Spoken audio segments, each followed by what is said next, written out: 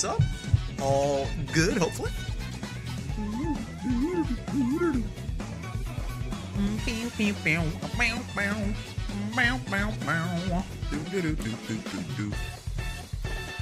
Also, there are definitely a couple of Street Fighter themes that went above and beyond on, I think. Overall, I think the Street Fighter music is fine. It's good. It's not bad at all. But like, it definitely is more designed to be like background music. But sometimes they just said fuck it. So it's actually crazy. I feel like Jamie's theme is just so far and away the best theme in the game. No, it's not even a little bit fair. Dude, what the fuck were they doing with this thing?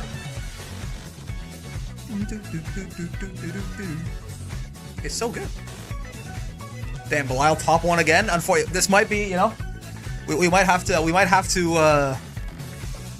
give it to him. I don't know. I'm definitely going into this with some preconceptions. Belial's got a damn good outfit, you gotta admit. Is this gonna be the most subjective tier list that we've done so far? Maybe, honestly. I actually don't know.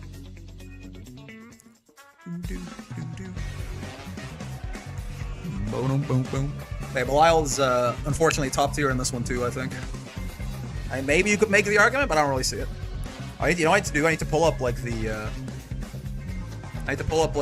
dust loops and shit for these fellas. What's going on, Suki?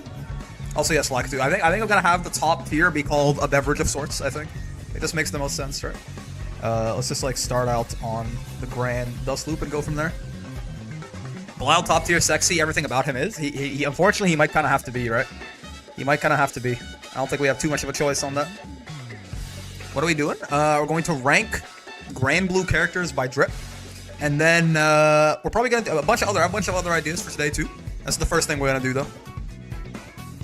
It'll be like a tier list though. I don't think it'll be like an ordered list. You got that Doflamingo drip? Yeah, that's true actually. It's a good. Oh, he's got the feathers on that shit too. Lucilius? Okay. I need to. Some of these I need to like, you know, I need to like pull up. Like, we're gonna pull up like the big portraits and just kind of like analyze the outfit a little bit, you know. Because some of them I don't really have too much of an opinion about. Any preconceptions anyway. Install Sora is top 5.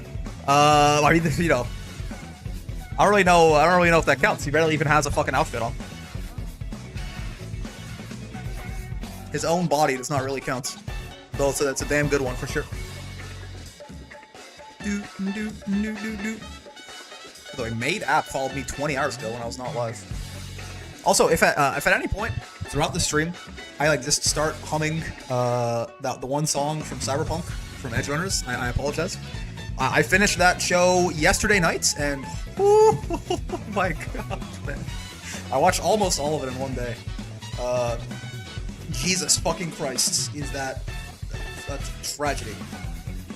Please don't. I'm sorry. But like I don't think I've ever been quite so emotionally affected by a show before. It's insane.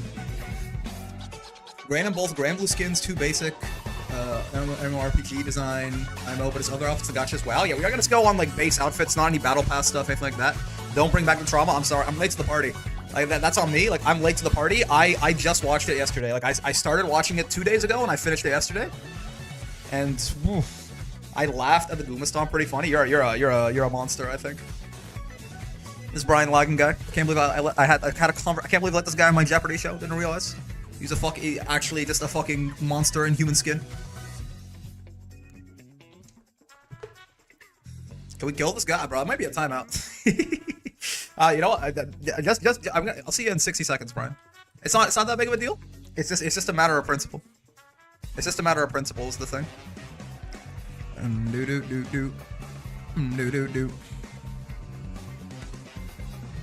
What? How dare you? How dare you, man? He's a monster. Oh wait, no, I did it for 600. Hold on, no. Hold on. Slash, is there an untimeout? Yeah, yes. Hold on. That's not right. That was not the intention. I tried to do 60, maybe do 600. Hold on. There you go. He's back. It was a warning shot.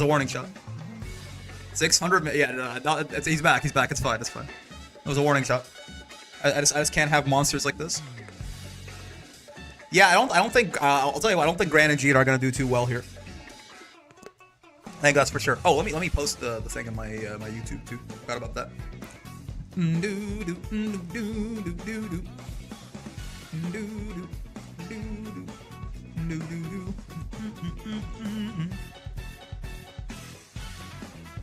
the moment I get in? No, it's okay. There was no violence. I ran it back. I ran it back. All right, let's start doing. Let's just get going here, and people will come in on their own time. We'll have to rename the tiers too, but we'll figure that out mid video.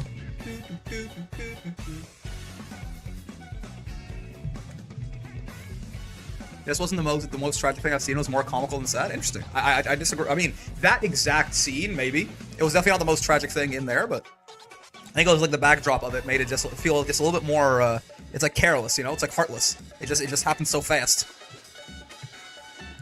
All right, folks, we are back with more Granblue Fantasy vs. Rising. More goofy video ideas, I don't know, you know by the title and thumbnail of this video, we are doing a Granblue drip tier list. Now listen, preemptively, I just gotta get this out of the way. Guy who wears the same goddamn t-shirt in every single video. I understand. Listen, I'm no fashion connoisseur myself. I've been trying to learn how to dress up a little bit better recently, the past couple months and shit like that. But I'm not claiming to be an expert. This is just gonna it's gonna be subjective. It's gonna be it's just how it's gonna be. You know, I'm gonna based on my own interpretations of things. We're gonna see. You know, is it basic? Is it you know? Are you drippy? Do you have that? You got that shit on, or do you not have that shit on? It really. I think it's the kind of thing that, even if you can't really put it into words, even if you can't really explain it, it's the kind of thing you just know it when you see it, you know? Like, if someone's got that shit on, you can tell. If someone does not have that shit on, you can also tell. Maybe, like, in the middle is where things might get a little bit more nuanced, but I think the real standouts and the real stinkers, hopefully, we should mostly agree on, I think. But yeah, that is basically the setup. We're going to get into it real quick. As always, if you like this kind of stuff, or you want to see more of this, or more kind of, you know, goofy ranking videos like this, or you want to see more other kinds of stuff, any kind of feedback in terms of likes, comments, all that stuff helps out a lot. Also come by, hang out on the streams if you want to be arguing live as we're doing this, but we are going to get into it now without further ado. If a character has a wardrobe change via install, are we rating that version separately? No, so yeah, okay, yeah, good point. We're not going to count BP costumes.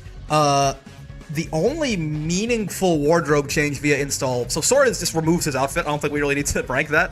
It's Vera, right? Vera changes. We can sort of average out both of Vera's costumes, I think, but no BP skins, nothing like that, right? The basic skins and the default colors as well of the characters in the video game, right? Okay, so with this in mind, so the tiers are not going to be not going to be S, A, B, C, D. Obviously, we need more descriptive tiers. I don't know if we need 5 tiers. We'll see. Maybe I don't think we'll need 5. I'll put us on 4 for now, and if I feel like I need another one, we can go. But let's see. So top. What do we want to call the top? Got that shit on? What I was thinking of, or maybe even like a beverage, right? A beverage of sorts. That sounds right. A beverage of sorts. And then maybe we're just gonna make this not make any sense at all, huh? Then this has got that shit on. Rick, check the Discord. Hold on. What is Fred talking about? Why am I being added? No. We're doing base colors. We're doing base colors, base outfits, Fred. I don't care if it looks better in some other color or something like that. We're not doing that. All right. And then let's say mid off.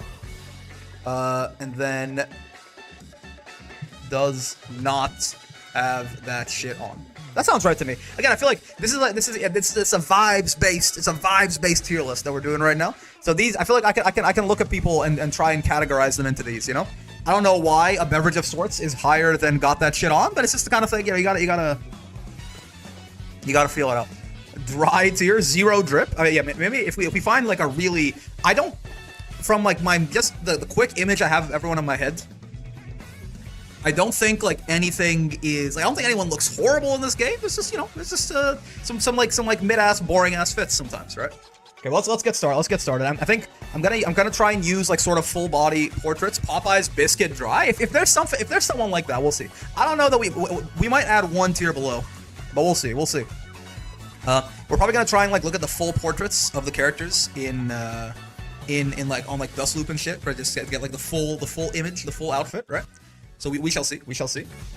But yeah, we're gonna start with obviously Granathan, Mr. Rising, Mr. Protag himself. And listen, I'm not gonna be nice. I'm just gonna tell you like right off the bat, this dude. I mean, this is one of the less interesting looking outfits. He doesn't look bad.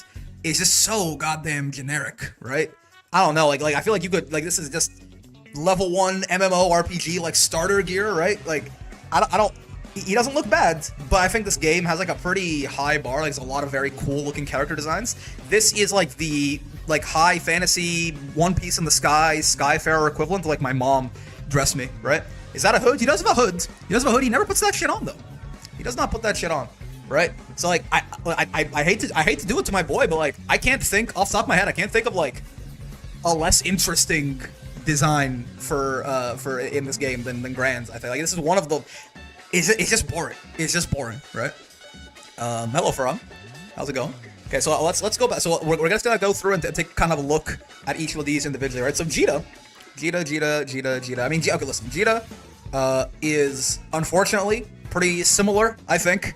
I mean, I don't know. It's got, like, maybe it's just because it's a little bit more feminine. It's got a little bit more flair to it. But again, it is just it seems pretty goddamn basic, unfortunately, right? Like, it's kind of similar idea that, like, this is just, I mean, to be fair, this is sort of, it's by design, right? In Grand and Jita's defense, in the gacha, they're kind of meant to just be, like, the default character creation options. You can kind of self-insert into them, I think, right? Like, they're supposed to be, like, your representation in the game. Some people call them, like, captain and shit often, too, and not, like, Grand and Jita and all that. So, like, it makes sense, right? I'm not saying, you know, I'm not saying anything. It's also mad and practical. True. Yeah, so, like, I'm not saying it, like, looks horrible or anything, and it makes sense why they look that way. It's just boring. No, it's just boring. I think, unfortunately, both Gran and Jita, neither of them really. We'll put Gran, Jita a little bit above. I don't know, but I think neither of them, unfortunately, have that shit on in any way, shape, or form. Right? How you gonna have zero drip and have it make 0 sense? Yeah. All right, let's talk about Cal. I actually have not. So Gran and Jita, I knew where these guys were going into it, right? Let's look at that. I'm actually not entirely certain. I've never, like, taken a good long look at how Catalina is dressed up, right? I mean, she's wearing a suit of armor. Yeah, like, I like the cape. I do like she's got this, like, big old flowing cape and shit, right? That adds, like, some vibe to it. She is, the hoodie definitely carries the Grand over G. I can take that, actually. The hood is a little bit cool, right? I mean, like, she's got a cape on, right? It's cool. It's flowing. I mean, she got, like, 7 belts, like a Guilty Gear character. There's all different, like, plates on the leg part of the armor and shit. Like, the armor has, like, it's like armor high heels for some reason, right? I feel like it's got, like, some, like, moving parts, like some bells and whistles, right? That, like, Gran and Jita don't. I mean, mostly it really is just the cape. I think the fact that it's, like, a full suit of armor, I think it's more of a vibe to it, right? I think there's like a bow here. It's got some stuff. It's got some. I think it's better than Gran and Jita. It might be a mid-off.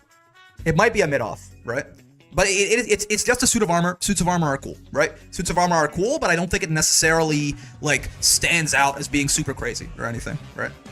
Yeah, we're looking at just the base costumes for all the characters, because otherwise, you know, characters with, like, BP costumes and shit would get you know, an unnecessary advantage, right?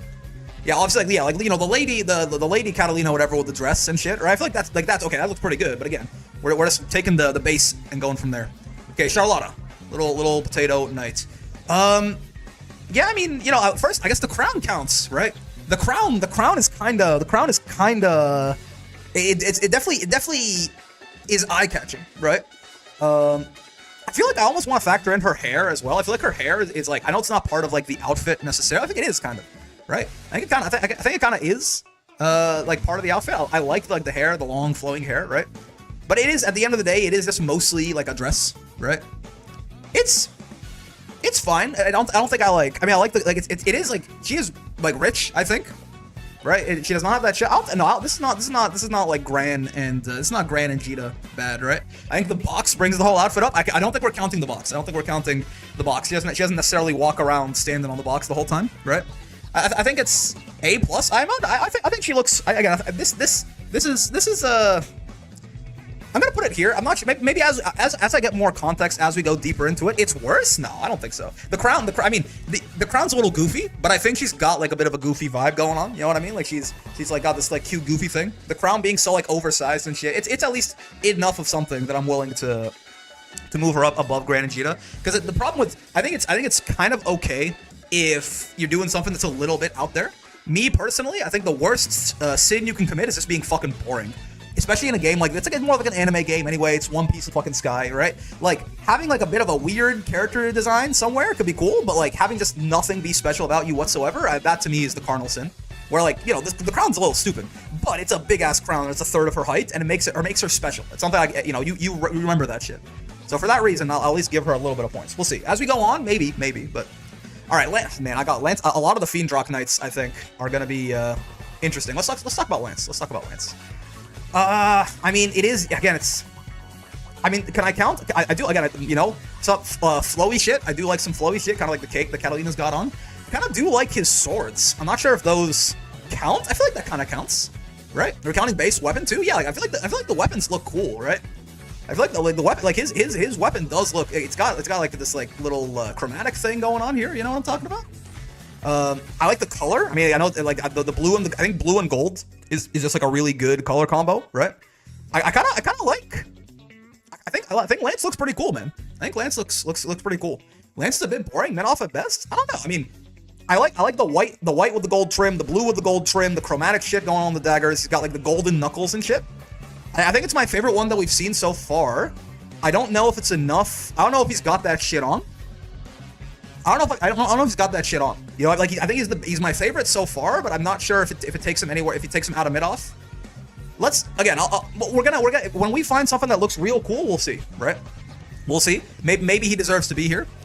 But it is just like a cool looking suit of armor, right? So let's talk about Percy then. Let's talk about Percy. Well, so a lot of the Fiend Rock Knights are going to be interesting, I think, because they are just kind of in like fancy looking suits of armor, right?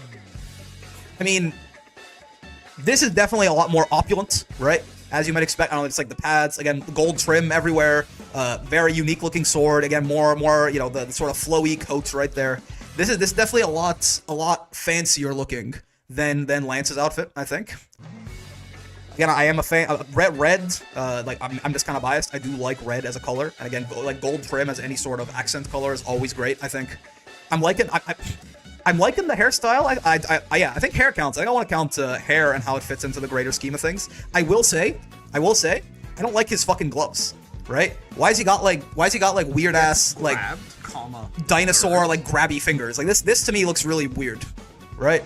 Like I don't like the gauntlets, I suppose. Right? Also, Dancing Bacon, thank you for the follow. I don't like these. I don't think I'm like a super fan of that. But it's. Bro, he's a Dragon Knight. No, I get it. I think it just looks stupid though, right? I understand that.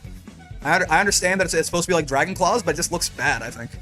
Like I don't know. Like just because like yeah, it's not boring, right? It's not boring. I just feel like he was doing too much and everything was wrong. I don't know if everything was wrong. I feel like for the most part, this is like I like what's going on here, and I think it fits together relatively well. But like, so I think this is overall cooler than Lance. But like the fact that it has like the stupid dragon claws, I think puts it in the same spot to me. All right, Ladiva. Actually, I'm not taking a look at like Ladiva's whole thing. I know she's got like the heart indent there, like the heart-shaped thing in the chest, right? I mean the coat. She doesn't wear the coats like almost ever is the problem, right? Because the coat will be so goddamn drippy, I think. But like she just isn't wearing it like 90% of the time. Right? Like, but this like fur coat, fucking like one piece like Navy Admiral looking thing that she's got going on here, like this would be so cool. But she just isn't wearing it, right? Like I think if you count, I think it's a relatively basic outfit. Otherwise, you know, it's a wrestler outfit. I like the kind of heart-shaped thing in the chest, right? It's on brand, right? Like it's relatively basic. It's relatively basic. But man, the coat is cool. Always carrying the belt is cool. Yeah. It's rough, right? If I think it's actually kind of boring if you don't like. I think if without the coat, it's like here. I think with the coat, it's like here. You know what I mean? Like I actually don't.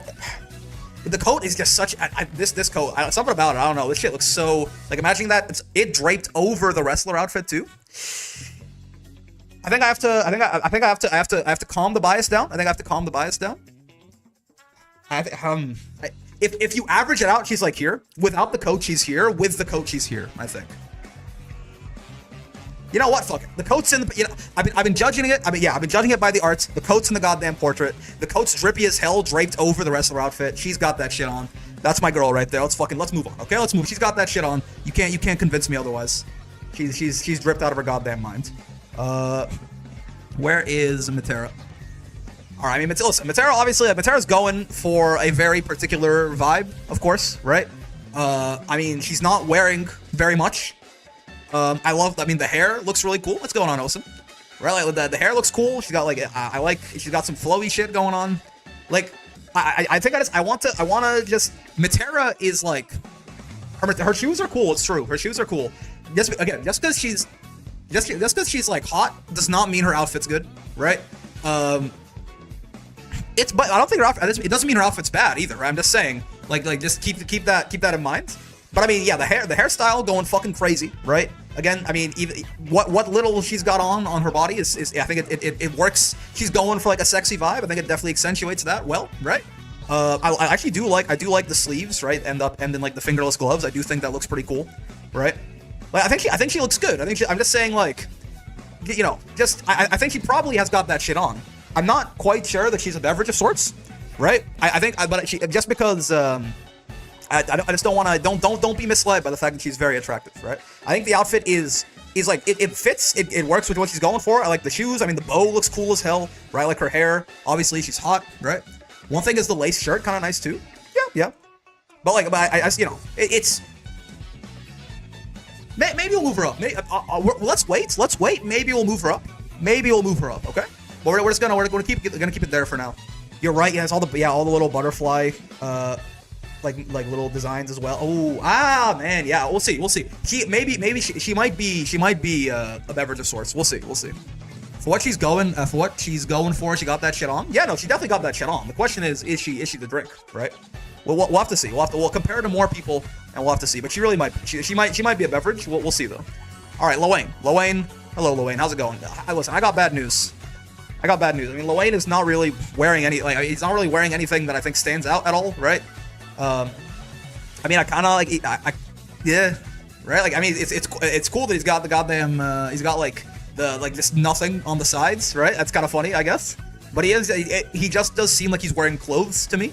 Maybe there's like some deeper meaning in this outfit that I don't get or whatever, but I think it's pretty boring, right? I think it's pretty baseline, pretty basic. I think he's missing the skin on the sides like all the Aarons do. I think that just looks kind of fun, so sure. Yeah, Aarons don't wear anything on the side and back, right? Yeah. I mean, I think that's you know, that's cool. Why not? But other than that, I think it's pretty basic, right? I don't think there's much going on here. Yeah. All right, Fairy. Similar idea, another Eru. Used a sexy backless outfit. Yeah. Hold on, Fairy, Granblue. Yeah, I mean, I like the gemstone on the whip, right? Her hair is cool for sure. I think like cool hair color and cool and like long hair fits pretty well here. The whip, I think the whip is where like most of like most of the cool went into the whip. Her outfit is like pretty basic otherwise, right? I mean, again, I like little bits of gold trim and stuff like that. She do got that shit on. I mean, it's simple. Simple doesn't mean bad, but I just like, I don't know. It's not that interesting to me when I'm looking at it, right? I mean, she does have this whatever the fuck this thing is on her back, right? It's pretty. It does look good. That's fair. Yeah, I don't know. I mean, yeah, maybe I'm like underrating a little bit the fact that it's just like simple, right? Simple but super cute and distinctive. That's fair. I like this. There's like enough like little. Again, I do like the gloves. I'm not gonna lie. I'm a fan of the gloves. Her hair does look cool. The whip does look cool. This little like gourd that she's carrying is kind of sick as well. I'm gonna put her here. I think I'm gonna put her here. She's got a little donkey earring as well. True. I still don't think it's like inspiring. I think it's fine. I think it looks good. I think it's a little, you know, it's just a little uninteresting to me still though, right? She got that shit on IMO. Her hair gives just enough ethereal vibes. The hair is carrying for sure. Rabbits? Are we sure? I always thought she was like a donkey girl. Those don't look like rabbit ears to me. I don't think so. Fairy's a rabbit. Belial highlighted it. Really interesting. So what are we doing next? We're doing Zeta. Okay. Zeta. Yeah, I mean it's a lot of suits of armor, right?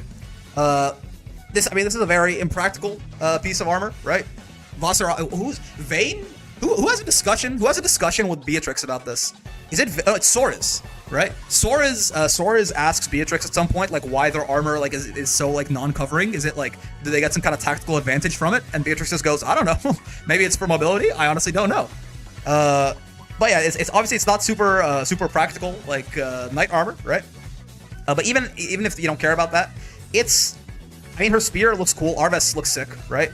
I do like red. Again, I do like red as a color. Red and gold as like a color combo, right?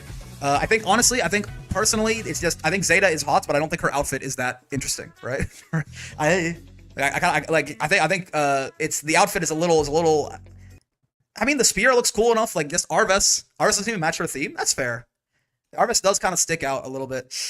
It's I like Arves, which is why I want to put it up here, but you might be right. The fact that there's like a little bit of too many capes, it's like 4 or 5. I mean, there are a lot of little flowy boys. I don't know. Heavy metal Sailor Moon design. I'm gonna put her in mid off, kind of like near Catalina, I suppose. So we can go from there. We can talk about Vasaraga as well with his big ass scythe. All right. I mean, here's the thing, right? So remember how I said that like Percy having the weapon alone can't carry, otherwise Fairy's whip would carry her up too?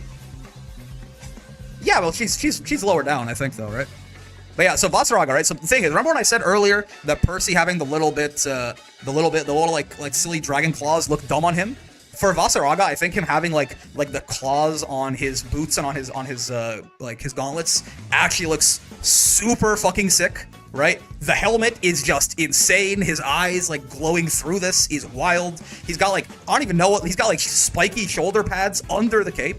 The cape being like tattered, honestly, I think really helps too. Like the fact that this cape is kind of fucked up and tattered, like it is. Maybe I'm biased. I just think Vasaraga looks super cool. But like this is just like the visual design. Like if so, kind of similarly how like Matera is trying to go for Matera's trying to be hot and she's hot. I think he's trying to look like he's supposed to look so cool and so like intimidating. And I think it does such a great job of that, right? It's like a little boring on the bottom half. I'm not gonna lie. Right, like the pants, like just pants, right? But like again, the boots are kind of cool. I mean, obviously the scythe is like crazy. Yeah, the pants are a little boring. But like, it just everything fits so well together, and it's such like a striking, like it's such a striking silhouette. You know what I mean? It's such a striking silhouette. I feel like he might be a 10-gallon beverage of sorts. And you know what? If I'm gonna say that, I think Matera is as well. I think Matera is as well, just for like being incredibly successful outfits, right? They're going for a vibe, and they nail it spot on, and they also have like lots of like little details that help move them towards that, right? I think Voss and Matera are both definitely, they are beverages of sorts. They may or may not be the drink. Who knows? Non-generic Grim Reaper, yeah. You also don't even notice his draft horn. It's sick. You're talking, these are on the, oh wait, is this not the helmets? These are his actual horns coming out of the helmets? That makes sense, I guess. If you were a draft and you had horns, you would leave space in the helmet for your actual horns. Oh, that is sick. Yeah. Oh, he looks real good. He looks real good. Yeah. Those are his horns. That makes sense. Yeah.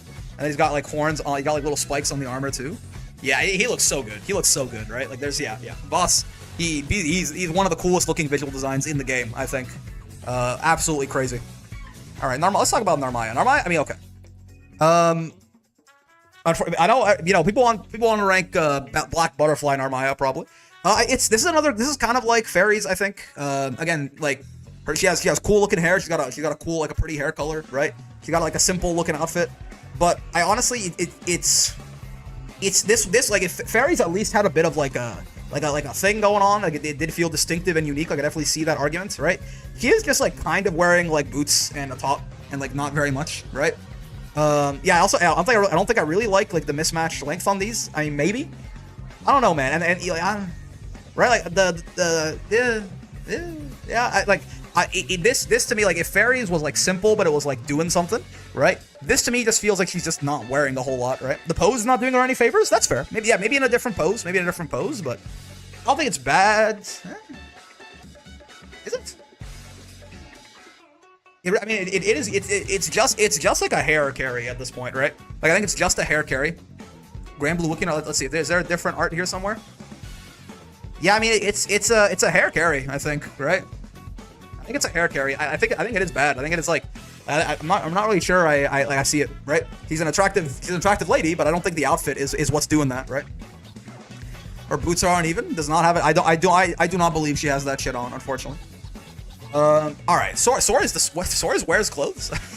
All I see all diaper Sores is all I think of. What is this? What is he even? Oh, okay, I mean, listen. He's an old man, right? He's not doing anything too wild. I mean, I do like the hand wraps personally. I think it looks good. I think it like he like it adds. It's like a rough looking. It's kind of like a rough looking, almost like kind of like how Vasaraga's cape is tattered and it kind of fits, right? Like, this is like a very sort of like rough looking, like blue collar almost martial artist uniform. It feels like, you know what I mean? And I think it fits the vibe that he's going for, but I just don't think that vibe is like that interesting, right? It's a little it's just like you know, gruff martial artists, which is a cool aesthetic, but I don't think the outfit is like an exemplary example of that or anything, right? I think it's a little maybe it's mids. Oh god, maybe it's mids, but we'll put it here. We'll reevaluate near the end maybe. Slightly better than just a guy, yeah. Like it's got an idea. It's got a thing it's going for. I think Swords is really cool, by the way, but I don't think it's like it's high fashion or anything, right? All right, Zoe. I actually don't know. I don't think I've like taken a full look at like what Zoe is wearing. Okay, so okay, I don't think the dragons count. Okay, I don't think the dragons look cool. I don't think the dragons are part of the outfit. I don't. Maybe I don't like the colors. I don't know exactly what it. Something about. I don't like this. I don't know, like something about the the shield and the sword along with the dress, like I don't like whatever she's got going on for like the chest piece here, like looks weird. I don't know. It's yeah, I don't like. I can't actually put my I can't put my finger on it. It's like I don't like the different pieces of this outfit. I feel like the individual parts and how they fit together. I don't. Her boots suck too. Yeah, like she got like what kind of he's got the boots of that one the femboy from Genshin, the wind guy, Venti, right? I don't know. It looks weird. It looks weird. It feels mismatched or something? Yeah. I can see that. Like mismatched, that's a good way to put it, yeah. I'll say it's a bunch of different pieces. I don't think they go together too well. Like the shield doesn't match the rest of it either. I think I like this. Oh. Oh no. This is like the is it adorable? I mean, yeah, again, listen. I agree, but it's the outfit. It's the outfit. It's not the person. For a primal beast, she doesn't look ethereal enough? Ooh. Hold on. This is like the first one that I've looked at. It's like straight up have not liked. What do we want to call this? Sahara Desert, which by the way is just desert. That shit is just it's just saying desert twice. It's like chai tea. Popeye's biscuit. I'd be okay with that too. But yeah, I just don't like this. Like, this is the first one that feels like something went wrong here. You know what I mean? Yeah, the shit is Sahara Desert, man. There's nothing here. There's nothing here at all. All right, Cagliostro. What you got, man? What you got going on for us? Okay. It's not bad. I mean, I mean, you know, it's a lot of flowy shit again, as tends to be the case, right? I'm kind of like, I don't know, the boots got like the ribbons on them and stuff, right? Yeah, like it's this feels more like this is one that's I like the crown too with the little spikes and stuff, right? Like again, this is one of those ones. I think it's a little still on the simpler side. That's not a bad thing though, right? Simple isn't bad. I think this works, right? I like the color combos, like the red and the like sort of like kind of purplish, bluish inside of the cape, right? The white for the undershirt there, right? Cool hairstyle, cool crown. I like the sort of like thigh high thing with the boots. This is just like a good outfit, I think, right? Yeah, true, yeah. I do like the bracelet as well, right? This is just it's like a nice, just well-crafted fit, I think. I think she's got that shit on. I don't know, like I don't think it's the kind of thing that's like making me jump out of my seat or anything, right? But I think Cag probably does have that shit on. I think I gotta give her some respect. Yeah, the crown does look good. The crown does look very good. All right. UL, hello, Queen Bumpkin. What's up? How you doing? What do you got on for us? Okay, so I mean, I will say these are weird, man. Like I've never liked these personally, right? Too big tail? Okay, no, her tail, come on, her tail's okay. That's racist. Like that's her tail. She was born with that shit, man. She was born with that shit. But I mean, cool hair, right? I think the tail does look. I mean, it looks huge in this art, right? But yeah, I do like the little like the bells and the ribbons. I think that does look cool, right? The swords are relatively basic looking. I like the little tassels coming off them though. Yeah, the ribbons are good. I like the ribbons. I like the ear bells. I really don't like the footwear going on here. You know what I mean? It just looks so odd to me. There's like things about this I like. There's things about this I don't like. I think UL's a bit of a mid-off, probably. I think UL's a bit of a mid-off. Because it's not like there are actually things that are pretty good about this, and there's things that I just like that just don't make me happy to look at. Right? The grippers are out. I'm okay with the grippers being out. It's honestly more of like whatever the like this fur shin guard thing that she's got going on. I really don't like the grippers being out. That's fine. Honestly, if she like didn't have any footwear at all, I might have enjoyed it more. Okay. Uno. Hello. Mr. Pretzel. Jury gang? Yep. Jury mains rejoice. What are you doing here? What do you got for me? I mean, he's good. Listen, he's got a suit of armor on. It's a relatively basic one as far as all things go. Like all the Eternals kind of have this sort of getup, right? I mean, I do like the cape. I do like the little like floating drill looking things there. The spear looks cool, right? It's just a little boring, I think. Right? The things at the end of his mustache? Oh, yeah, yeah. I think it's a little boring. I like the coats. I do like the coats. Like, again, I don't think it's bad. I think it's just... I do like this little insignia here, too. I like the sort of, the hair tie there, too. It's not bad. It's not bad. I think the boots are kind of off. I mean, I think it's just got little legs, personally. Right? I think it's got little legs. Yeah, the forehead jewelry is a little odd, for sure. He might not have that shit on. Again, I don't think it's like actively bad, right? I just think it feels like again, so kind of like UL, but a little bit worse. Where, like I like some aspects a little bit weird, and it's also a little bit more boring than UL's is, right?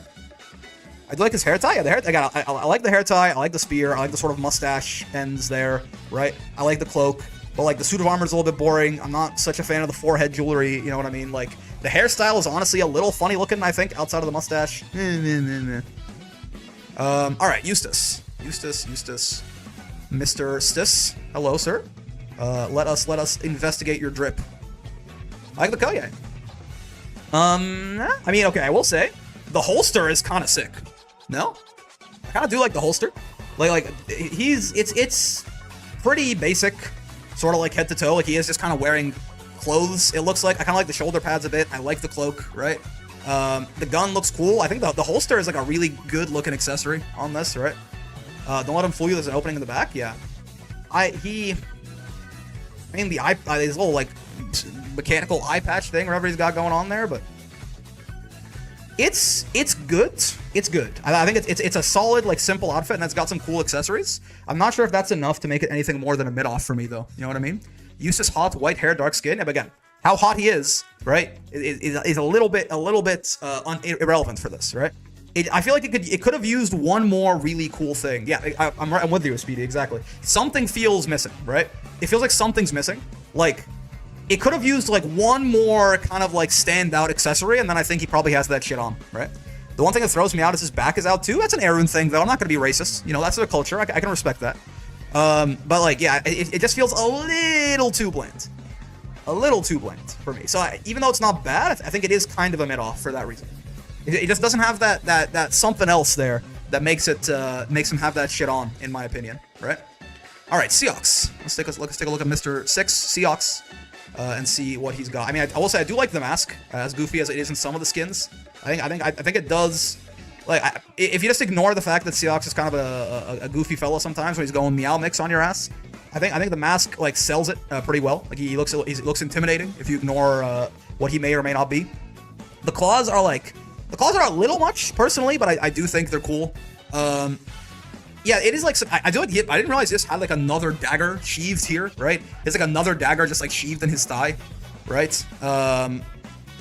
I like these little spike accents on the legs, right? He's got a cloak. He's got some cool stuff. I like the red inside of the cloak. Cloak I think looks kind of cool, right?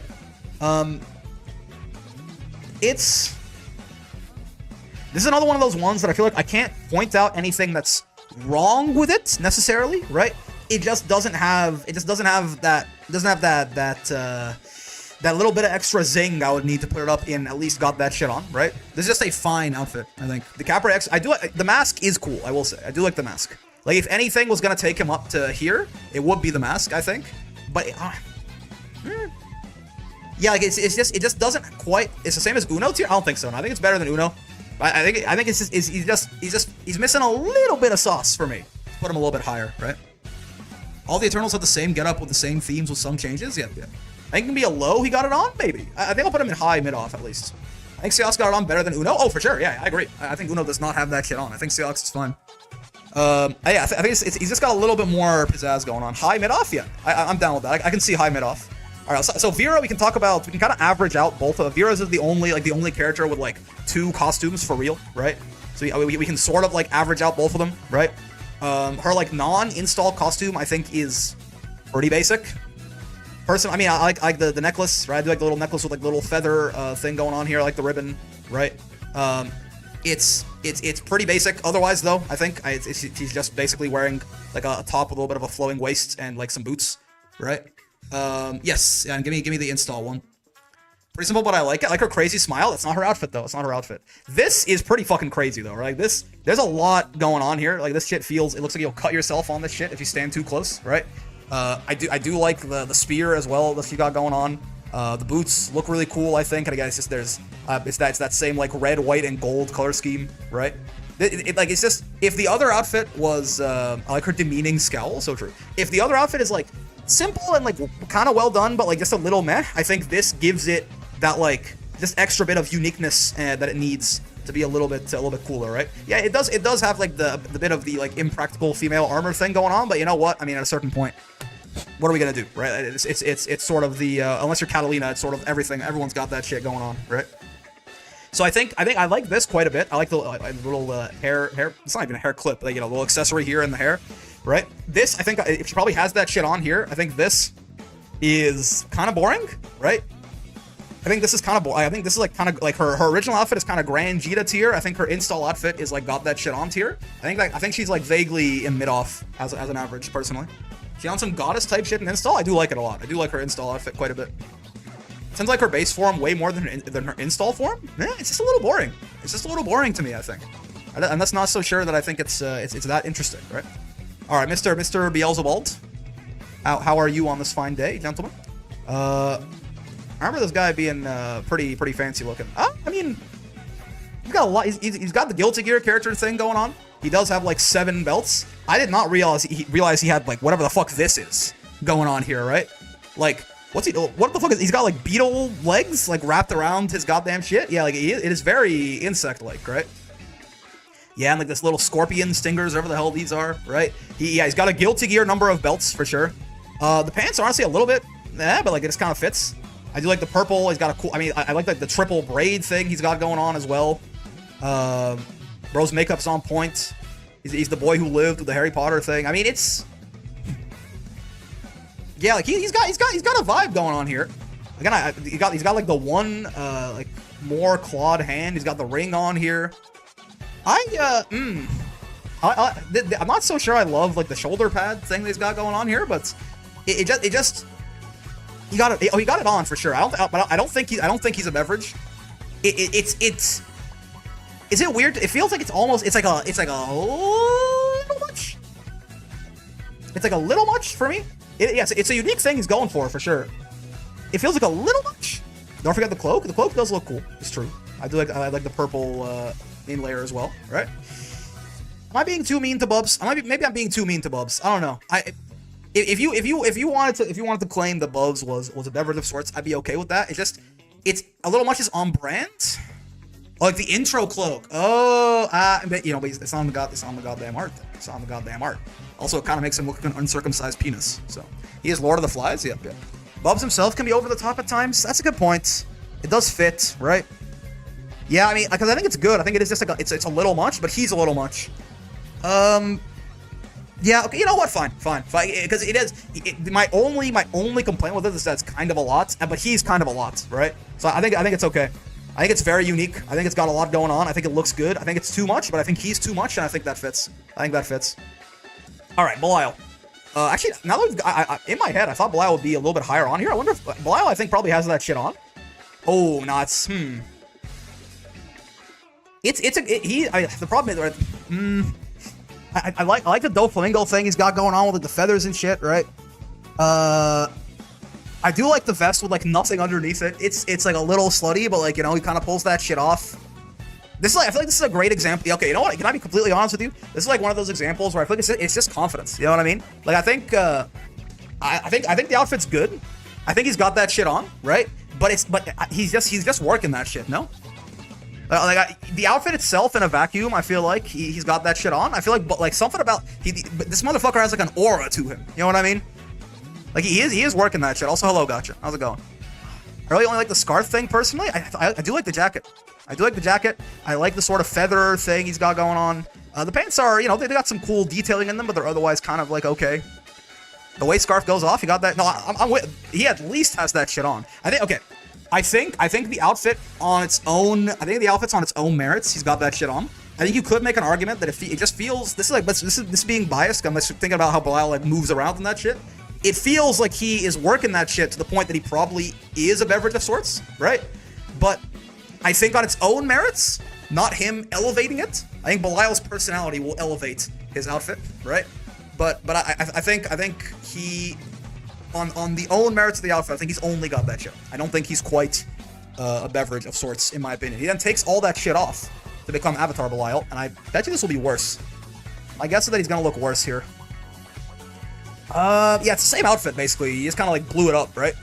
Yeah, it kind of exploded. Yeah, he just kind of exploded, and then he called it a different outfit. I think this looks worse, right? I think it's just like a worse looking version of the regular Belial outfit. Yeah, it's just the Belial outfit, but torn up. That goes hard, but it's somehow worse for me. Yeah. Because it's just the same outfit, but he tore it apart, right? The feathers are gone. Also true. Yeah. Like this. Yeah, I think it's just worse. I think it's just like a, you know, it's a tier below for me. He just took like the coolest parts of the outfit and blew them in half. Abel looks worse, but still thirst-inducing. Yeah, but that's not his outfit, though. It's not his outfit. Prove that Belial outfit isn't that great and the character is carrying? Yep. Belial carrying as always.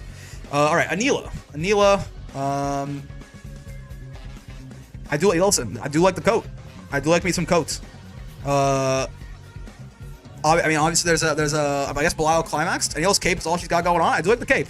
I like the bells here too on the spear, right? I mean, she got the little thigh thing going on with the thigh highs, like the little squish, right? But again, it's more so her than the outfit. I think it is just like, you know, a female character that is not wearing that much. She looks good. That's more her though than the outfit, I think. The cape's cool. I found her top weird. The way she never slipped on it. It's held up by magic, right? The coat and the milk carries. Yep. Shirt holding a dam half the time. Yeah, I almost want to give the shirt credit just for doing God's work, right? The little thigh thing. Yeah, you know what I'm talking about. Like the little like spillover. It's a big deal. It's a big deal. They knew what they were doing. Yeah, I think Anila's hot. I don't think her outfit is that special, right? Does she pull them up? Yeah.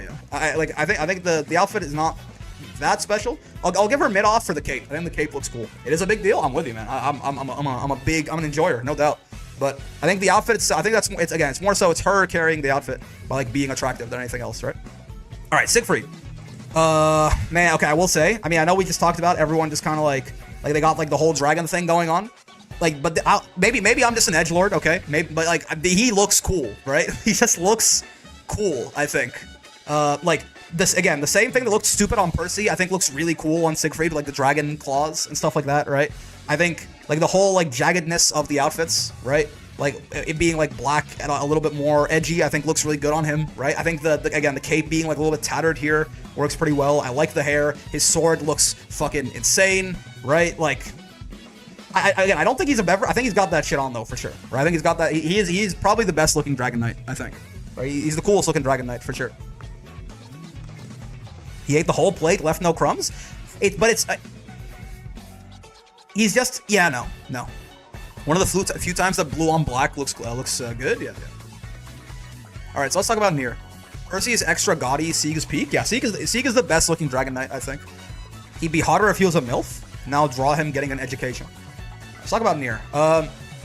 Does Death's count? Does Death's drip count? Because Death's kind of has that shit on. Nier is just kind of wearing a top and a skirt and a cape, right? But like, it's like Nier is just kind of well, okay. I mean, Nier herself, she's kind of just wearing like I think she does. Because yeah, Nier is just wearing. She's wearing like she's wearing like a top, like a little cape, a skirt. It's fine. If Death doesn't count, it's pretty boring, I think. But yeah, Death has got that shit on. Okay, you know what? We're doing two separate things. Hold on.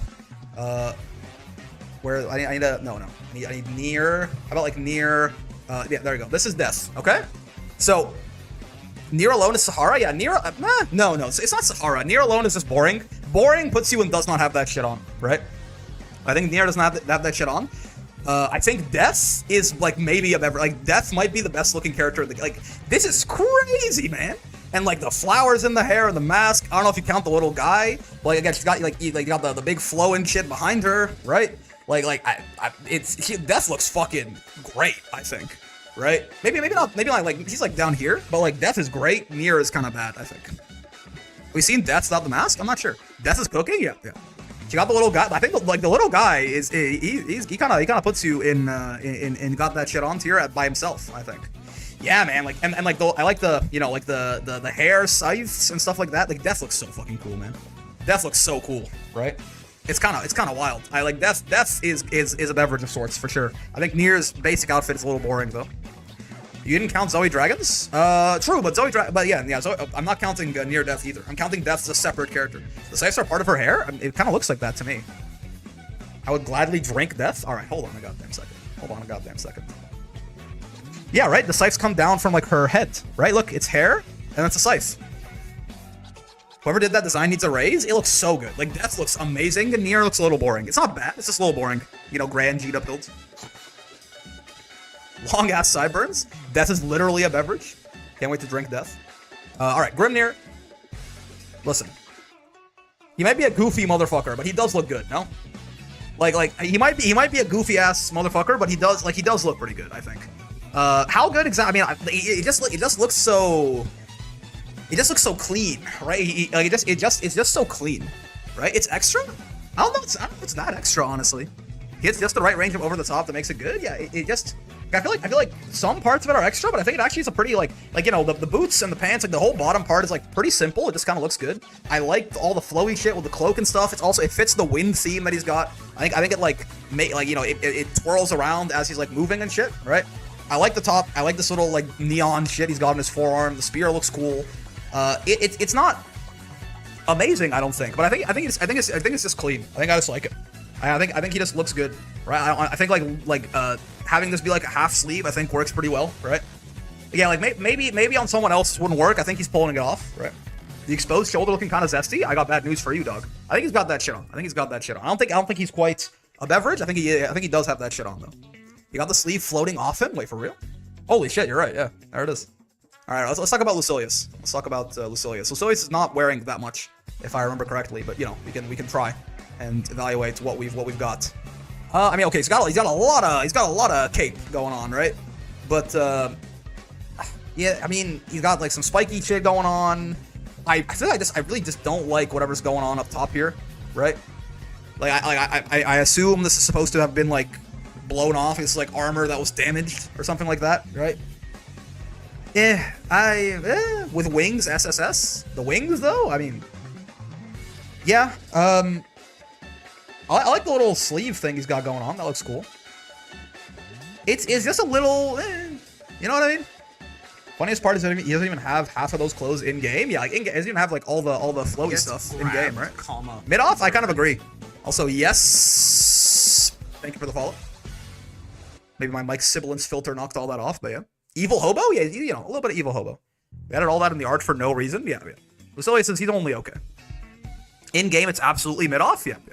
2B is mid off. Okay, let's see. So we're not counting 2 booty, okay?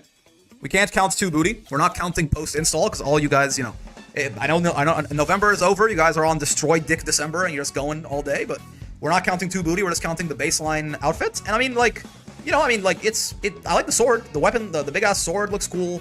Again, she's got the thigh thing going on, but that's more her than her outfit. It's relatively basic, I think. I will say I do like the sleeves. I do like how kind of just like it just kind of blows up into like feathers and shit, right? Yeah, I haven't played Nier Automata, maybe I'm like downplaying a little bit. I do like the blindfold, right? This is one of those ones I think that are also it's like simple, it works. I don't think it's boring. I think kind of like how kind of like with Fairy or like with Cagliostro or something like that, where it's just like it's nothing like crazy, but I think it does look good, right?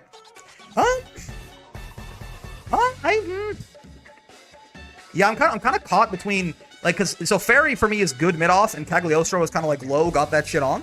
2B is caught somewhere in the middle, right? 2B is either like high mid off or low got that shit on, and I'm not sure. Even pod is cool. I mean, true. You know what? 2B gets, honestly, 2B gets enough. I'm gonna put her in a got that. I'm gonna move her up just because honestly, again, I'm just 2B gets enough hate as it is. I think she got that shit on. Yeah. I'm caught in the middle. So low got that shit on. Yeah. I think slightly exposed leotard of the legs. The legs god is wild. Don't worry about it. Don't worry about it. Beautiful Belial rating. I'm glad. All right, Vayne. More Dragon Knights. Giant Katana. Yeah, Giant Katana is the sword is real cool for sure. Hello, Vaynathan. I mean, I like the colors. I like the blue and gold thing. I like the color combo a lot, right? But like, he's got the bust and haircut, which I always thought is kind of funny looking. Like the fact that he's got like you know, what if Ninja had a low taper fade? Is definitely funny to me. He's got like way too many belts going on in the chest region. Oh my! I just realized this motherfucker is like 90% belts. Holy shit, bro! Put Soul Bad Guy to shame. Holy shit! Look at this. Look at how many fucking like little crisscross belt shit he's got. Oh my lord. I mean, he's got. I've never noticed he has rope hanging off his shoulders either. He's just. There's so much happening here, man. That's Nomura character design. Yeah, bro's carrying. I did not realize bro was carrying rope until now. I don't know, man. I mean, the halberd is like cool. I think a lot of the parts of this outfit are like kind of like a little boring and generic. I like the blue and gold color combo and the flowiness and stuff like that. But then like the actual top, I just find it's like so weird. He's got rope. He's got 17 belts. He's got a busted haircut.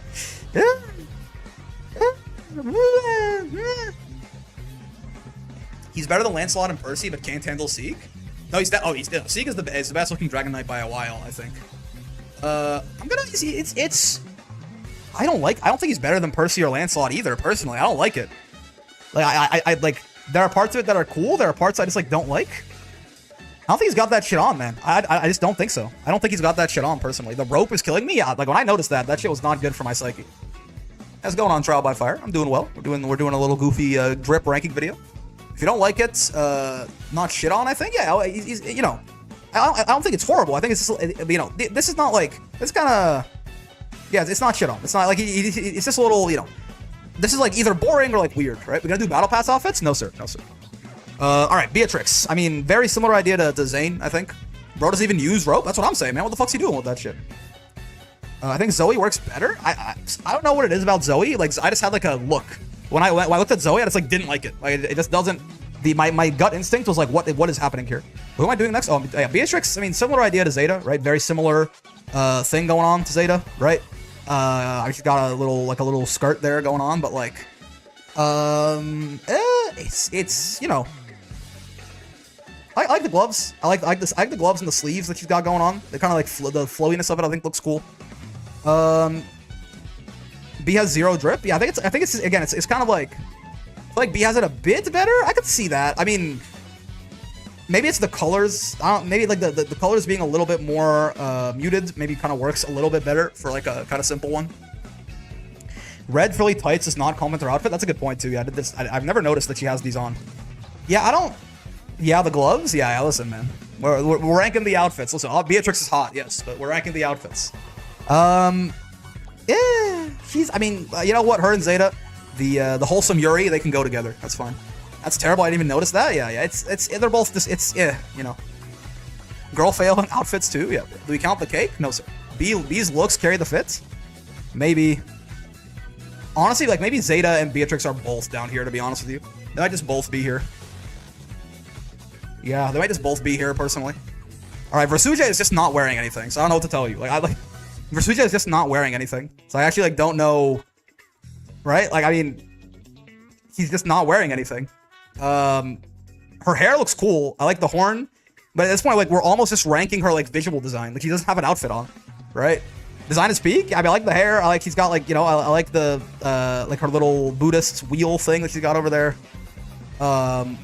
Mother defines womanly drip. No outfit tier? He did not notice them. I didn't notice the frilly thigh highs. I noticed the thighs, for sure. I don't know if Rags is drip, but I like her hair and wheel behind her, yeah. I almost want to, I mean, she isn't human, so I guess that's why. Yeah, I almost want to put her in, not wearing anything tier. It's not accurate, though. She has, she's got, pants or, really long boots on or something.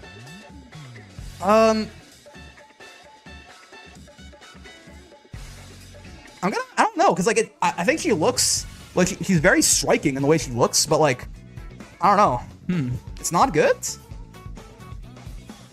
It's definitely a little much, no? But like I don't know if it's not good. She has 4 arms, so that's kind of interesting. We put a question mark tier. Let's put her next to the tier list. I almost want to put her. I'm gonna put her like kind of like below mid off. I'm just gonna say, is this even an outfit? Question mark, and we'll make it gray. And put her there. I don't know, right? I don't know. She's not even. I don't even know what I'm like.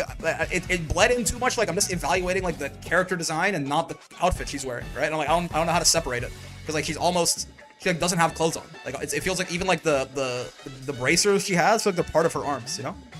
But yeah, I don't know. Maybe you could put her somewhere. I do not have the chops, I think, to rank for Suja. And then finally, Vikala, my actual human daughter. Hello, daughter. How are you? I mean, okay, again, we're not ranking the mice, even though they're fucking adorable. I mean, yeah, I don't think we're ranking the mice or Dormouse, right? If Dormouse is the weapon, then it works, right? If we're ranking Dormouse as the weapon, kind of how we rank people's swords and shit that we can count. She looks very cute. It's an adorable outfit, but I wonder if that's also part, like, just her being very cute, right? The outfit is pretty, I mean, like, okay, ignoring all the flowy shit for a second, the outfit is just a skirt, a midriff, and a top, right? And then, I mean, the ears are very cute. I do like the sleeves, right? How they kind of, like, flow, right? Her weapon is the ears? Yeah, but I say, like, you know, literally what her weapon is, not what it is in game, right? I mean, Dormouse looks super cool. If we're counting Dormouse kind of like Siegfried's sword or Vasraga's scythe or something, then Dormouse helps. I think Dormouse is a very cool looking design with like the teeth, the gold and white teeth, and like the spikes come out of them and shit, and the gem on the forehead. If we're counting Dormouse, I think if we're the mice got it on, true. If we're counting Dormouse, he might have that shit on. If we're not counting Dormouse, it's kind of mid, I think. The ears kind of help a little bit, right? Dormouse has more drip than her, yeah. But again, I think Dormouse, if we're counting Dormouse as her weapon, then it kind of counts, right? The same way, again, we counted like Vasraga's scythe, or like Siegfried's sword, or Lance's daggers, or stuff like that. If we're not counting Dormouse, she's like here. I'm gonna count Dormouse. Dormouse feels like he's like the primary weapon. He shows up in like half of her attacks. I wouldn't count it, nah, man. He shows up in like her far range and her projectiles and her 6-6M and like her some of her fucking like a lot of her normals and shit. I feel like I count Dormouse personally. It feels like it's more... We counted death, so it makes sense. We did not count death. Death is in their own separate tier. Near here is counted without death, right? Shows up in forward grab, yeah. Why is there 2 Nears? This is Near, this is death. Death has that shit on, Near is kind of boring. But death looks amazing, I think. Is that right? Yeah, I do think Vasraga is one of the most striking visual designs in the game, so I think having him there makes sense. I think Matera is working, I think Bubs is, again, these guys like all have like very unique vibes that they're going for. They just like nail dead on, I think. Yeah, I think I'm okay with this. That looks right to me. It does feel a little bit rough that like Zoe is the only person in Sahara Desert, but like I don't know how to describe it. I can't put it into words. I don't have like the fashion terminology to put it into words. I just like immediately just didn't like it when I looked at it. You know what I mean? I just didn't like it when I looked at it. Finally, Matera S tier. Holy shit, we did it. We did it, guys. Matera is finally S tier. I put Uno and Zoe down there? Nah, Uno was boring to me. Like a lot of these are like you know, Uno's boring, Gran's boring, Jita's boring, Nier's kind of boring, Luane's kind of boring, Soars is kind of boring, right? Boring puts you here. Zoe's like straight up did not like. Zoe Battle Pass skin, please? No, we're not doing Battle Pass skins. Character arts including vanilla tier list when brick? Perhaps, mayhaps even, dare I say. But yeah, that is going to do it for the drip tier list. And of course, we've had Jamie's theme playing the whole time as one of the most dripped out characters in Street Fighter 6 as well. And also, it's just a fun piece of music. But yeah, I stand behind this, I think. I stand behind this. I like this tier list. But yeah, VOD watches, if you had a good time with the video, you know how it is. Any kind of like, subscribes, comments, bells, all that good stuff helps out a lot. I also do stream every day from 5 p.m. to 9 p.m. Eastern, except for Fridays, so come by and hang out. I also have a Discord, great place to hang out, make some friends, do all that good stuff. So come by. But if you do join, be nice, or I'll shoot you in the head in Minecraft. Most important. Hope you had a great time hanging out today, as always. I know I sure did. All hail our Vasraga, Matera, Beelzebub, and Death Overlords, the kings of drip in this game, the official drink, and I will see you in the next one. Peace.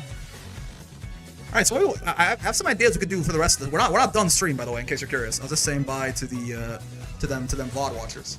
I have some ideas. I don't know if we have the time to do this. I got got some extra time today, I guess. If we go like a little bit... Minesweeper? No. We should do an intro quote tier list, so that will take a good like 5 hours to make. Yep. Fred never been around for the end of a video before? Yeah, fake fan, man. This Fred motherfucker, man. I think you know a guy. We got time for a Nier Automata playthrough. Okay, here's what I want to do today, and we'll kind of see how I order it, right? But I think what I want to do, I want to do a discussion video on like healthy top tiers. I want to make a video kind of like stealing Broski's entire flow from that one thing he did with the next balance patch, where he kind of predicted the next balance patch and said like who he thinks is going to get buffed, who's going to get shot into the ground, etc., right? And then I also want to do 2 videos, I think, going through every character's cheapest move, every character's most useless move. I think I can get through all that in the next, like, 4 hours, 3.5 hours. That sounds right to me. Let's start with, let's do cheapest and most useless moves last, I guess. Since I already have Tier Maker open, let's do this predicting the patch thing, I think. That could be fun. So this will be the last thing that I need Tier Maker for, so it's fine. We can do this. That sounds fine to me.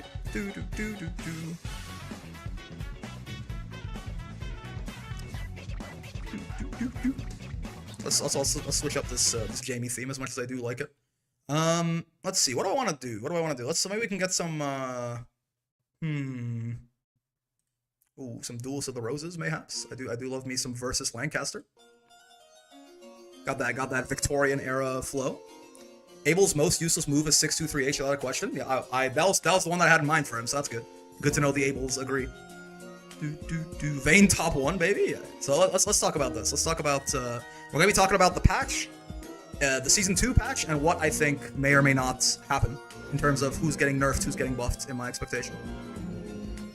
Play 623U is fast. I was thinking 623U, but yeah. Nier buff CFP, we'll see. Let me set up everything here for the video. We should be good to go, I think. And let's go. Let's do the thing. Okay. Yeah, maybe a little bit of Nier buffs. I will say, I think she might get like some mild buffs. I don't think they're gonna like, I think they're gonna be very cautious with Nier for a very long time, which is probably fair, I guess. All right, folks, we are back with more Granblue Fantasy vs. Rising. We're back with another one of these sort of ranking style videos. It's a little bit different though. It's not just ranking things in game. This is more so the season 2 balance patch is coming up. Honestly, I'm not sure. I don't know if it's like in a month. I don't know if it's in 2 months. I don't know if it's in 3 months. It's winter 2025, so that could be anywhere from January 1st to like even like realistically like even like early March or something, right? But it's coming up soon-ish, and obviously it's expected, at least from me, to be probably the biggest patch in the game's history. The Versuja patch obviously holds that title right now, but this is a whole new season, maybe like big system mechanics changes, big character balance changes. We shall see. I presume as well that this is why the Vikala patch did not have that many meaningful character changes, right? Because I think they're going to... the Versuja patch was a big change to the game, and I think they didn't want to do too much before getting into another big patch, right? They want to give some time for the Versuja patch to settle down so they can really know how things are going and then decide to make big changes in Season 2. So, with that in mind, I am going to be stealing Broski's entire flow because I love this idea that he did for Street Fighter 6, and we are basically going to be ranking characters based on how much I think, me personally, not how much they should get buffed, but how much I think they will get buffed or nerfed in Season 2, right? With that in mind, before we get started, as always, if you like this kind of stuff, drop a like, drop a subscribe, a comment, any of that good stuff. The feedback is greatly appreciated. And if you want to come by and watch this stuff live, I stream every day from 5 p.m. to 9 p.m. Eastern, except for Fridays. So come by, hang out, and we can discuss some stuff. Love to have you here. Link in the description there on Twitch or YouTube, in fact. But yeah, without further ado, let's get started. And I guess, again, as always, these tiers will not be the tiers that we're rocking. Let's say... Let's call this going to the moon. I'm not sure if anyone will be, by the way. But this is like, a character or characters that I expect will get significantly buffed in the Versuja patch. Let's say this is like slight buffs. Let's call this mostly the same. Like, maybe they get like some buffs, some nerfs, but they'll probably be about the same power level as they were previously, right? Let's call this slight nerfs. Meteor to the moon, run the meta? Yeah. We'll call this slight nerfs, and then I don't know what I want to call this. Like, maybe just You know what? Maybe just 1.5 neared? No, no one's gonna get hit that hard, I don't think, in the patch. Maybe we'll call it kneecapped. We'll call it kneecapped. No one's gonna get hit as hard as Nier did in the 1.5 patch, probably for the rest of the lifespan of this game, is my expectation. So again, just to quickly go over it. So again, these would be like, you know, very significant buffs, probably enough to like move the character up like a tier or two, maybe, right? Depending on how like bad they were to begin with, right? This is like, you know, minor stuff that is definitely noticeable, maybe like important quality of life or like mild power level nerfs, maybe like unlocking a new combo route, you know, like a little bit more damage, stuff like that. But like, you know, in such a way that is maybe solving a problem the character had, right? Most of the same is Belial and other people who might not be touched that much. I mean, listen. We can just get out of the way, I guess. I don't expect Belial will be nerfed in any meaningful fashion. I don't expect he'll be buffed in any meaningful fashion either. He might be maybe a little bit better or a little bit worse after the patch. But let's not even pretend, right? Belial he's getting buffed, yeah, but I don't think he's gonna get buffed in such a way that like suddenly Belial's like a monster or anything. I think he's gonna be pretty much the same guy that he was before the Resurgence patch. Maybe he gets like one thing taken away and one thing added. It's kind of how he did in 1.5, right? Unfortunately, I was foolish when I was doing my videos before the Versuja patch dropped. I was talking about, look at all these changes we can make to Belial, and we can make him so much more balanced and all of this, right? All the people who played vanilla were laughing at me from the balconies, and now I'm aware. I understand the folly of my way. He's gonna be about the same, I think. On a similar note, probably I think mostly the same. I think is probably gonna be Gran as well. I think they gave Gran some like needed power buffs in 1.5. I think he's still not like amazing by any means, but I think Gran is doing okay. I think Gran's fine. I don't think Gran is like super strong. I don't think Gran is super weak. I think at least they tried to make like basically his 5U was kind of worthless, and they tried to make it a little bit more useful. I don't think they probably wanted to change any more with Gran. Not even from a balance perspective. It just kind of, I think they're okay with him still being like relatively simplistic and like just like simple and strong sometimes, but has some weaknesses, stuff like that. He feels like he's meant to be like a starter character, and they just like they brought him up to more of that power level in the Versuja patch, I think. Gran is also the only full free-to-play character. Yeah. Vegeta is interesting, right? Vegeta, they'll never mega buff him. Yes, they want you to, if you want to play some other character, you should probably buy the game, I suppose. Jita is interesting, right? Jita I'm not even entirely certain what I believe as far as what happened to Jita in the Versuja patch. Her getting like her corner carry like really hit was definitely a big nerf, but her 5U is actually quite nice now, and her like her Rekka got nerfed. Like she got nerfed overall, but I think she's still quite fine. I don't think it'll be justified. I almost want to say I think they're going to nerf Jita just a little bit, right? I don't know why. I got the strange feeling that like I think they were trying to like take her down in power and then like give her some compensation buffs. But I almost feel like they were. Is this right? I'm trying to just imagine. I feel like we see way less Jita since the patch. That's true. Nerfing Jita will be mean. Yeah, I don't think that'll be right. By the way, again, this is not what I think should happen. Right? What could they nerf? Maybe because I was gonna say like, yeah, maybe they would like tune back some of the stuff they gave her, but I don't think they're a big fan of reversions usually. No, okay. I think Gran and G, I think yeah, bottom of most of the same. I'm okay with that. Yeah, like maybe like some mild like it'll be like one of those things where you open the patch notes as a Jita main, you just go, oh okay, I guess I'm like a little bit worse, and then you go back, right? I think Jita is still fine. I think they might like touch her a little bit more than I probably think they should, but I think she'll be it's not gonna be anything meaningful, right? Ooh, Catalina. All right, I'm gonna be honest with you. I don't think they're going to kneecap Catalina, right? Like, she's definitely not going to stay the same. I think they definitely overbuffed her a little bit. I don't think they quite meant to do that. My expectation is that they're going to add like some sort of risk to 5U, probably, right? But I think Cat is probably only in slight nerfs. I don't think Cat's going to get like shot in the head or anything like that, right? No more roller skates. Like yeah, like some nerf to like 5U as like a combo tool or something like that, right? But I don't think it'll like shoot her in the head. It depends. They could like there's a lot of one sentence nerfs to 5U that like really nerf her, right? Yeah, exactly. Like yeah, maybe like something to make 5U like easier to stop or something like that. I don't know if they'll change the like corner to corner like conversion ability she has. I think they're just gonna make 5U a little bit. I would expect they make 5U like a little bit worse in pressure or something like that, right?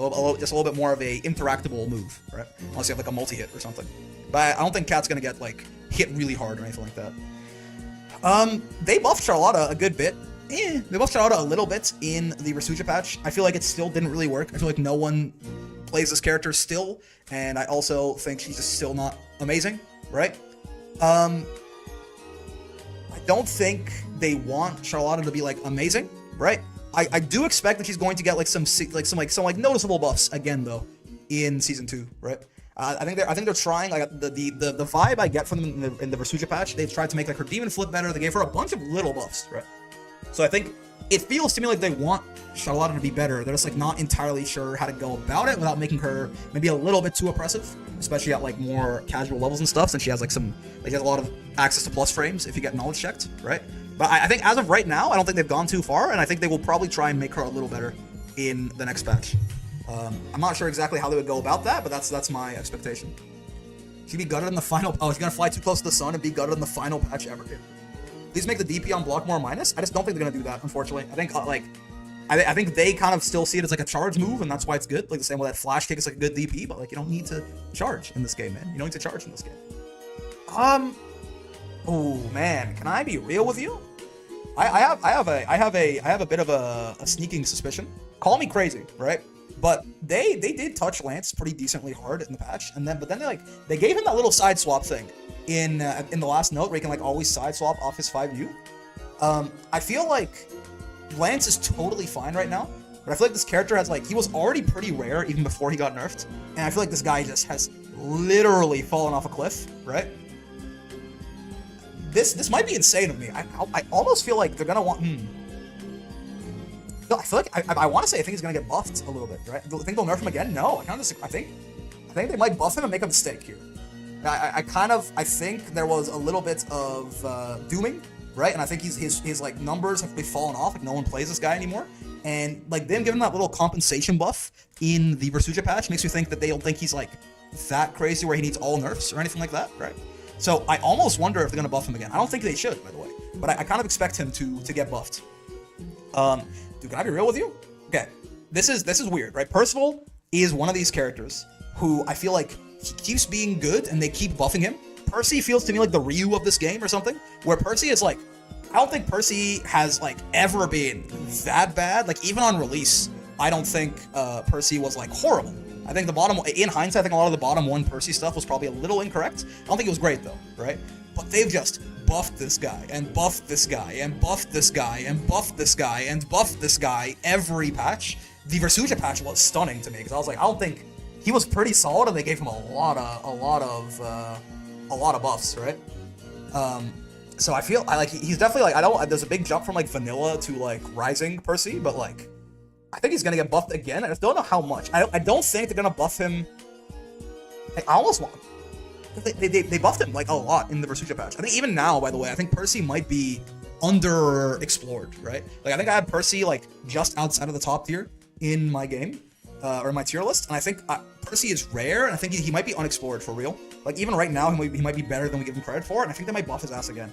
I think he's already strong enough. They're not gonna buff him like to the moon. But I do think Percy's gonna get buffed again, and so far, of all the characters we've listed, I think you probably expect him to get the most buffs, which is a little bit worrying, for sure. Ladiva's weird, man. I don't know. I think... What do I really think here? Again, not what I think they should do, what do I think they will do, right? So, okay, here's my unironic opinion, right?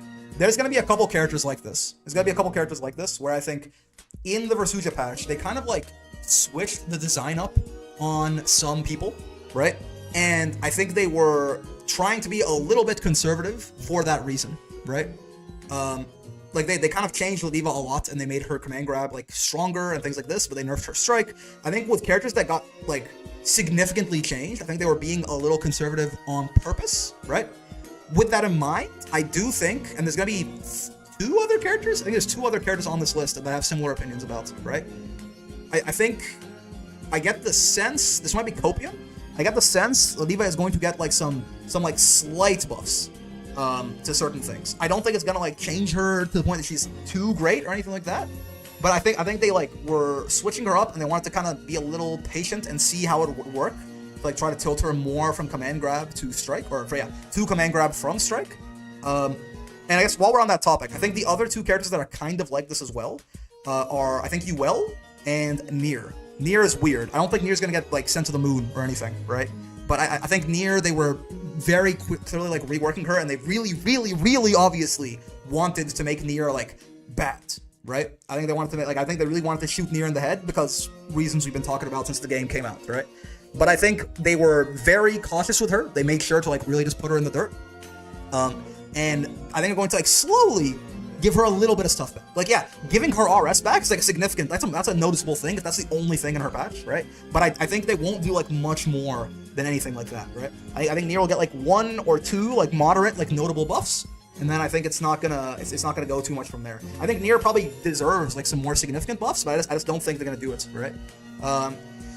All right, Yuel is an interesting one, right? Because Yuel to me is actually the sort of like the pinnacle of this idea, where Yuel seems to me like they tried to give her, like they gave the character who did not have a looping 50-50, they gave her a looping 50-50, and I think they were as a result, that's a big deal, right? So I think as a result, they were being very cautious in the Rasuja patch. I expect that they will understand. The sentiment is definitely that Yuel is not very good right now, and I don't think Yuel is very good right now, and I don't think Yuel players are like super duper happy with some of the changes, especially to her parry and stuff. I don't really expect they're going to revert it. I think it seems like the direction they're trying to take Yuel in, but I would expect that they're going to make her mix or just some aspect of that like 50-50 a little bit more threatening than it already was. There is like many Yuels don't like her new direction from what I've seen, yeah, but I think it seems like it's the direction they're trying to go for, right? I don't think they're going to go back on that. Whether they should or not, it's a different thing, but I don't think they're going to go back on it. They're going to try and make this new direction more powerful. Like, there is this possibility. I'm not so sure I think it's going to happen, but I think I see Yuel getting I'm gonna say moderate actually. I don't really like slight in this. I want to say moderate buffs and moderate nerfs, because like slight feels to me like it's mostly the same, right? I think it's like, yeah, I expect like this is like notable changes. Like the character is better, maybe not like enough to completely like save them if they were bottom tier, or like completely move them up a tier or something like that. But it's like clearly the character will be better before the patch versus after the patch. / clearly they'll be worse before the patch versus after the patch, right? Metera. They didn't change Metera a ton in the Rasuja patch, and I'm gonna be honest with you, I don't think they're gonna do it again. I think they're a little. And they gave Metera some stuff. I think Metera is. I kind of expect her to be most of the same. I think you could argue the same thing for Ladiva as well, just because like these are archetypes that they are usually very careful with, right? But they were at least. The only reason I put Ladiva here is they showed they were willing to like change the character in significant ways in 1.5. So for that reason, I could see them, moving a little bit further and saying that, okay, let's move her, let's change her a little bit more in like a positive direction. It could be here too, by the way. For that reason, Ladiva could be here too. Whereas I don't expect that Metera will go down here. But to me, it kind of feels like Vera, or not Vera, sorry, someone said Vera in the chat there, I got confused. Metera, I don't think is going to change very much. I think Metera is probably going to remain mostly the same. Oh, man.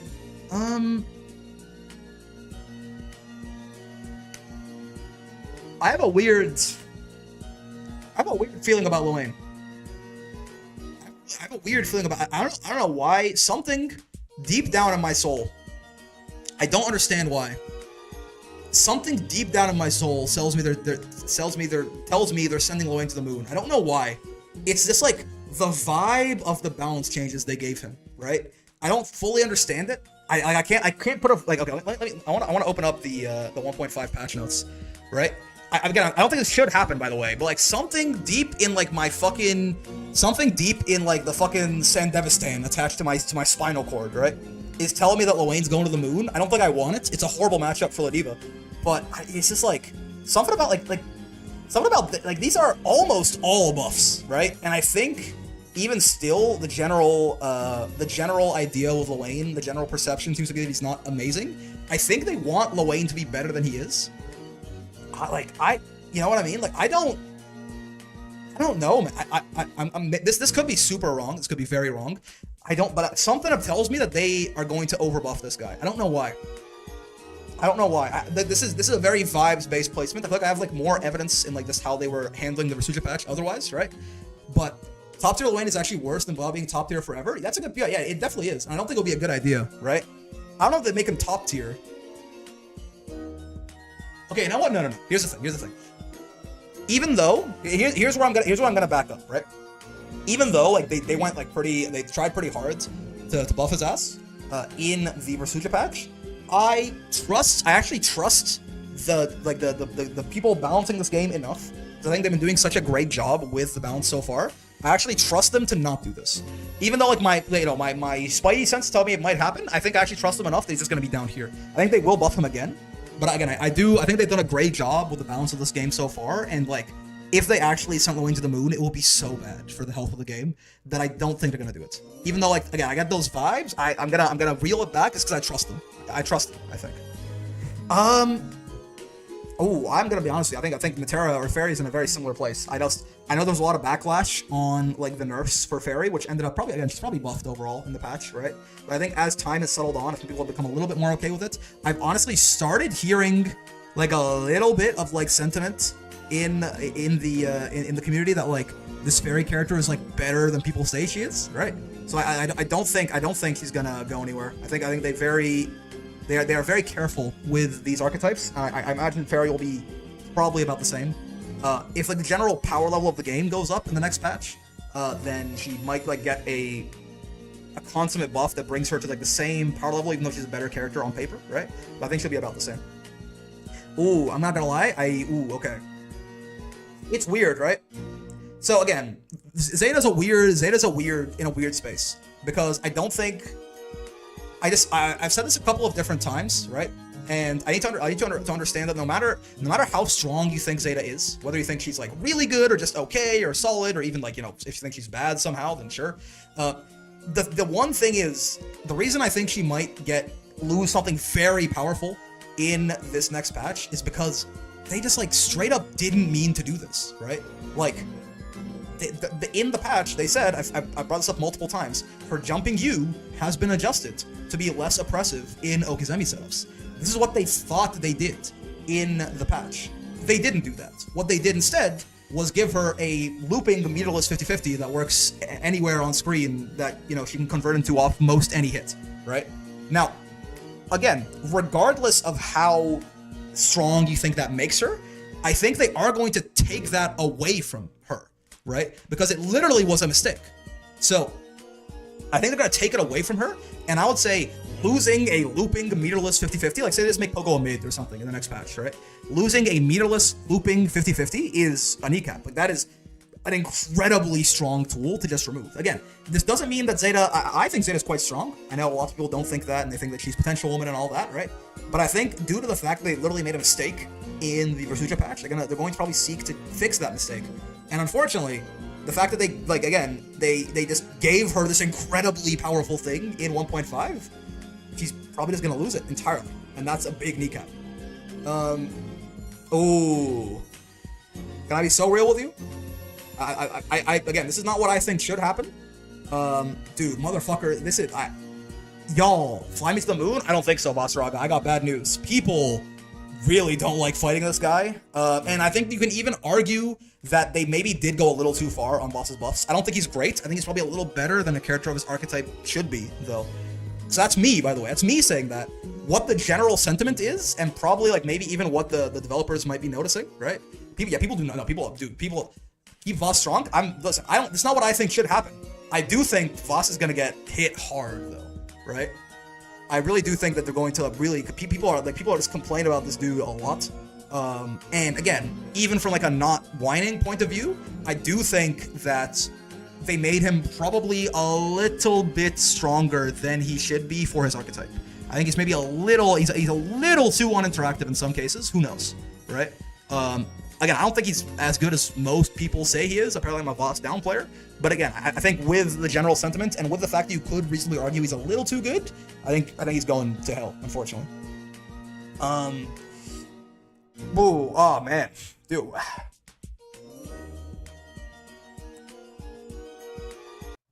So a big thing is people don't see. So I know some people don't think this. The devs are very clearly listening to the community sentiment, right? It's why Nier got hit as hard as she did, right? And the problem is when community sentiment is like people will bitch and whine and moan and like blow everything out of proportion, but when the community sentiment also has like a nugget of truth in it, right? I think that's when things really get like rolling. I expect Narm will be nerfed in at least a couple of significant ways next patch. I'm not so sure I think she'll be kneecapped or anything like that, right? But like I do think people, again, the amount of whining about just flip is enough. I listen to community sentiment or listen to Japanese community sentiment? I honestly, I don't know. I feel like I have not seen any sort of indication that like they're ignoring what people are saying in other regions or anything like that. Like I think most of the changes in the Kasuja patch sounded about right to me, right? Like no, I mean I think they definitely. I don't think so, right? Because I think they would have. Like, there are some characters that Japan thinks are not like. Japan had Siegfried in like being like mid tier and like low tier and shit, right? Previously, I could have sworn. But they nerfed Sieg pretty hard. I mean, he's still good. Like they took away like his EX Fireball, being like the neutral win button. And like I'm pretty sure that Japan thought that like Siegfried was fucking mid tier or something. So I don't think they're just listening to Japanese sentiment. Yeah, and the Beatrix stuff, yeah, exactly.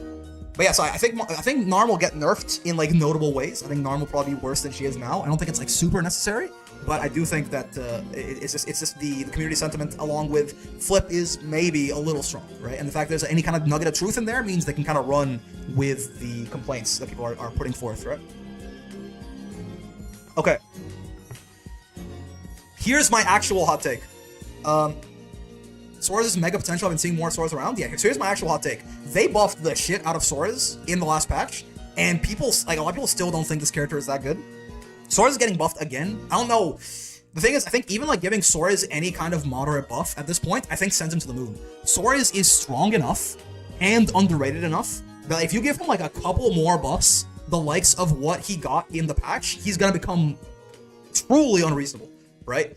But no one talks about this guy at all, man, and like no one plays this guy at all. What could Soras get at this point? Well, I don't know. Like I don't know. But he just like no one fucking like this is nuts, right? This is nuts. What this is nuts as well, right? This was really good. This is really good. Like Sora's got so many buffs, and I feel like I still just don't see him anywhere in the character. Like he feels like he's got Uno syndrome to me, where like because nobody plays this guy. It's kind of like Percy, except I think Sora is like really good. He's really good, right? He's really good, and I think if you give him like even any kind of moderate buffs, he becomes too strong, probably. Yeah. I'm gonna say Zoe's a weird one.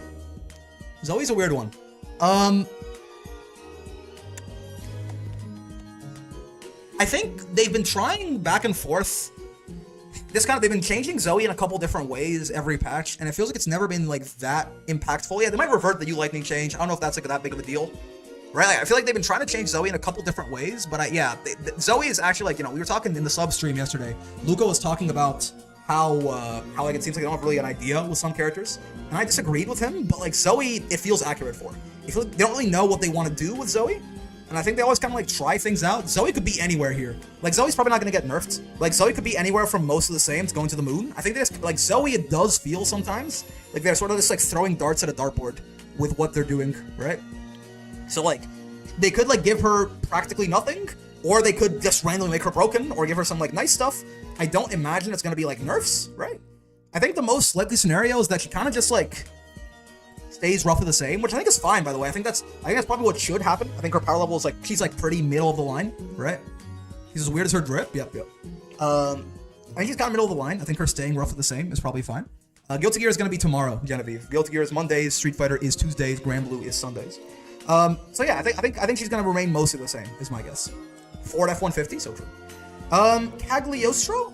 Honestly? So Cag got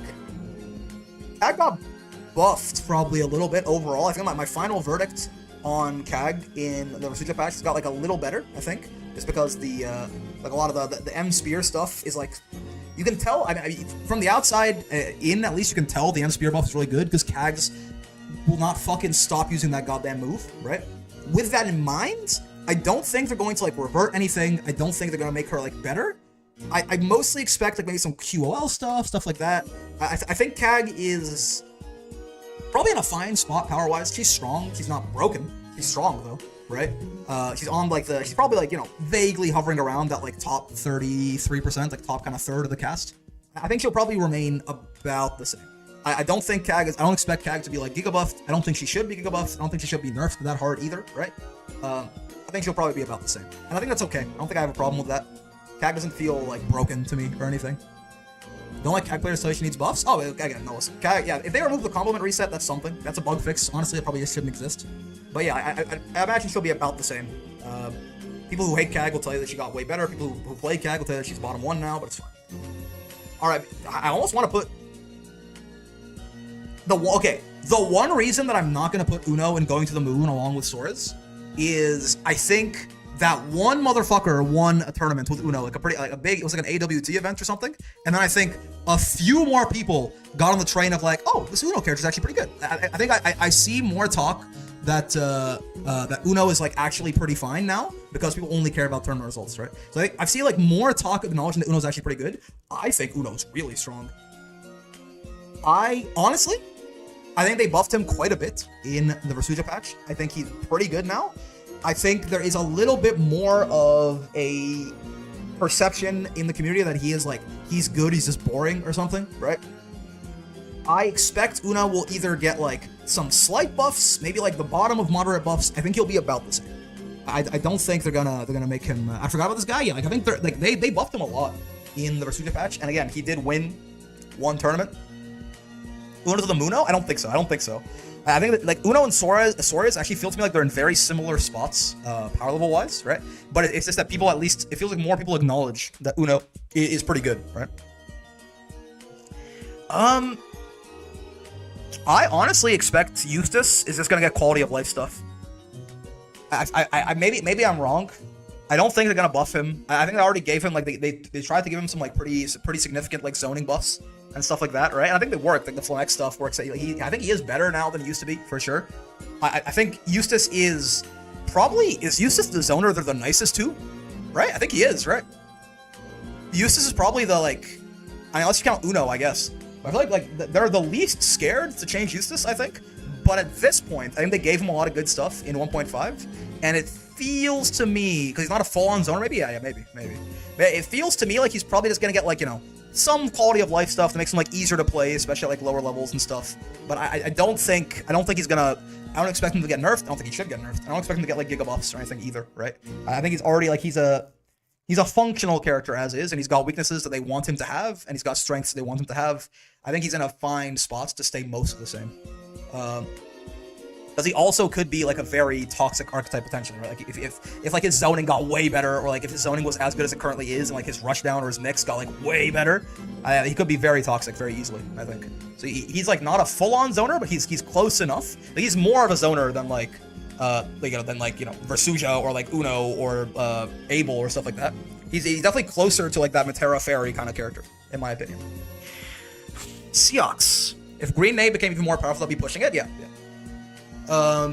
Seox is an interesting one, right? Because Seox, he's in a fine spot, but again, Seox is one of those characters that kind of fell off the face of the earth.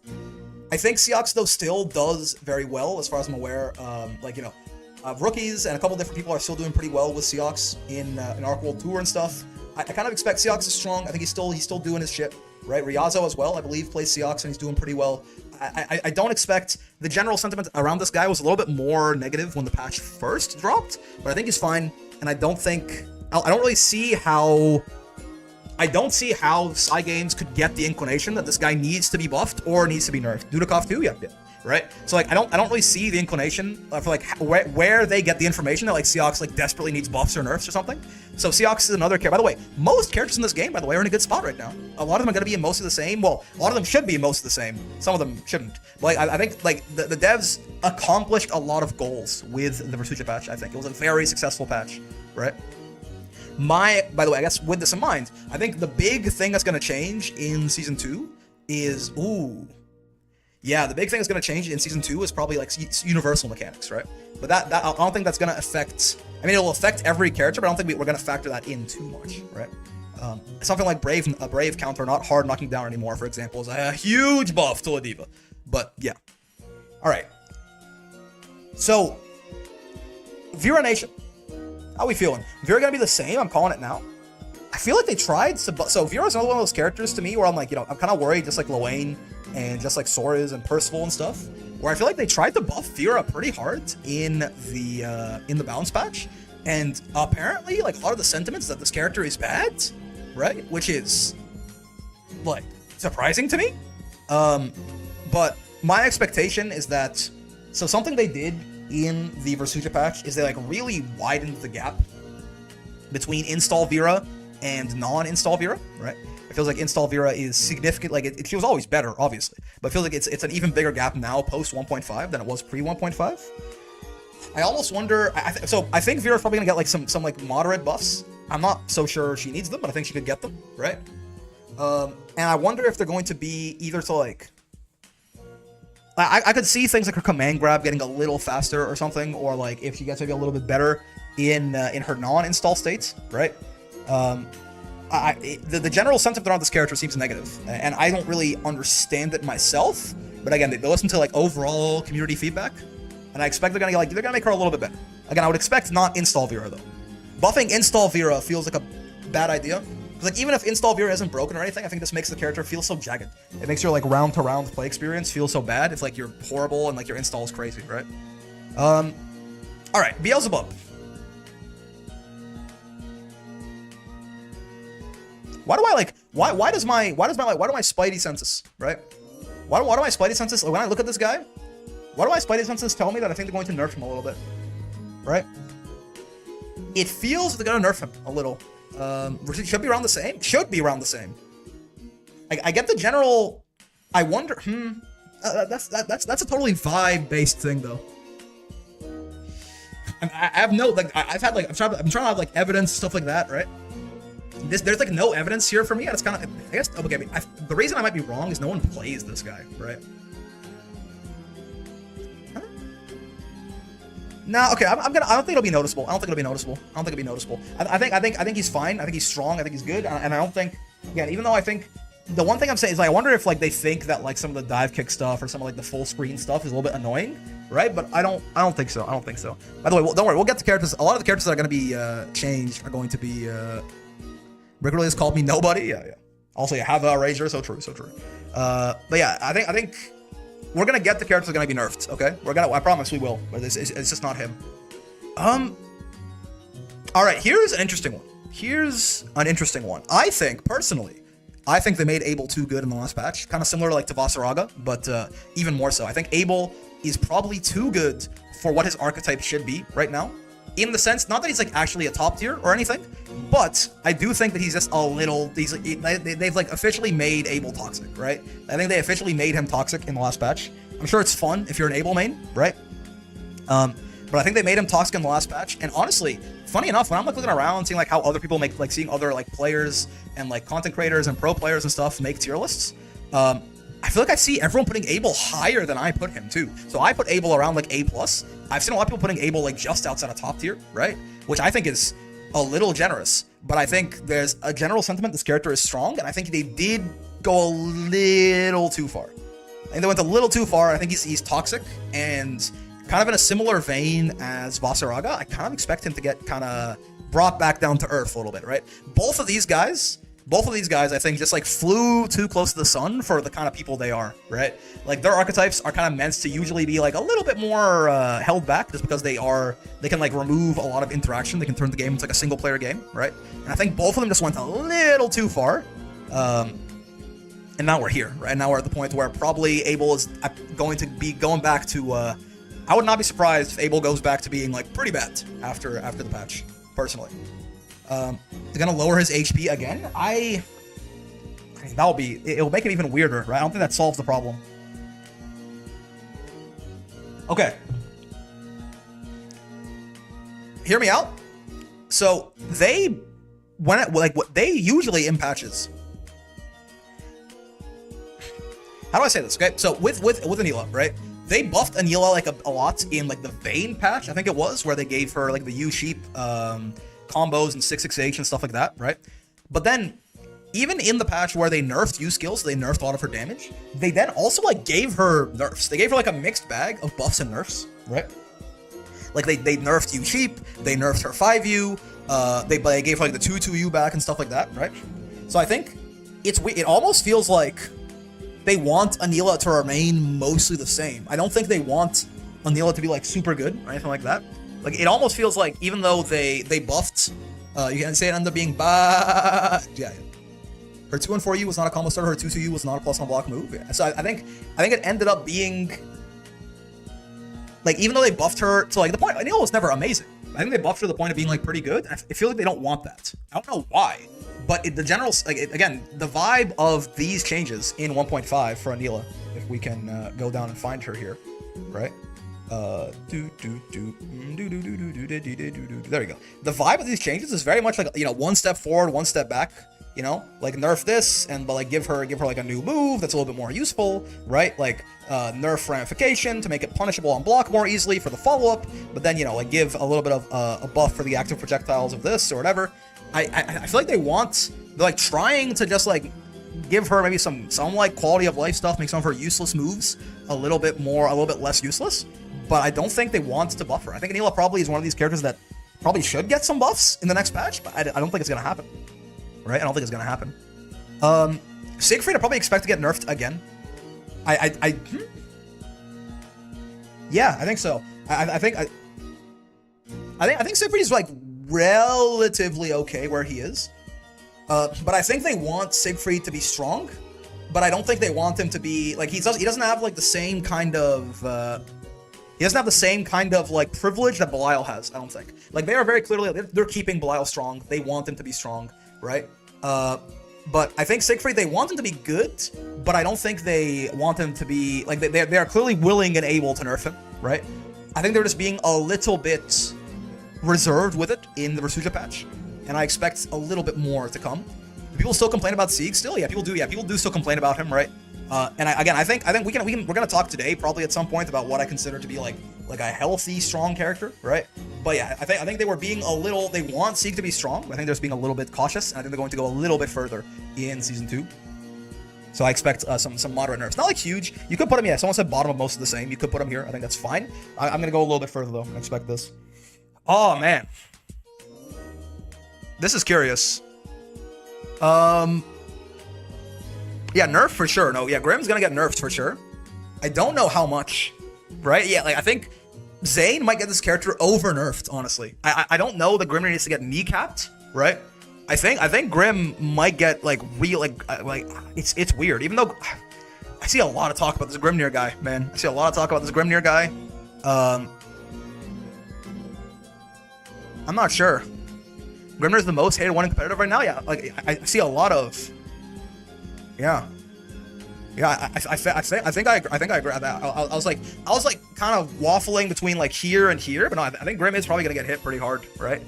Again, I don't think he like needs to. By the way, I don't think Grim like deserves to get kneecapped. But I think again, it's the bad like the crumbs is when people are complaining a shit ton and there's some truth in the complaining. That's when things get bad for characters, right? When like people are complaining a shit ton, they're complaining too much probably, but there's some truth in there. That's usually when they like run with shit, right? So I expect that Grimnir is probably gonna get hit decently hard, man. I don't know if it's gonna be like, you know, I almost expect like 2 pretty major hits to Grim or something. Like maybe they take like a 50-50. So much Grim hates and only Zane plays him. Yeah, I'm not saying it's justified, right? Like maybe they take his 50-50 and they make his seals like a little bit harder to set up or something, right? Like 2 pretty meaningful, like significant nerfs to him. I could see it. Can I be real with you? I don't think Lucy's gonna get hit that hard. I think so. It feels to me, it's very clear. They want Lucy strong and they fucked up on release, right? I think they're being careful with him on release, but I think they want Lucy to be good. I think Lucy might get like if you make it so like Iscariot like doesn't Lucy about to be working on McDonald's with pre-patch near? I don't think so at all. No, I disagree. I think it feels to me like what they did to him in 1.5, like they didn't realize Lucy was as mid as he was on release. They want his ass strong. I expect like they're gonna get like some sort of like notable nerf to blade level building or something. Like maybe like Iscariot won't give him a blade level anymore, which is like that's noticeable, but he's still gonna be really good, right? Yep. Or yeah, maybe level 5 is 120, something like that, right? But yeah, I think Lucy is going to be nerfed a little bit. Again, no one is Belial, right? No one has the kind of diplomatic immunity that Belial has, right? But I think they're going to make him a little bit worse. They're gonna make something about Blade level probably a little bit worse, and they're gonna keep him as is, right? I think they want this guy to be strong. Oh man, to be or not to be. I don't. It's so interesting, right? Because so okay, just to set the scene here. 2B is a crossover character, and I think for that reason, kind of, you know how like Terry got like giga buffed in the Street Fighter 6 patch? I think it's usually, I don't know if it's like it seems like a thing almost with these Japanese companies that like they want the crossover characters to be strong, like almost as like a way of like paying respect to the franchise they come from, right? But like, dude, Nier was like almost a bit of a shield for 2B, I think, when she came out, right? But like now that Nier is gone, this character has become, there has never been a just larger deluge of bullshit. I've gone into it enough, right, than I've ever heard for a character in Granblue than this character right here. So it's so interesting, right? Because I think the devs want her to be strong, but people so badly want her nerfed, and I'm not sure where they're gonna land in the middle of, right? Oh man, I don't know. Right? This is such an interesting one. I could very much see them keeping her most the same, I think, right? I could see her getting, like, most of the same, maybe some moderate nerfs. I don't think they're kneecapping her, by the way. I don't think they're gonna do. I just don't think they're gonna do it. I think they would have done it at 1.5, and they only, like, you know, like, 2B probably, I mean, either got, like, side graded or, like, mildly buffed or mildly, probably buffed or slide cancel stuff. She got buffed, for sure. I'm not sure the slide cancel stuff was fully intentional, but yeah. But yeah, I think I'd expect 2B to be most of the same or moderately nerfed, in my opinion. I think I could see moderate nerfs. I could see like maybe the slide cancel stuff going, which would be pretty big actually. People hate getting crushed from half screen. I'm with you. I'm just saying. It's like it's such a conflicting one. It feels like they really want her to be good, but people really don't want her to be good, right? People just like don't have fun with her at all. People who fight her and stuff like that. So I'm gonna assume like some sort of moderate change. Vayne, I think he's in that Fairy Matera boat. I think it's gonna be about the same. I just don't think they're gonna like. I think Vayne got some nice buffs. I think Vayne is you know he's doing all right. The broken ass Vayne meme I don't think is gonna affect anything. I think Vayne is fine. I think he's gonna probably remain roughly as he is, right? Yeah, I'm not gonna buff Shield at all. If they buffed Vayne anyway, it'll be other things, right? But I don't think they're not gonna buff Shield at all. Yeah, he's just kind of in that Fairy Matera tier. The zoners are being careful with them, right? All right, B is interesting because B is one of those characters. I think, kind of like universally, off the record, how slow you want the next patch. I think I'd rather it be. I trust them. I think it'll be a good patch. I think I would rather it be like a squishing of the tiers, like they kind of did as well. If I had to guess anything to be shot on 2B, it has to be her U-run / parry. So yeah, Beatrix I think is going to probably get touched. I'm not sure exactly how much. This character is pretty universally regarded at like the professional level and at the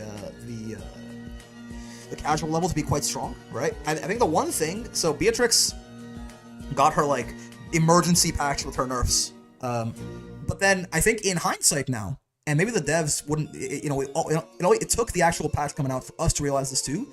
Maybe similarly so for the devs. In hindsight, when B's patch dropped, it was like, whoa, it's a lot. But actually, the procedure patch was big enough that like she kind of like didn't get touched as much as she probably should have, right?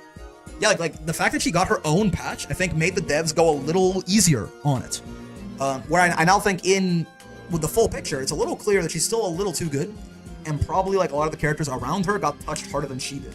Right, again, outside of this guy. Let's talk about this guy.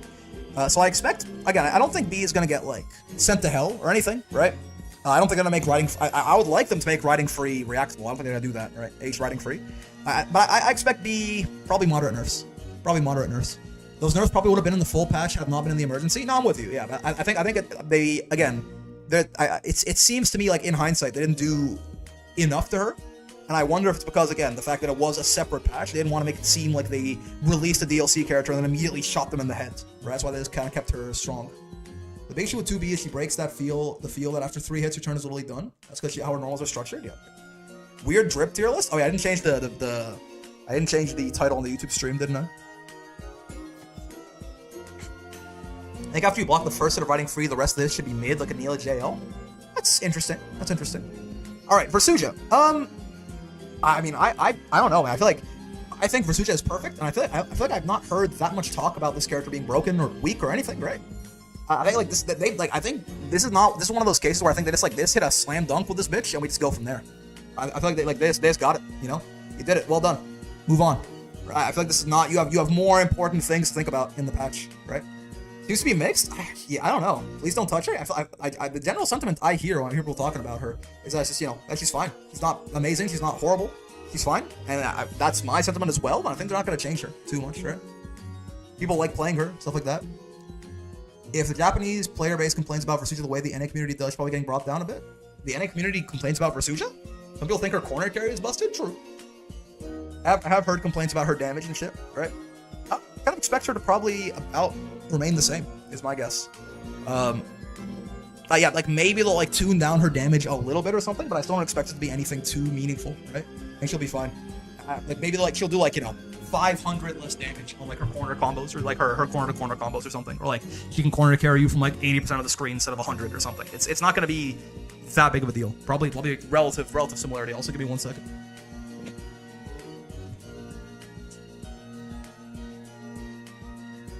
Just open up my window because it got hot in my room.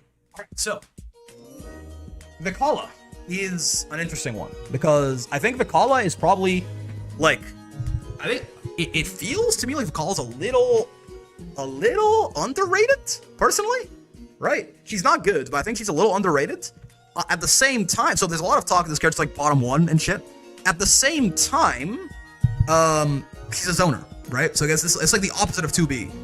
It's like the opposite of 2B, where it feels like this character probably should be better, and people might want her to be better, but I think the devs are going to be careful with her, just like by virtue of her archetype, right? I don't think Vikala is going to the moon or anything, right? She's under 2, that seems to be deliberate. Yeah, I would expect some like noticeable improvements to her though. Like I don't think she's gonna get like sent to the moon, but you know, maybe like making some of the RNG like a little bit more friendly, like maybe giving her like, you know, making some of her combos a little bit easier. Like she doesn't have like weird confirms and shit like that, right? Maybe making her DP a little better. Who knows, right? Who knows? I'm not sure exactly what they would change with her, right? Maybe they can make some of her normals a little faster or something. You really think they're gonna nerf Zeta? Yes, because I regardless of whether or not you think it's how strong you think it is, I think they straight up didn't realize what they did in the patch, right? That their intention was clearly to make Pogo not an Oki tool, and they made it the best Oki tool in the game, right? So I think they're going to remove that, and that's a huge loss for her, basically. Even if she's not that good, I think they're going to do that, is my guess. But yeah, is that about right in hindsight now, right? Like, do I think Suarez is going to the moon by himself? I don't know. Again, the only reason I don't think Suarez is going to get buffed to hell and back. Actually, yeah, with that logic, I think Percy it should be here too, because I don't think these guys are gonna get like crazy buffs. I just think that they're gonna remove the fuzzy, yeah, because they clearly meant to in the patch, right? I don't think these guys are gonna get like crazy buffs. They're not gonna get buffed to hell. It's just that these guys are already so good, and they seem to keep being insistent on buffing these characters to the point that they're going to buff them just enough to make them a problem. I think in the next patch, right? Are there gonna be some wild card pick that gets giga buffed? Yeah, I don't know. It like people are saying UL. I'm not so sure I believe that, right? Like the people that I'm skeptical of are like sort of like these 4, and then maybe you could say UL as well. But I trust Cygames too much for Lowain. Charlotta could happen. UL could happen maybe. They are usually very careful with characters that have 50/50s though, right? They're being very, very careful with characters that have 50/50s. I don't think UL had more of an opportunity to get Giga Buff before they reworked her, I think. I haven't been here, but I'm curious on Abel getting kneecapped. Abel is a toxic character, kind of, unfortunately. Again, it's not that he's top 1 or anything, but I think they just made, like, they just wanted to buff Abel because everyone kept saying it was shit, and they made him a little bit too toxic. He's a little bit of a single player character at sometimes, right? Kind of similar idea with Vasaraga. He is, but I think that's by design now, but it shouldn't be this much. I think they made him a little they gave him like 1 line of buffs. They're like, oh, his pact follow-ups now maintain the properties of the move you get. And I think they didn't think it would like give him fucking 10,000 damage mid-screen, right? I don't know by how much he was gonna get some big help. Again, people keep saying that. I think the devs have shown a history of being very careful about like looping 50/50s, right? They're careful with Fairy, they're careful with Ladiva. They took it away from Nier as like the next patch after they realized you could fucking do it, basically, right? they gave it to Zeta accidentally. Right? The devs are very careful with looping mix in this game.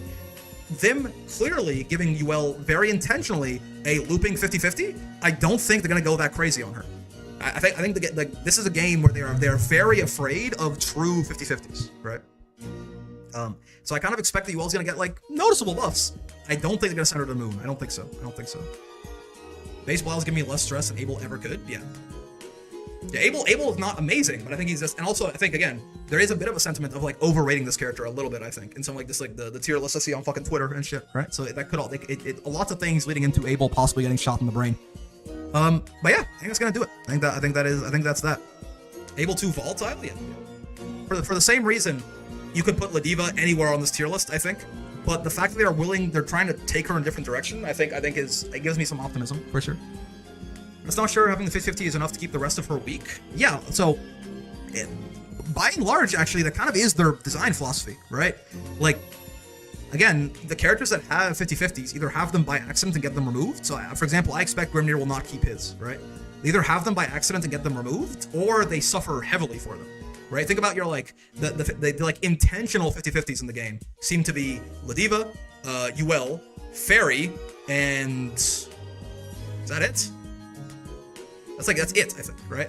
Those seem to be like the 50-50s they intend on having in the game, and like they seem to make the characters worse on purpose for it, right?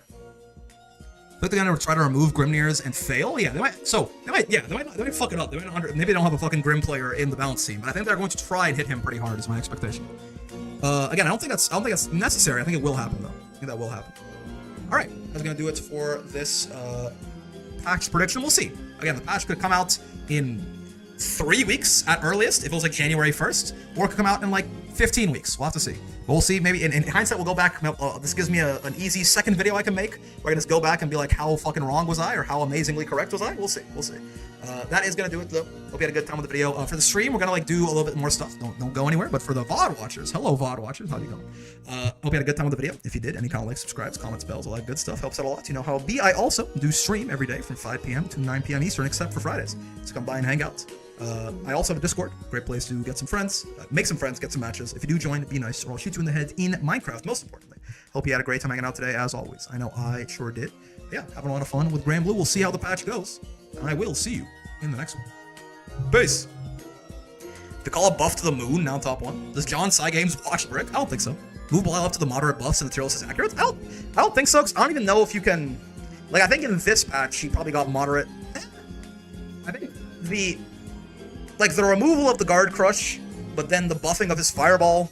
Like in this patch, I think it's debatable if Belial is mostly the same or if he's moderate buffs. And I expect something similar for next patch too, right? I think it's net positive, but I don't think it's like net significant. I don't think it's like net significant increase, right? Like moderate buff, like to the moon is like the character jumps up like 3 tiers or like becomes a top tier if they were already close, right? Moderate buffs is like, you know, like they go up like maybe like a whole tier or like they have a discussion for it. I'm not so sure that Belial did that, right? Belial did not go from being like top tier to like undisputed top 1 or anything. I don't think he's gonna next patch either. No, it's a good buff. It's a good buff. But I think that is a good. That's a like. So that by itself is a moderate buff. But then I think removing his guard crush is like about the same. And then he got like some like he got some like nice stuff with his fireball and his command grab and stuff, which are all like little buffs, right? I think Belial. The funny thing with Belial is that he remained the same. Not that he got that buffed, but yes. Exclamation mark Belial. So true, bestie. Do you want to talk about? I mean, we could talk about healthy top tiers. I think we're kneecapping Abel. I think so. I think so. I think they didn't mean to make him quite that strong. I think they gave him like one line in the fucking patch that said the packed follow-ups maintain their shit, and I think that they made him a little too single player for a lot of the skill levels. He's not very good at tournament play, but that's not entirely what they're bouncing around. Outside of the unblockable knowledge check, is it being a guard crush difference? Yeah, he basically he could force you to spend the brave points on like any hit in the corner by setting that up. You either like spent the brave point or got your shit rocked, right? It was very powerful. Finally, the conversation so-called balance seekers will not survive. Yeah. Healthy top tiers use BlazBlue as an example of what not to do. I think I would mostly talk about it in the terms of Granblue, right? But yeah. Let me look. I got my game booted up. Yeah. Well, let's jump into training mode, right? We can talk about it from there. Off the record, Matera healthy is top tier. Yeah, this is basically like after all the videos I've made, like talking about nerfing Belial and shit. It's gonna be like the Belial defense force, basically. Unfortunately, they're making me do it, and by they I mean me, and by me I mean me, I guess. Let me just unmute this game real quick. Bonk. That work? Wait, that didn't work. What happened? Where's my volley? Where's my super suit woman? There you go. Do do bee bee bee boo. The voices? Correct. Correct.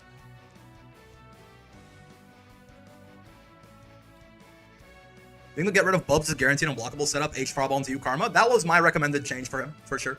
I think that makes sense. I don't think that like makes him way worse or anything. I think that's like a bit of a silly thing though. I'm not sure he should have that. Do do do.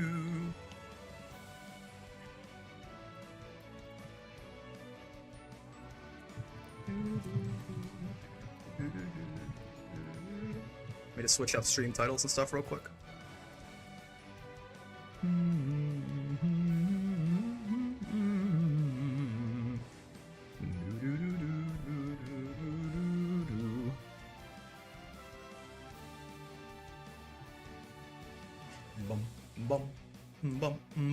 Since I got back at the start of the next video, yep. I'm gonna be talking about healthy top tiers and if they exist.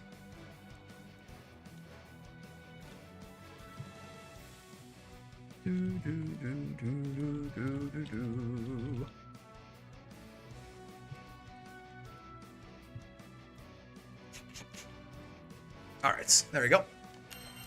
So I was clearing out my nose a little bit there. I apologize.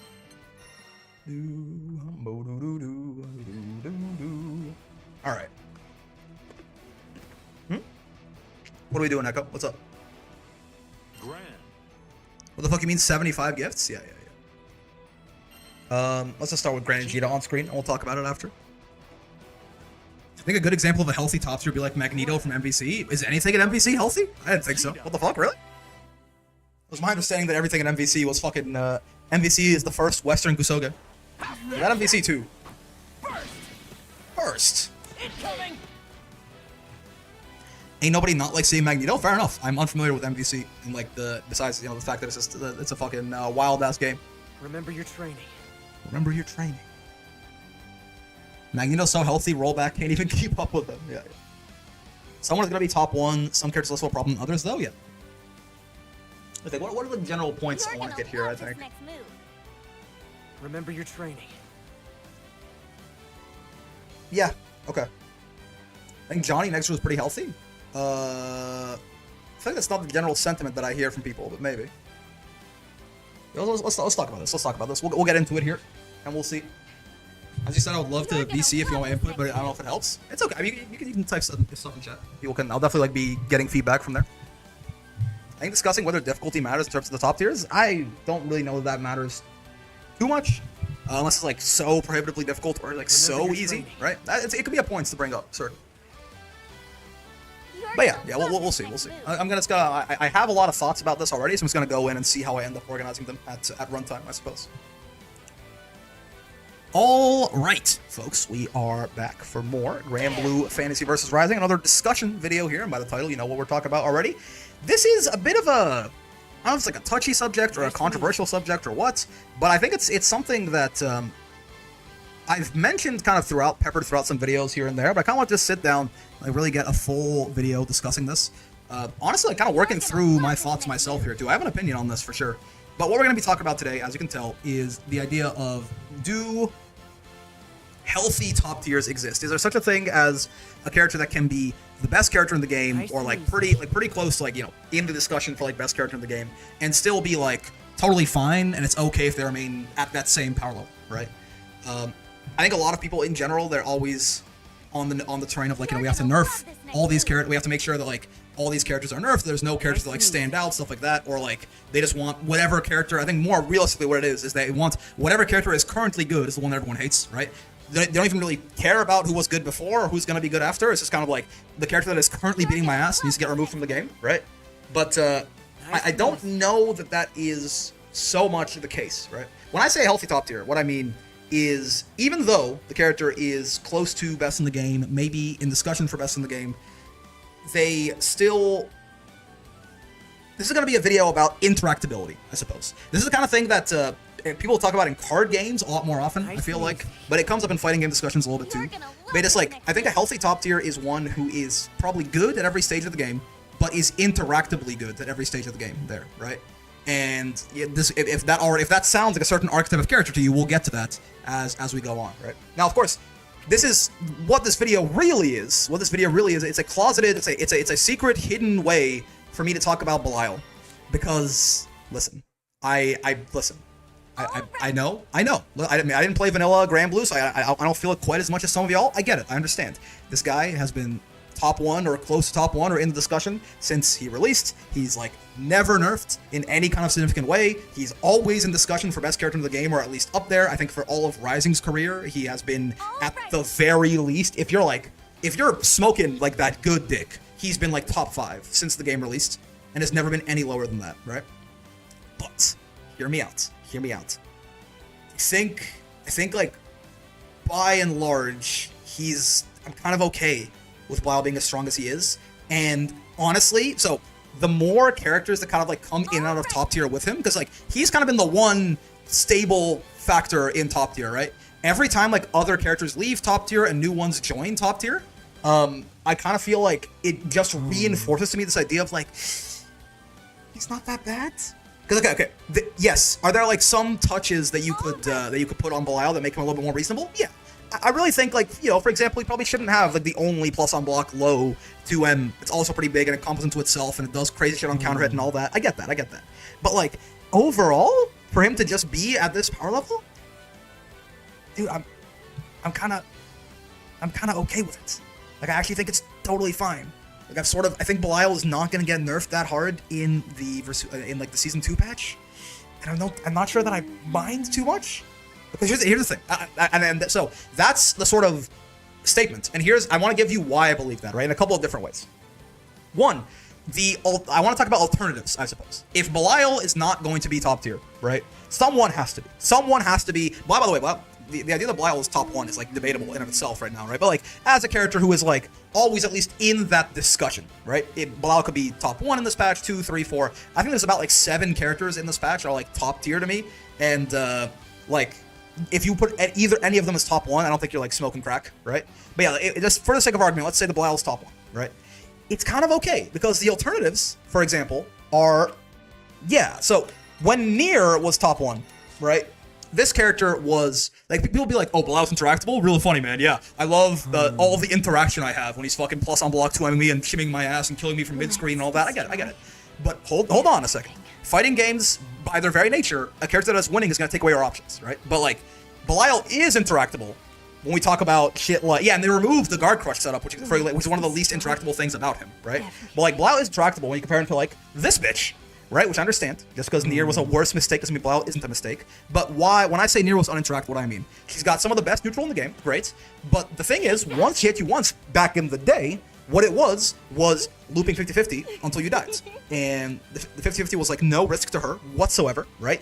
And it led to a shit ton of damage, and it worked anywhere in the screen, and she had the best pressure in the game, and all your defensive options were the riskiest against her, like throw secking or brave countering or anything. She just shut down almost any kind of counterplay, right? I want to start. I'm gonna kind of take us down the ladder here, and hopefully, like, you know, I can yes ladder you towards agreeing with me, right? So I think it's not that hard of a stretch. To say that, like, yeah, Nier is a worse top tier than Belial, right? Nier, well, yeah, and we'll talk about, I want to make a whole video on pre-patch Nier, Zach, because yes, she's not even, like, we never saw, like, the full potential of Nier anyway. But yeah, so I think it's an easy place to start to say that Nier is a more toxic top tier than Belial. Yes? Okay, good. Now let me talk about something else with this Belial fella, right? So here's the interesting thing about Belial, right? Belial is good because he does everything well, right?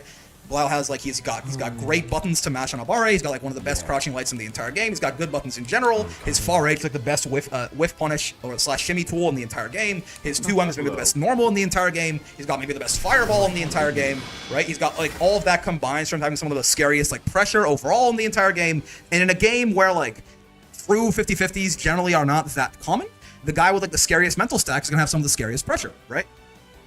All of that is true. However, all of these things, none of these things are, you know, fuck you buttons necessarily, except maybe this one, right? Again, maybe this one, maybe this one. I'll give you like this is maybe a little, this maybe a little much. Let's say you can give him a plus on block 2M that's not a low. You can give him a low 2M that's not plus on block. Like this move's a little overloaded, I think. Okay. But in general, first off, Belial does not have outside of like, you know, he can run in 6XL. He's got a great 6XL. He's got like this thing now, I guess. He's got 5U kind of, but Belial does not have like a super reliable way to get in on you compared to a lot of the more like belligerent rushdown characters in the cast, right? This video, people are gonna be so mad at me for this. Belial's approach is relatively honest, and that's usually like he's got great jump in buttons again. He's good. His 6XL is one of the best in the game. Sure, yeah, but like again, 6XL is not a gap closer from like here, right? Again, that's more of like at this point, like 6XL, you know, he's got good tools, but he's not like empty-handing it on your ass. You know, he's not like there are worse things for sure. He's not like Grimnir seal dashing around and shit. He's got good jumping buttons. He's got good neutral buttons. He's got a great 6XL. But like you can keep this guy away from you, right? As a lot of the cast, like the closest thing he has to like a free get in your face tool is this thing. But I mean, it's like one of the worst moves in his kit probably outside like certain matchups, right? But again, I'm not trying to say Belial's not good. Even this is like a weakness insofar as Belial has a weakness, right? And then the neutral, the stuff in the corner is RPS. It's Belial favored RPS. It's difficult Belial favored RPS to get out of, right? But like at the very least, again, you can actually guess what he's gonna do and stop that, right? There's counterplay for everything, right? It's just that fighting games are essentially, if you want to be very reductive about them, fighting games are essentially really big, complicated risk-reward equations, right? If he can be good with a strong neutral skip, what does that say about characters that need them? Listen, I'm not trying to say Belial's not good, right? But I'm saying, so the reason that Belial is so strong, it's not because he's like uninteractable and there's no counterplay to anything. It's that fighting games, if you want to boil them down, are just one big risk-reward equation, right? Where in different circumstances, they have like all these different percent chances of something happening, and then those things have different rewards or risks for them. And because you are not always going to be the guy running offense in the corner, you're not always going to be in your perfect spot on the screen, you're not always going to be in the guy who's running defense in the corner, you're not always going to be on 3 brave points or 2 brave points or 1 brave points or full meter or 0 meter. There are thousands, millions, I don't know, of different possible scenario combinations, if you count all the characters too, I guess, yeah. If you expand it out, branch it out to 34 more branches and all this, there are so many different possible situations you can be in a fighting game. The reason Belial is in discussion for best character in the game is not because he's so overwhelmingly powerful at one aspect of the game, but because there really is no place where he's not at least good, right? He's got good defense, he's got good neutral, he's got good offense, or great in some cases, right? Good, great neutral, great offense, right? Good defense, like hot, like great damage, but he's not a super excellent character in any one of those facets, really. And what that ends up being is a character that's super consistent, right? Belial, you are almost never going to lose because you are playing Belial. Belial has like no significant weakness for like a bad matchup to exploit, or for a player to try and exploit in it. Like you really do have to beat the player who's playing Belial. But can I give you guys a hot take? It's something I was listening to, right? If some of y'all saw that Road to Master that Diaphone was doing, he was talking about like, it feels like I have to like win as Belial, right? It feels like I have to win as Belial. Like it doesn't make like I was expecting to feel cheaper than this. And when I watched that video, I was like, bro, like what the fuck are you talking about? But then I thought about it some more, and I just watched some more Belial gameplay, and I thought about his kit some more, and I compared him to other top tiers, and I'm like, yeah, you do have to beat the Belial player, but the Belial player kind of has to beat you as well, less so, but Belial just has a bunch of good tools that you need to use properly. He does not have. Let me give you an example of like something, you know, this is, people are gonna like this because I always downplay this character, everyone gets mad at me. Like, he does not have something like this, right? Belial has no move that looks like this, right? There is nothing here in Belial's kit that is anywhere close to something like this, right? He does not have something that just removes so many of your options and so much of interaction that it's just, well, guess I'll fucking die, right?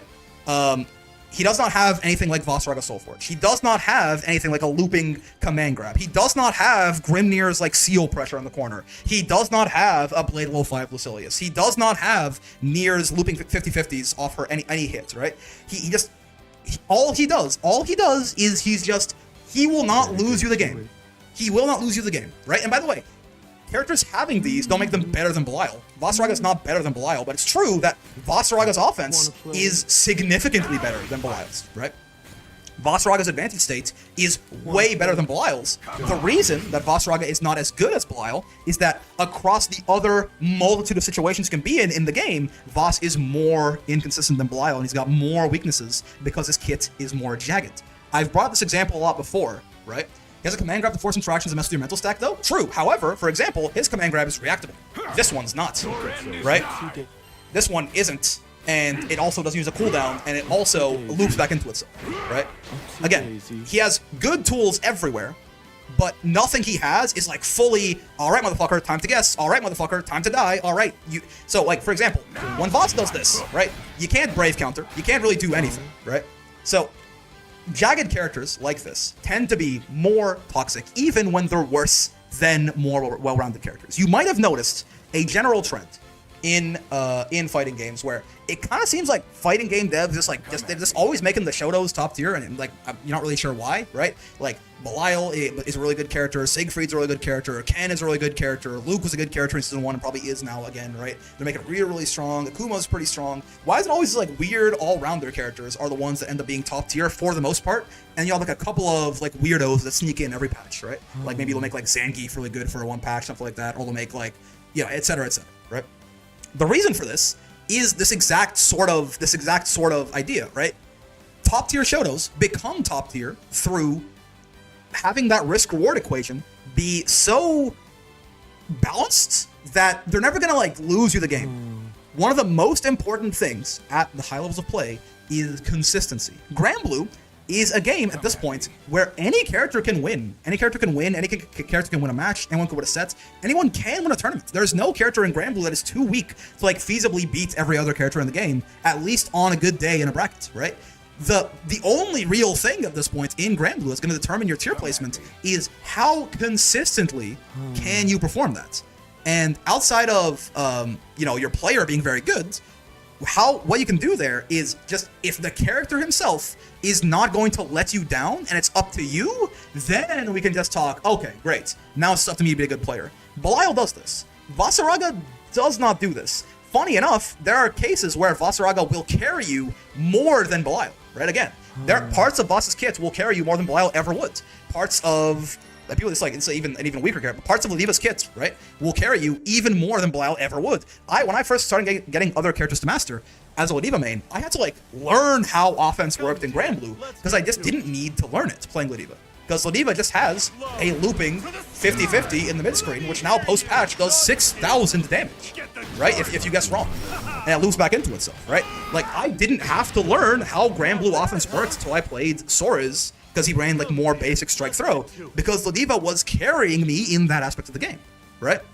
So Belial is going to give you the tools you need to succeed. He's not going to carry you in any aspect. And the reason I think that makes him healthy is because usually what I mean when I say getting carried in some aspect, if you don't have to understand how a system works to succeed in it, you are probably removing the ability for the opponent to interact with you, right? If there's like one thing there, that's a good like summary sentence of why I think Belial is not bad. Come, dear, let's get to it. And you'll notice, a good inclination of this, by the way, is you'll notice, have you ever talked to like A rank Belials and S rank Belials and like B rank Belials and shit? I've seen this a lot, and I do replay reviews and stuff. You ever notice they feel like they can't do anything? Right? Like when I see like lower rank Belials, when I watch the replay reviews, I'm like, oh. Right? Like, shit, fuck. This character requires you to be good at the game. Because people who are newer to the game, what Belial does, he plays the system super well, but you have to understand what you're doing to work with it, right? Now again, if you understand what you're doing, boy, does he do it well, but because he has to play within the intrinsic systems of the game are designed in such a way that there's always an RPS, there's always counterplay, there's always interaction, right? All Belial does is play that game well. He makes that RPS more favored for him, right? Belial is not going to carry you. You're not going to carry him either. You don't have to carry him either, right? But all he's going to do is he's the perfect canvas for you. If you're good at the game, just go, right? There is really nothing that he's going to do that's that crazy. So, for example, right? Let's talk about, and this is sort of like mixing into what is a healthy top tier. I think we've already kind of established. I want to talk about unhealthy top tiers because I feel like I talk about this more and I get more feedback when I say things like this. Like when I say, for example, that I don't want them to buff Ladiva, right? Not significantly. Why is that, right? There is a very clear example of like an unhealthy top tier to me are usually two archetypes that fighting game devs, if we say that fighting game devs in general try their best to keep like Shotos on the higher end of the video game, archetypes that fighting game devs usually will try to keep a little bit more constrained, right, is grapplers and zoners. And why is this, right? I'm gonna do it again. I'm gonna pull this out real quick. Ignore the drippy grand. It was a thumbnail from earlier. I'm gonna do this again just for the sake of it. I apologize in advance. But why is this so small? So let's zoom in here, right? If this shit is just okay. Hold on, it's just this tiny. Let's just make it bigger. There you go. All right, so I just need to. I've drawn this already. If you've watched these streams, you know what I'm about to do. I'm gonna do like a really bad attempt at this. But like, if this is like your fucking JoJo stat hexagon, right? If this is your JoJo stat wheel, right? And like, I don't know, man. Like this up here. Let me get a brush going if I can. Where the goddamn brushes? Here it is. Right? If this axis is like offense, and this one is defense, and this one is Oki, and this one is neutral, and this one is like damage, and this one is survivability, and this one is, you know, etc., etc. It's all the different facets you can like alter a fighting game character on. This one is like, you know, how good you do with like the system mechanics, like if you have like a good throw bait or brave counter bait, etc., etc. Right? If Belial looks kind of like this, right? Belial is like, he's pretty good at like everything, right? Belial's pretty good at everything. He has no like big cave-in weakness, right? However, a character like Ladiva or Vasaraga looks more so something maybe like they have less over here for sure. They have less over here, but then they just do this or something. I've drawn the Giga Chad. If I give him like some eyes and a nose or something, I've drawn Jeff from Marvel Heroes, right? Like, these characters are not well-rounded characters, but they do one thing like better than everything else, and that's kind of their identity, right? Ladiva is not very good, but boy oh boy is in the corner when you're getting command grabbed over and over. Boy oh boy is this just like just the great equalizer, right? There's nothing that you can do about this, right? The amount of like really good players that I have just beaten using Ladiva just because, you know, I in my defense, I played neutral well, I got past them, but then I just got them here and they just like guessed wrong 3 times in a row, right? And they died. Right? Like it like does not matter how good you are if I have you here. Right? It's simply like, and again, the character overall is still inconsistent. She's bad. How often she gets here is like pretty rare, right? Also, Mimith Web, thanks for the follow. But the point being that when she gets you here, it actually, your skill level suddenly does not matter actually, like at all, right? Like it like little tricks you can know, sure, like some game knowledge can be helpful, but like suddenly it doesn't matter if you are amazing, best player in the world, or if you are like literally just picked up the game and you know what the mix is, right? You are the same person here. All you're fucking doing is guessing over and over and hoping for the best, right? And like try maybe like, you know, it's maybe you try to like, you know, brave counter baited. It's just a completely single player situation. It's fucking turn-based Granblue is what this is. Now, Ladiva is kept weak on purpose because if she is too strong, cheer me on now. There's only one way basically to make Ladiva too strong. Either you make her, there's 2 ways, sorry. There are 2 ways to make Ladiva too strong. Either you make her so like she's like Belial, where she's super well-rounded everywhere, but then you just don't remove the command grab, in which case, what the fuck are you doing? Like, imagine this, like, that is the equivalent of saying, what if Belial had a meterless, looping 50-50 that he just didn't need to expend any resource on at all, and if he wanted to, it could do 6k, and it would loop back into itself, and all that shit, right? That sounds like a horrible idea, right? That's one way to make Ladiva top tier, is just buff, like, make all of her weaknesses gone, I guess. Like, she got bad defense, she got bad neutral, she's slow, right? If you'd removed all those and just kept her command grab, then yeah, she'd be top 1, no doubt, right? The other way, and the way this more usually manifests in characters like this, is, you know, she still has her weaknesses, right? She still has bad defense, she still has, you know, she's still slow, she still has, like, bad neutral, she still has, like, you know, very risky options to get in, stuff like this. But, like, you know, what if this EX SPD was like the size of her late SPD or bigger, the size like her pre-patch late SPD, and also it like didn't have a cooldown, and like maybe also this was like a cancel instead of a link, right? So instead of doing 5,600 damage, it did like 9,000 damage. Like, what if we just tuned up the strengths so goddamn much? And also, like, what if we gave her like her old strike routes back? You know, where like her strike damage was as high as it was pre-patch, right? And then you just end up in the case where like, yeah, the character has weaknesses, but like they don't really matter that much because they're just so overwhelming as like in like what they're good at. And I have an example of this because again, this is where it usually manifests. And you might disagree. I said this all the time when Nier was top 1. Nier is this character. Pre-patch Nier had weaknesses, especially post-Versucha patch, right? Pre-patch Nier had weaknesses. Pre-patch Nier had 15,000 health. Pre-patch Nier had like one of the worst Meatless reversals in the entire game. So she had one. She had a Meatless reversal, but she had like, you know, one of the worst Meatless reversals in the entire game, right? She had like good Abari buttons for sure, right? She didn't have bad defense. But like Nier was like, and Nier did have like certain matchups that kind of like hard countered her, right? Because of the way that her defense was set up, right? Funny enough, again, I think even like Vasaraga and Ladiva, characters like this, like unironically, like matched up pretty well into Nier when she was undisputed top 1. The thing is, yeah, those weaknesses exist, right? 15k HP is not minor. Having a bad reversal is not minor, right? But does it fucking matter when she does like 10,000 damage on every fucking hit and it loops into itself and it's 50-50s and you can't defend yourself against her at all and she's plus 1,000,000 on every hit and she has all the best use skills in the game and blah blah blah blah blah? No, it doesn't matter anymore. And when you make a character that is one of these more jagged characters, top tier, this is usually the way it comes about. We buff them so fucking hard, we buff the thing that's unique about them so hard that it just doesn't matter anymore that they have weaknesses, right? So, this might be, if you've been sort of like drawing a web in your head of like acceptable JoJo stat wheels, you might have come to a bit of an unfortunate conclusion, right? And it is that, for the most part, if this is all with the presumption, if a character needs to be, if we need to have top 1 characters, there really is like one acceptable stat spread, and it's Shoto. And by the way, that doesn't mean other characters can't be good. And I think more what game devs should be trying to do is like squishing the tiers, which is what Granblue has done a great job of with 1.5 so far. Things like this, where it's just like, you know, even if other characters aren't quite as good, still like let them be competitive, let them be able to play stuff like that, even if they're not like in discussion for best character in the game, right? But if perfectly balancing a fighting game is having everyone play the same game. So, if we're going to have somebody be good, then we should have them be Shotos. And here's another reason, by the way, why Shotos like these, I actually think are a doubly so a good idea to be intentionally strong. So far, you've established that Shoto characters like Belial, all they do really is they are very balanced, they have no weakness, but they don't necessarily have like any overwhelming strength in the same way that like, you know, a Nier or a Ladiva or a Vasaraga or a Grim Nier or something might have, right? With that in mind, if we move on to the other half of that, we talked about how those same characters, those Niers and your Ladivas and all that, can be unhealthy top tiers.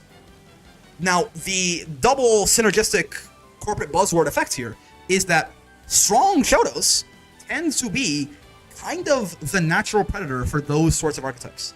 If we go at it, we went at it from like a sort of mathematical standpoint earlier, like we have this risk-reward calculation, and with Shotos, they're usually good because the risk-reward is like balanced across the board, so they end up with like a higher number on average. And with like the non-balanced characters, the only way to make them really good is to make one part of that equation so the number is so fucking big that it spits out that the equation is like overwritten, you know, it just dominates. It's like the limit as x hits infinity is just the one answer of that one equation. If you don't like the math, ignore it, it's fine. From a different standpoint, from like a biological natural ecosystem standpoint, Shotos. So a good example of this is this is a different tier list here, but don't worry about it too much. So Vayne is a character that beats the shit out of Vasaraga, right? Vayne and Vasaraga are two characters that have a very polarizing matchup, right? These are two hyper specialized characters, right? Vayne and Vasaraga, and it just so happens that Vayne's hyper specialty kind of counters Vasaraga's hyper specialty, right? So this ends up being a pretty bad matchup for Voss. I think it's like you have this sometimes, these like highly specialized characters, where if like one specialty perfectly counters another one, you end up with like some really rough matchups. However, you might notice that like both of these guys kind of get their shit rocked by Belial, for example, right?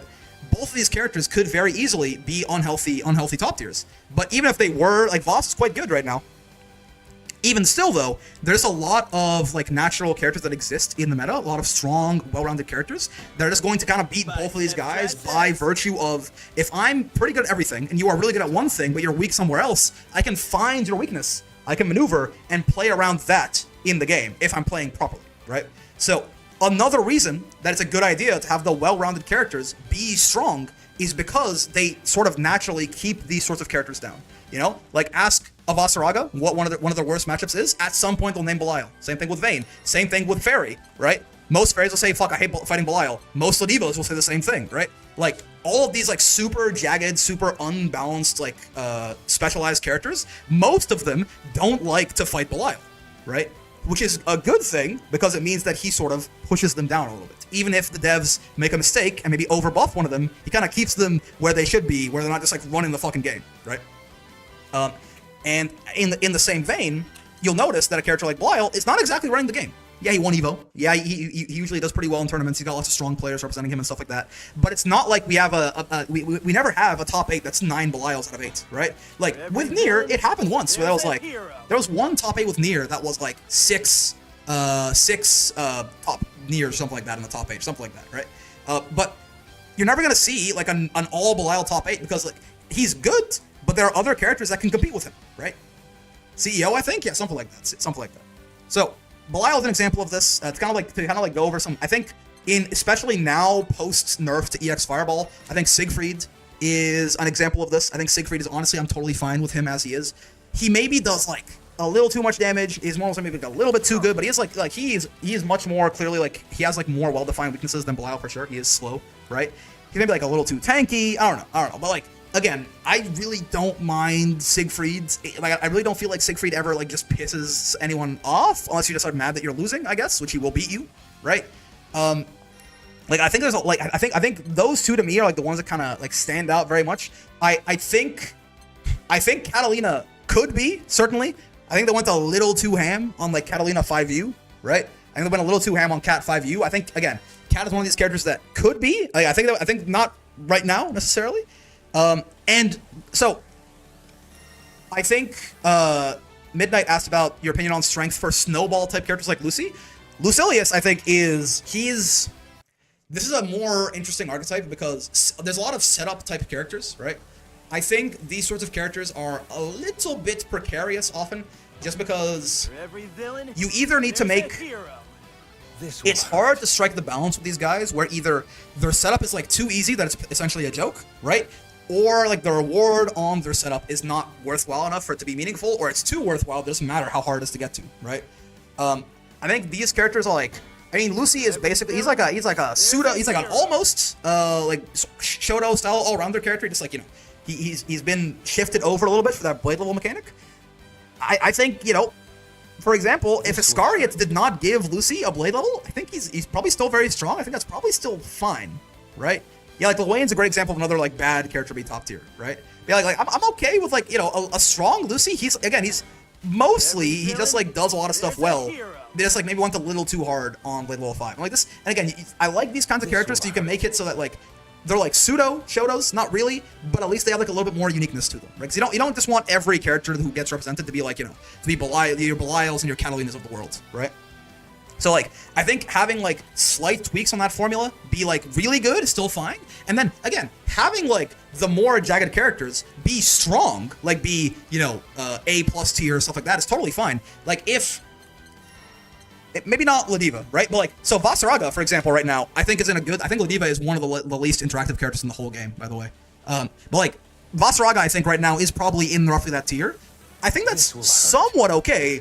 I think Voss being an actual top tier will be too toxic. But Voss being like a genuinely strong character that like could win a tournament on any given Sunday is fine because he has natural predators, right? As long as we keep the well-rounded characters strong, he will have his natural ecosystem predators that will kill him. So it's okay. As long as Voss as long as we don't crank the power level up too hard, he can still be, you know, viable, strong, definitely can win like semi-consistently even maybe, so it can have variety. Because the one thing, the games get really boring when there's like one kind of character. If it's like always, if it's Belial and Catalina and Belial and Catalina and Belial and Catalina, it's boring. But characters don't have to be top tier to be played in brackets, right? You'll still see a lot of character diversity.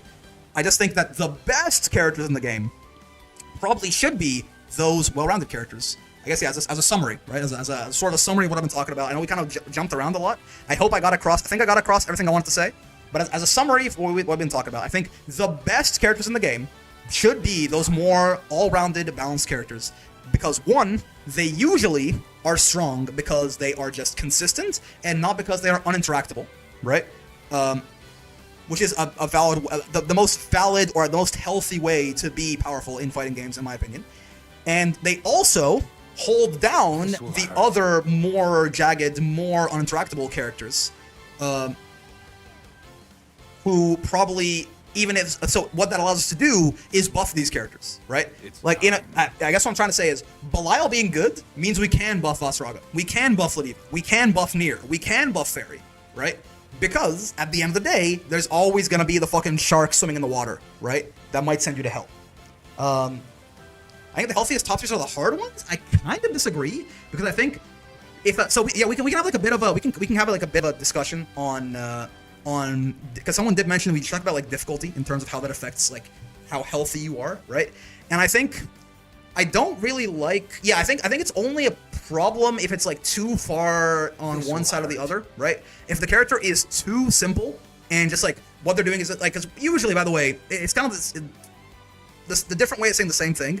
If a character is so simple that like anyone can just pick them up and like instantly do crazy shit with them, it's probably because the shit they're doing is uninteractable, right? It's probably because there is no, because as soon as the idea that your opponent has counterplay to an option comes into place, then there is going to inherently be some complexity there and like some skill required from you there, right? So a character that is too brain dead easy and still powerful, it's usually because there is not really anything that you can do to stop what they're doing, right? So it's again, it's a different way of saying the same thing. As far as having like really hard characters and calling that healthy, I think the one problem with that is it opens up a big rift between the casual community's opinion on a character and the professional community's opinion on the character, right? And I think that makes those characters tend to be hard to balance, right? Just because I don't think that just because a character is super hard, they deserve to be good, right? But I think it comes to a point where you're like, well, I mean, these characters are literally not played by 99% of the 99% of the player base, right? But like they're winning every bracket or something, right? So I think it's, I don't really think that being technically difficult makes you a healthy top tier inherently, right? Yeah, I don't think I quite agree with that personally. Easy top tiers also makes some more people play them and you run them all the time. Sure, but again, I think when you say what you're saying when you say easy top tier, right? I think is like, so Beatrix, right? Release Beatrix. The reason like that she was like so easy to play is because she just had like simple, strong nonsense that you could not do a fucking damn thing about, right? So it's the same idea, right? It's the same exact, and like she has like a command grab, so like suddenly all of like even like your general like strike throw mind game and RPS, like that can be gone too, right? So the reason Beatrix is easy is because she's uninteractable, right? Like that's the, in my opinion, I think it's two exact ways of saying the same thing. So in that sense, I agree with you. I think characters that are too easy to win with probably are wrong, right? She's not still super easy to play. Yeah, I mean, and she's still very good, and like she's still maybe a little too good, right, for how like simple her whole game plan is. But at least, you know, like things like 2-2M being minus on block now, things like her damage going down, things like this. Like she has to at least like it does make it so she's a little bit less just fucking go, right? Like 2-2M being plus on block was a funny thing, man. So yeah. So that was a bit of a detour there, but I think character difficulty is really not. It doesn't factor in too much, in my opinion. Like the technical execution of it. Maybe that's maybe I'm just like, you know, I'm not an old head or something like that. I think again, having counterplay the same way that being too easy means you don't have no counterplay. If there is counterplay to your options, that gives you like an inherent amount of strategic depth and skill required, and I think that's okay by me, right? If you have to consider real top tiers at high top level where execution difficulty is not going to be that much of an issue, yeah, exactly. So I don't really, again, I think all that does is like, it just doesn't really matter too much for the pro players, and it just makes the casuals not play the character or like have a different opinion. So I'm like, you might like nerf that character and then it's be like, or like completely unplayed at like almost every level of play because they're already not played and you made them worse. But it's because they're really good in the top tiers, right? If you could pick any 3 characters to be top tier, who would you pick? Bro, I'm not gonna lie to you, like 2 of them are already there, I think. Again, like Belial and Siegfried, I think are totally fine. I don't even like I kind of like Belial, Siegfried, Lucilius personally. Maybe that's fucking insane of me, but again, it's like they are sort of 3 different flavors of the same thing, right? Like Belial, Belial's like your pure like white bread, just guy who does everything well, right? Siegfried is like a little bit more rounded towards this like damage and like big pokes, and like he's a little bit less well rounded, and Lucilius is like a bit of a unique spin on it with like a power up character, right? I'm kind of okay with those 3 as it is, right? I mean, like we can like take a look at the roster, but like by and large, the further out I get from patch 1.5, the more I go, well, fuck. Everything I tried to criticize them on, I'm kind of like, well, I kind of get what they're going at, right? I can see what they mean. Again, it's not that they did a perfect job, but I'm like, I understand their like point of view a lot, right? Yeah. So yes, well-rounded characters. They are relatively interactable most of the time. They keep the other more jagged, more toxic characters at bay, and the more toxic characters, if they were top tier, it's because they just like are essentially Shotos that are just not balanced, right? You either make them so strong that their weaknesses don't matter, or you remove their weaknesses. Neither of those are healthy designs for a guy who can do this and just completely shut off. When Voss does this, 99% of your controller is gone, right? You have literally your only 2 options become jump or down back, right? Gabba said hi. Hello, Gabba. Hello, Raiders. Hi. You guys missed a controversial last video. We're just about wrapping it up right now. Yes, hello, Gabba. Hi. My goats. Everyone's saying Gabba said hi. How's it going, fellas? How's it going? Gabba, yeah, hello, Gabba. Hi. Well, welcome, Raiders. Thank you for the raid, Hubert. Is this? This was in Clover Clash. Was this a draft? I mean, I was always here, so true. Yeah, man. That is Future. Thank you for the follow. Thank you, Winter. Thank you. Oh God, what was your take? Okay, I guess real quick. Sorry for the VOD watchers. I'm just gonna repeat this very quickly, okay? And you guys can yell at me all you want. We're gonna move on to something else after this because I repeated myself too much, and these poor VOD watchers are getting their shit whacked in. Yo, Jayhan, thank you for the follow. So here's the thing, right? This is inane. The general take was, I believe that well-rounded, like Shoto-style characters, if someone has to be top tier, I would rather them be top tier, because usually the way they achieve their strength is through just being super balanced and super capable at all stages of the game, instead of like completely removing interaction at one point of the game, like a motherfucker like this might, right? Or like Ladiva or something like that. And they also act as sort of like natural environmental predators to those more jagged characters, right? This is a classic take of like, trust me, you might hate Belial. I promise you would hate top tier Ladiva more. You would hate top tier Fairy more. You would hate top tier Vasaraga more, right? Listen, Belial needs nerfing. I understand a little bit, but I actually think Belial, the further I go on, the more I'm like, Belial being good is probably a good thing for the game, right? This can maybe not be plus on block. Otherwise, keep his ass as he is. Like it's totally fine. I think it's totally fine. No, you're right. Okay, I'm glad. I can understand that I just don't want every top tier to be a Shoto. Yes, okay. Lazy. So here's the other thing, right? The reason I think it's good to have the Shotos be really good is because that lets us do things like we can buff Vasaraga now. We can buff Ladiva. We can buff Fairy. We can buff Matera. We can buff Vayne. Because no matter like how good they are, right? They'll always have that fucking shark swimming in the water behind them that'll it'll keep them from ever running the game too much. Because again, all of those characters, Ladiva, Vayne, Fairy, they all hate fighting Belial. You'll notice, right? Like he just keeps the ecosystem in check. So then, if we can have Voss be strong, we can have Ladiva be strong, we can have Fairy be strong, right? Then you'll see them played in brackets still. You're not gonna get an all Belial top 8. You never will. And then, as far as your top tier, no one plays on Belial though, and that's kind of fine, I think, because again, Belial is never going to be all 7 characters of a top 8 because he simply is just not going to carry you in some aspect of the game in the same way a character like Voss, like Ladiva, like Fairy might, right? I'm not saying overall, I'm saying in one part of the video game, right? These characters just require you to think less than some of the more all-rounded characters. Yeah, that's about the take, I think. That's about the take. We'll call it there. Again, I've repeated myself too much. VOD watchers, hello, hi. If you like the video, well, we're going to keep going on stream, but for the VOD watchers, I'm going to say bye to them real quick. So hello, hi. If you like the video, any kind of subscribes, comments, bells, all be greatly appreciated, all that. I also stream every day from 5 p.m. to 9 p.m. Eastern, except for Fridays, so come by, hang out. Great time on YouTube and Twitch. I also have a Discord if you want to get in there. Great place to make some friends, get some matches. But if you do join, be nice, or I'll shoot you in the head in Minecraft. Most importantly, hope you had a great time hanging out today. I know I sure did. Fun video. I hope I got my point across properly. Again, my idea is not, yes, I repeated myself enough. I think it makes sense. I believe this quite strongly, and the longer I play fighting games, the more I believe this. Having a lot of fun with Granblue, going to be a lot more coming your way, and until then, I will see you in the next one. Peace. Yeah, fellas, I don't know. This Blau character might need buffs. He might be a little bit weak, no? This Blau character might need an unreactable command grab that does 6,000 damage. I'm kind of of the mind. I kind of feel bad for this guy. You know, he can't even fucking have an unblockable Raging Strike setup anymore. Let's give Blau a 50-50. Yep. Yeah, give him an install. Back to work. So true. Let's get this out of here. We had the bunch of different shit. I got the Grand Drip up there. Let's get him away from here as well. We should give the Sora's guy a command grab. He's old. He needs it. He already has one. Imagine if Sora's could do like back and super. To do his like install command grab outside of install. A real one? Oh baby boy.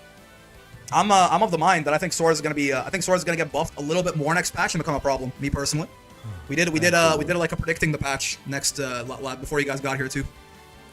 Gabba said he has new Ladiva tech. Oh yeah, also I saw hi Gabba. Yeah, I saw he posted in the thing. It's cool. So Gabba's new Ladiva tech, as far as I'm aware, is so Ladiva struggles quite often to we can talk about this for a second.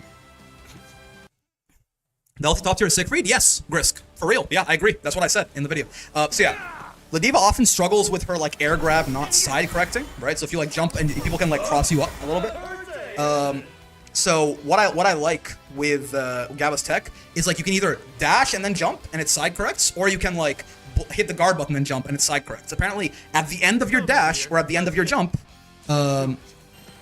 your character like properly side corrects, right? So if I record Charlotta like jumping over me, if I understand his tech correctly, right? If I do this, yeah, do you see? Do you see how at the end of the guard, like the Ladiva auto turns, right? So you can do something like this. Oh, I did a little bit too early, but yeah. You can do something like this and then grab, right? It's hard to do because you have to be like real quick with it, but something like that, basically, is the Ladiva tech, to my understanding, that Gabba has. You can also do it out of a dash. At the end of a dash, you side correct also. It's pretty nice, actually. It's pretty nice because like in a lot of cases, if I just like regular jumped here, this happens, right? You see that? If I just like jump up normally, she doesn't turn around. She just fucking whiffs her shit. I have to wait a long time to actually get her to turn around. So this some pretty. So you have to re-tap dash. Oh, okay, I got you. Yeah. There's some pretty cool tech from Gabba for sure. I do like it. But I think I like the guard button one more than the dash button one personally.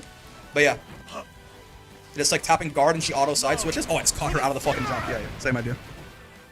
I think too many people read tiers wrong. It's for turning consistency first and foremost, so they can win. The character's okay. Yeah. Okay, let's talk about. I want to talk about two more things today. I'm not sure if we have the time. I guess we'll see how long it takes me. I'll try and go through this a bit quicker, I guess. Yes, I did hear people calling it the Maid setup. So I guess yeah, Maid found that out for Nier earlier. He applied it to Diva. It's still good. It's still good. That's still science, you know. Standing on the shoulders of giants. Also, goddamn. Trying to open up the window and like get some air in here, and it's not fucking working. It's December 8th. Why is it so hot in my room? Shit's crazy. I am so bad at science. It's okay, Lazy. One day, you will have your A+ on your chemistry midterm. Let's talk about. I want to talk about in my opinion, what is every character's cheapest and most useless move. We might do this quick, just because honestly, Sieg M normals do not have counterplay. Yes, they do. They're big normals, sure, but like he's in the corner. They have less counterplay for sure, but in the corner, like almost like again, in the corner, the fact you can't like that's like universal that things are bad in the corner, right? But he's slow, right? Like, I'm not saying he's not good, but the idea that like, you know, like if Sieg M normals didn't have counterplay, why doesn't he just hit 2M at like round start and kill you, right? It's a strong tool that needs to be used properly. It's good. It's not uninteractive. Like, okay, I'll give you the signal for does not have counterplay, right? Does it matter how good you are when you're in that situation, right? When you are in the situation, does your player skill matter at all? And I'll give you a good example of a situation where it just fucking doesn't, and it's this right here, right? Guess what?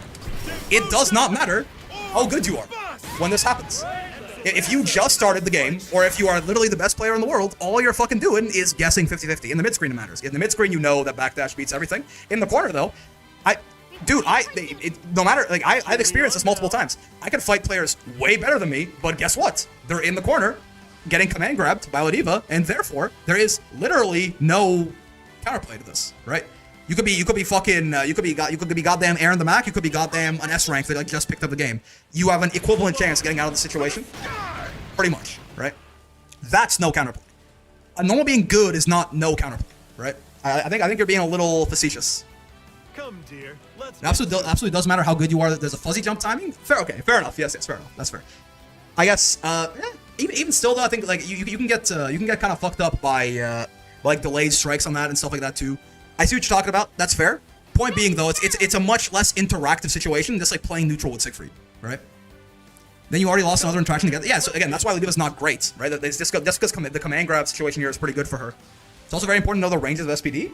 Sure, yeah. But my point is, it's a much less interactive situation than just like playing neutral with a Siegfried hitting 2N, right? Better example is Grimm's 50-50. Yeah, sure. The skills in like the RPS of strike, throw, DP, I guess. Sure. Even that, like yeah. Something like if Lodiva is too weak of a mix, then yeah, you can talk about like Grimnir's mix or like Zeta's fuzzy or something like that, right?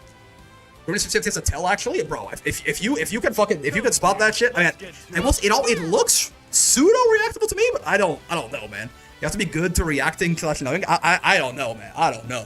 Yeah, like a Zeta fuzzy or like Vasaraga stance, stuff like that. Like they remove way more options of counterplay than just a Siegfried hitting 2 MAU, I think. Right? Before 1.5 patch, people complained the blade level was too hard to get. After they complained it's too easy. The only thing changed was Scaria touch they balanced those opinions. I think making blade level better and making it still hard to get is a good thing, right? Yeah, Zeta's is fucked up. Yeah. Zeta's is fucked up for sure. Potential woman apparently, but yeah, Zeta probably has like the least friendly mix in the game. The real solution will be to keep every character viable. SF6 does a very good job at it. Bro, I think Granblue's pretty good at that too. I think we have like definitely some lower end characters, but like I don't think this game is. I think this game is like pretty squished as far as the tiers. All right. Grimnir, if you can spot the top of his head, it's an overhead. If you don't see him at all, it's a safe jump. A low safe jump. You don't say. I did not know that. That's very interesting. I think that's still a little bit. I think that's a little rough. But I did not know that. That's very cool, Gavin. That's very cool. All right, let's start talking about these useless moves. I think. But I did not know that. I'm gonna try and look back at some VODs with Grimnir and see if I can tell that. It's more of a case of specials being so much easier to throw out, which made getting blade level easy.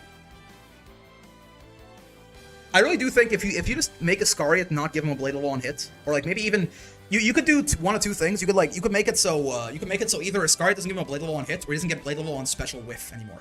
One of those two things probably helps a little bit, but loses Overtune can forgive him a level from Scaria and then making everyone else give him more blade level.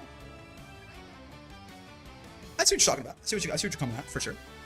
But yeah, let's do this thing. Give him 10 blade levels, cut the bonuses in half. All right. I was kind of a fan of like making blade level way harder to get, actually, but like making the blade levels from 1 to 4 a lot better, right?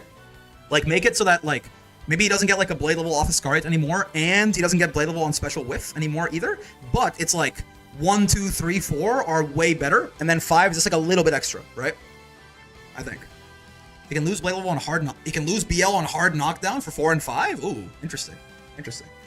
That's certainly that sounds so weird. Maybe 10 BL, but they carry through rounds. No, fuck that. Fuck that.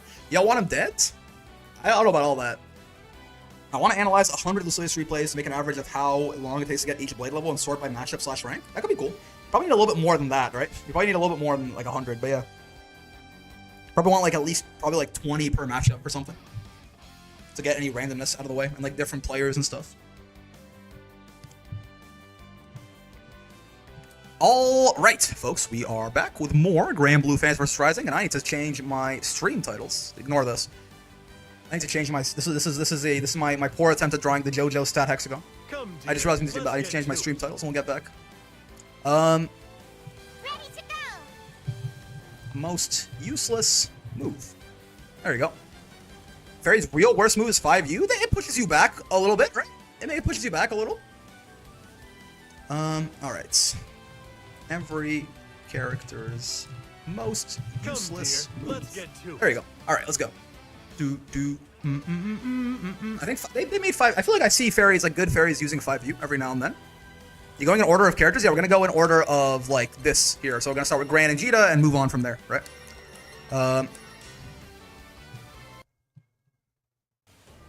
Sieg's 2A is his worst move. What the fuck is a 2A?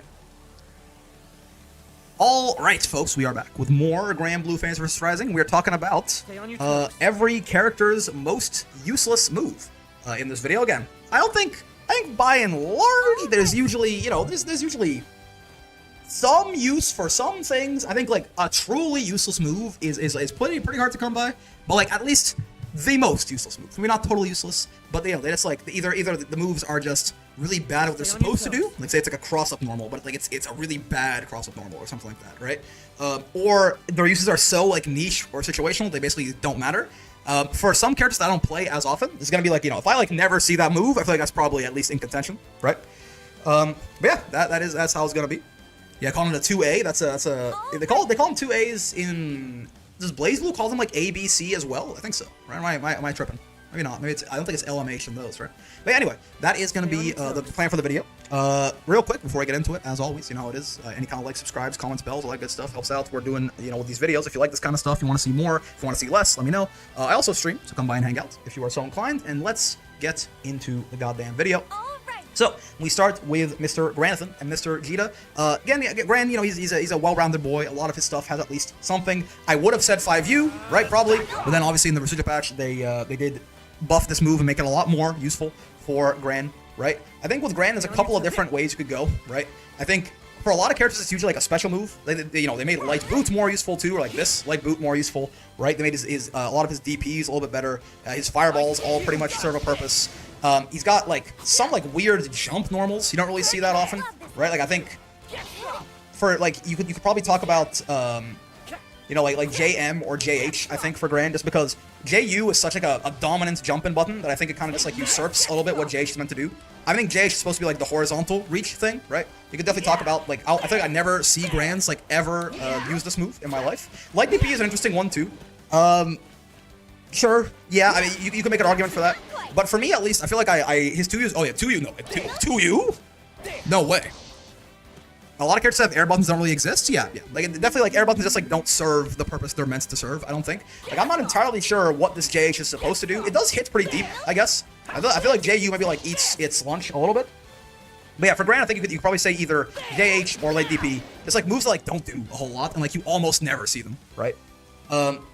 Or Jita, again, I mean, pretty similar overall. Like Jita, right? Again, they made her 5. Again, I would have said 5U, and they made it a lot better. So now, you know, her 5U is definitely a lot more worthwhile. They did, like, nerf her Rekka, but it's definitely still useful, right? Jita's a bit, honestly, Jita's one that I had a little bit more trouble trying to figure out what exactly is like, not very useful on this lady. I feel like all of her buttons serve, like, some kind of purpose, by and large, right? Like, all of her normals are pretty useful as far as, like, pokes and stuff. Like, I feel like, you know, LDPs are kind of panic anti-airs at least. Yeah, like Jita is a really hard one for me, personally, right? Like, I actually don't know what you could really say. I mean, maybe, like, I feel like you don't see her, like, light Rekka that often? I don't know. Jita is, like, a very well-balanced character, actually. If I had to pick on something, oof. It's tough. Probably, yeah, like, it's one of the two non-EX Rekkas, right? I think I actually see M Rekka decently often, right? Just whack aerials? Not even, I mean, not really. JL has a quick air-to-air purpose. I can see, like, JM actually seems kind of nice. I guess, like, you could say JH just, like, for Gran, because her JU is also, but her JU does not hit as deep as Gran's does, right? Her JU is a little bit more horizontal. So, like, honestly, I think I was going to say, like, you know, one of the, like, probably, I think I see M Rekka more than L Rekka, so I was going to say L Rekka and move on, but, like, both of these guys, okay, there's going to be much more, counter-hit M Rekka combo is kind of fun, though. Yep. But yeah, so like both these guys are like they're definitely not the problem characters, right? These are very nice, very well balanced characters. Most things in their kit serve some kind of purpose, right? Okay, let's talk about Catalina, and let's talk about are air throws eligible? Is that too universal of a whack move? I mean, air throws are actually pretty good a lot of the times. You just have to like actually have the wherewithal to use them, right? Okay, so with Catalina again, I probably would have just said like this thing, but of course that is not necessarily the case anymore, right? They also have sort of like turned Catalina into like a little bit of a like just everything on her is pretty good. I will say maybe I'm losing my mind. It always does feel weird to me. Like Enchanted Lands is still very strange to me that this thing is like 2 of her fucking special slots. I know you can use it for like some combos. I know you can use it for like some spacing stuff in the corner or stuff like that, right? But it just like so many versions of this move just feel so bad to me. You have to space them out so well. H does work at least. Like H is at least it gives a like a wall bounce. It can be like in the corner. It can be really scary if you get hit by this, right? You get wall bounce and die, right? So I would like one of the 2 Enchanted Lands that are not the H version. The U one has armor on it at least. right? It feels to me like Catalina is very good in this version of the game. It is still always very funny to me that this fucking thing is 2 of her special move slots, right? This always felt very odd to me. 214M feels impossible to space correctly. Yeah, I don't even know what like correctly even does on this thing. It's like it's still like -7 or something, right? -6, yeah. But yeah, so that's Catalina. Again, Catalina very very well off, right? Miss Potato. Hello, Miss Potato. How are you on this fine afternoon, lady? You know, it's interesting thing with Charlotta, right? It probably is just far H, right? Like, it probably just is far H. I was like trying to find if there's any. Like, what the fuck is this thing do? Why is this thing 24 frames? Like, listen, okay, I will say it does have like DP attack level, or like, you know, like 66H attack level, right? Like it does clash with like 66Hs, and it clashes with like Voss far H and stuff. But like, come on, man. This is the slowest button in the game that is not a charge normal from Voss, right? It's 24 frames, and it's just like, I don't know, like this thing just doesn't do anything, I think, right? And like you almost never see people using this. 2H is worse. Yeah, she has a bad 2H for sure. Oh, she has a really bad 2H too. Yeah. You could, if you wanted to say 2H, I could see that, but like I like never see this move used ever. No, yeah, it does not crumple on hit either. It just doesn't do anything. It doesn't do anything. This thing, like this is like one of the worst normals in the game, right? All right, let's move on to Lancelot and Percival. 2H has big damage. I feel like that's like her other specials letting her convert off that shit though, no? Also, like a 2, I think it's gonna be hard for a 2H to be useless, just because like even if it's a bad 2H, it's still a 2H, right? It's still a 2H. It still has like a universal use. It probably is like something. All right, so let's talk about Monsieur Lancelot. Okay, so I have a couple different ideas with this fella, right? And I'm not really sure about them, right? But what if it's air blockable and a bad angle? Again, it still has a purpose. It still serves a purpose that like other moves don't, right?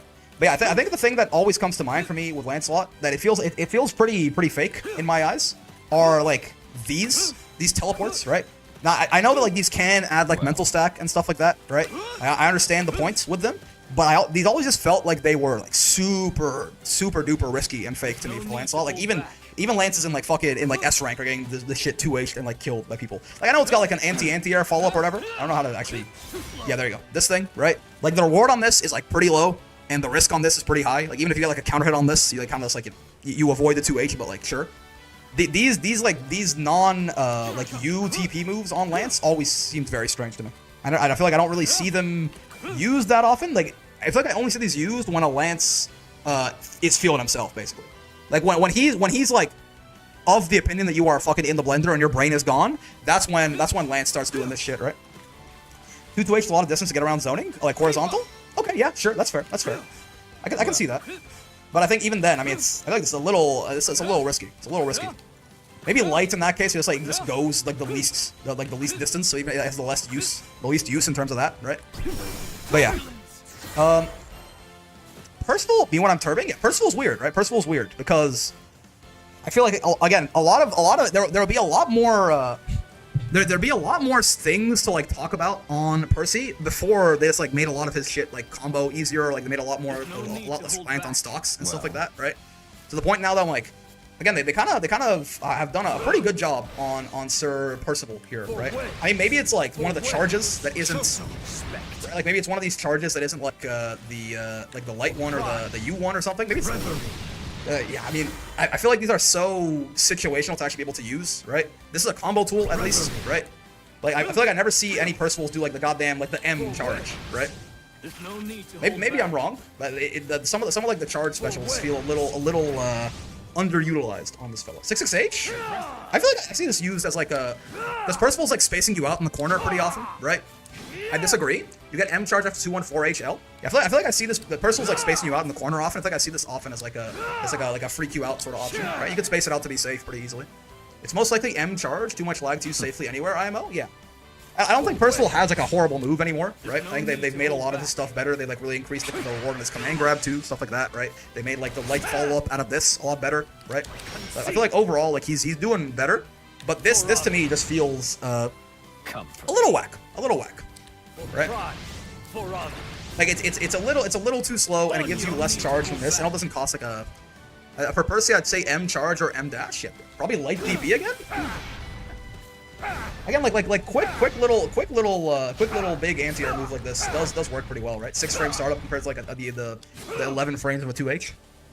I think it has its use at the very least. Like no light DP is gonna knock your socks off, right? Like universally, all light DPs are like only okay, but you would always just use MDP, wouldn't you? Eh.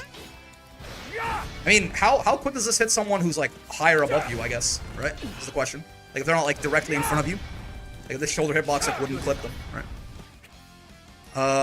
All right. Let's talk about Ladiva and let's talk about Matera. It's a very good anti-air. I feel like horizontally maybe. Thing is, light DPs don't give any reward generally. I mean, I feel like outside of UDPs, DPs usually don't give that much reward in the first place, right? All right. Cheer me on now. Ladiva's pretty easy, I think. I think Ladiva's just M headbutt, right? This thing is, I don't know. Like, people are trying to find some ways to use this. Ladiva 5U ass if a 2M is godly. Ladiva 5U is like genuinely not a joke move anymore, I don't think. You are lying? What are you talking about, man? What does this thing do? It's like as a meaty, this is not that useful. This is throw. You can't get any pressure off this if you don't do it as a meaty. 5U is 100% worse than a headbutt? No, man. No good sir. It's actually a throw? Bro, I strong 5U is not a good move. Bro, I have beaten people in brackets hitting 5U before, right? I would have said 5U before Ladiva's entire neutral became Lariat based, right? Like down back Lariat based. Like 5U is like for real a mental stack option, dog. I'm not kidding. I've hit good ass players with 5U in bracket and beaten their ass on it, right? It does so much damage when you get hit too. Like them buffing the mid screen conversion with this too. This thing is not a joke move anymore, I promise you. Right? I think you need to see the lights. While 236M like literally doesn't do anything. +2 here, I've talked about before. Ladiva expected to get hit by 5U tossing? Nope. Incorrect. Reactable does not mean bad. Isn't his anti-air a grab literally useless outside of combo? What are you talking about? But yeah, 236M just like doesn't do anything, man. It's like not the best meaty out option, like ever, basically. There's never a time where this is your favorite meaty. You can't get any pressure off this. It's 28 frame startup, right? That's why I think Voss EX command grab sucks. You just jump in and cook him. Oh, you're trolling. Oh, okay. I didn't realize you thought that. Okay, you're saying that reactable means bad, so you just don't understand, or you're trolling. I think. Gotcha. That makes sense. But yeah, so M headbutt doesn't do anything. It's like never the correct meaty option. You oftentimes get like hard knockdown brave countered for even doing this. If you hit this in a block string like this, you're +2, which means you can't do anything. You just lose the throw, right? Does M headbutt go further? I mean, a little, I guess. But yeah, this move is just like not. This is just me personally. I've never seen the point of using this thing. If it was like +3 on block, now we're talking. Funny enough, like unironically, just make that shit +3, and now we're talking, right? Even then, beats a few DPs and +2, which is fake, good sir. Come on, nothing. You know this. You know that you can't get any offense off this, right? Like you know you lose the throw here. I don't need to tell you that. For Matera,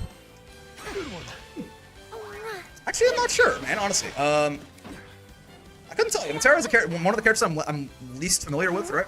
No one in their right mind grabs there when they get after M headbutts. If they don't know, maybe grab is literally like there's literally no option that beats grab besides SSBA. What are you talking about, man? No one in the right mind grabs there because no Ladiva does M headbutt ever because it's a shit move, so no one knows the counterplay. It's why no one does that shit.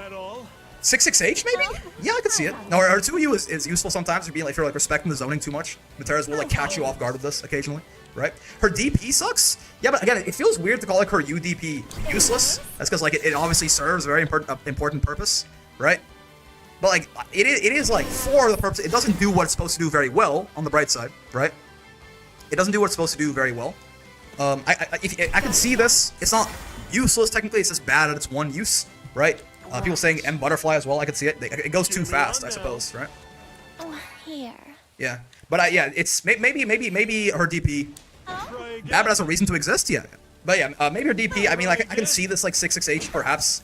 I mean, it pushes them away. I suppose it could be nice for her. But yeah, this maybe as well, right? I think those are fair candidates at least. Ladiva is the strongest character in the game in terms of heart, so true. Let's talk about Lowain and let's talk about Fairy. Alright, so Master Wayne.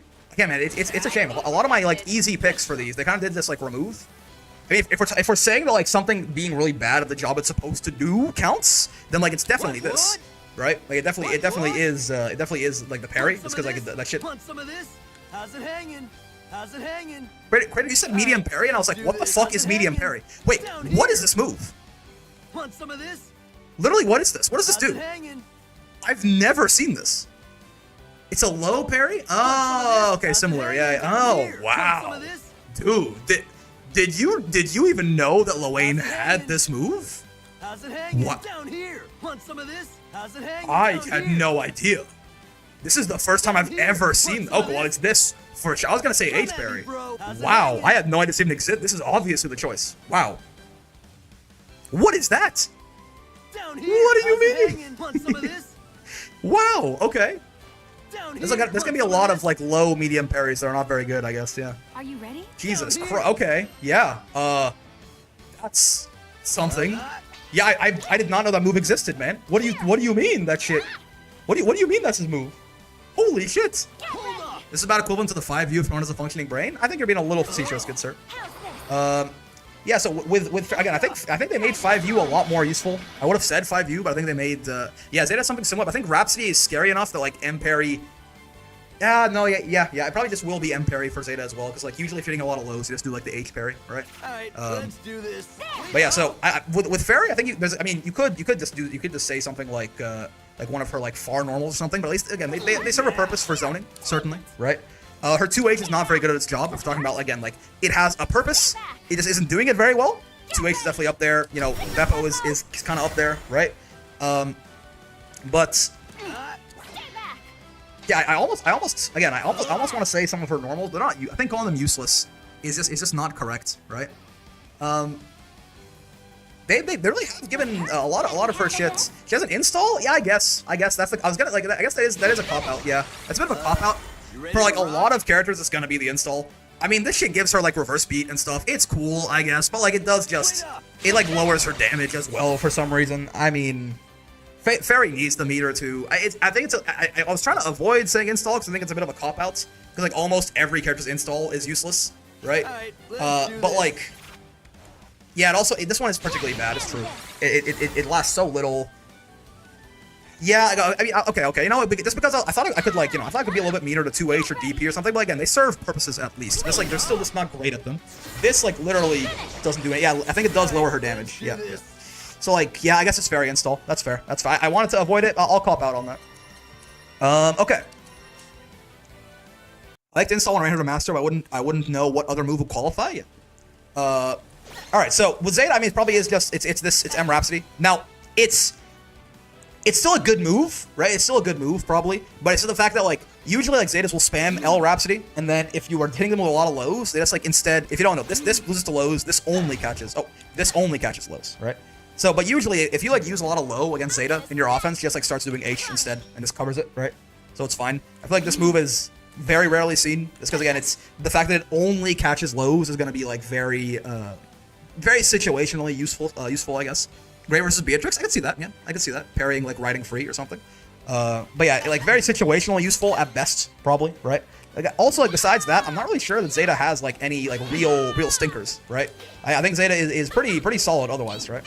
I don't know. Like this sets up like the fuzzy, right? This is a nice little cross-up button. Pogo obviously is like one of the best jump buttons in the entire fucking game, right? Her fireballs are good. Her armistices are usually pretty good, right? Like they all serve some kind of purpose. I feel like it kind of has to be low parry, not because this is like a horrible move. I think it's probably more useful than Lowain's, just because like her Rhapsody overall is a much more threatening button. I think it's just more of the fact that it's the worst thing that she has probably in a character who overall is like pretty goddamn good, right? JL kind of useless now, but Rhapsody is worse. Yeah, I mean, at least it's like a quick aerial, I guess, right? It'd be like a quick air-to-air, maybe. Is you parry that necessary? I mean, the fact that it's actually like a real proper parry and puts you in a cinematic and you can't have any like weird shit happen with it. Again, it has its purpose for sure. Because like these are not parries. These are like armor stances that you can like follow up off of, right? Whereas like this is a full-on parry, puts you in a goddamn spin cycle when you hit it. That definitely does have a use. Gives you a safe jump too. Yeah. All right, Voss Arago is interesting because Voss is one of these, like Voss is a character where he has a lot of tools, and almost all of them are pretty situational, but they're pretty good at what they do, right? So it's kind of like difficult to point out one thing. However, there is like a really easy answer here, and JL for Voss? No, because JL's not a great cross-up button, but it's his only one, at least does do a cross-up. Here's the actual one for Voss. It's close, you're right. Yeah, Ash got it. And so did Chizu. This. What is this? Why is this here? Have you seen a Voss Arago do this recently? What does this do? JU is funny? Yeah, sure. It's also -1 on block for some reason. At best, I think, too. Like, what does this even do? It's an air stall, I guess, right? But, like, first off, Boss Raga is not really the kind of character who's, like, jumping at you that often, right? So, I feel like it's not even, I don't know, like, even the air stall is not, like, that useful. And it's a very low, like, he's such a large boy as well. I feel like the air stall is, like, usually still in range of your goddamn 2H regardless. This, like, doesn't do anything, man.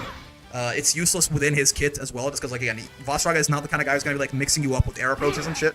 So, I've seen Voss overhead more than JU. Yeah, I mean, this move is unironically pretty hard to react to now, right?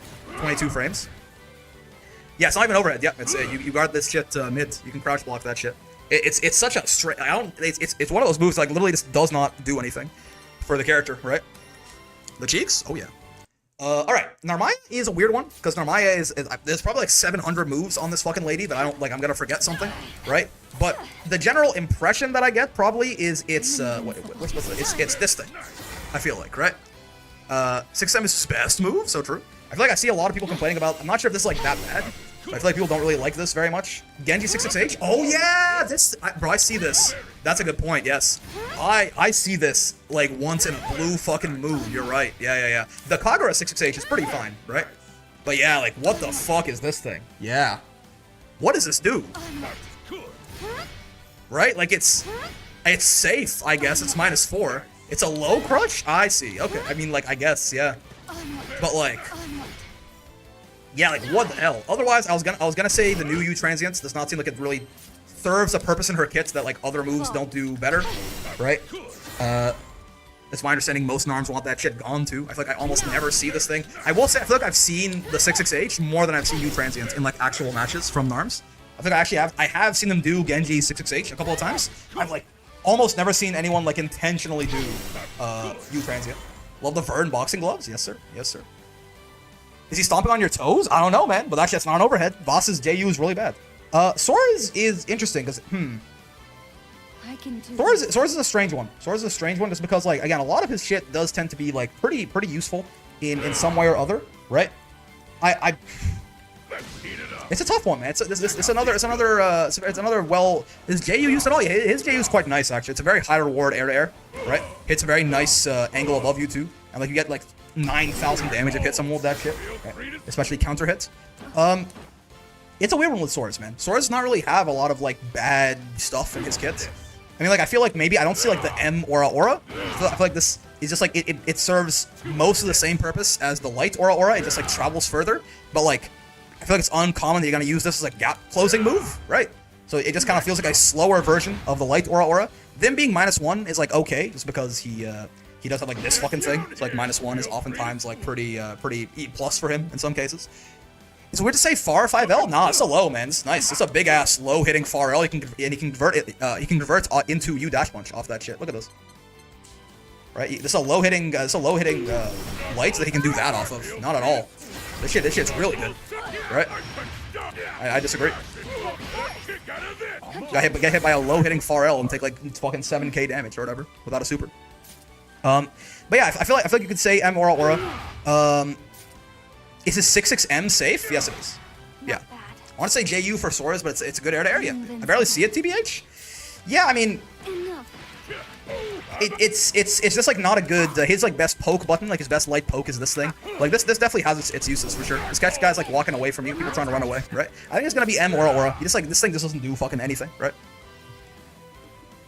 It's not a good combo tool. It's not a good pressure tool. It's not a good neutral tool. It just doesn't do very much. LDP for Sora is quick pick. Quick pick, it's fine.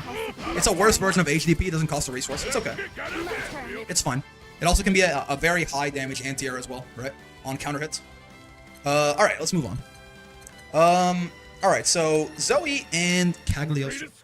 It's been left with no purpose. I feel bad for it almost. I mean, it doesn't use a cooldown is the big thing, right? It's worse for sure. It doesn't use a cooldown.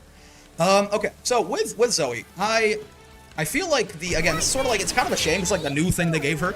But I feel like ever since they buffed this move on Zoe, I feel like I just haven't seen anyone fucking do this thing ever. You Fireball?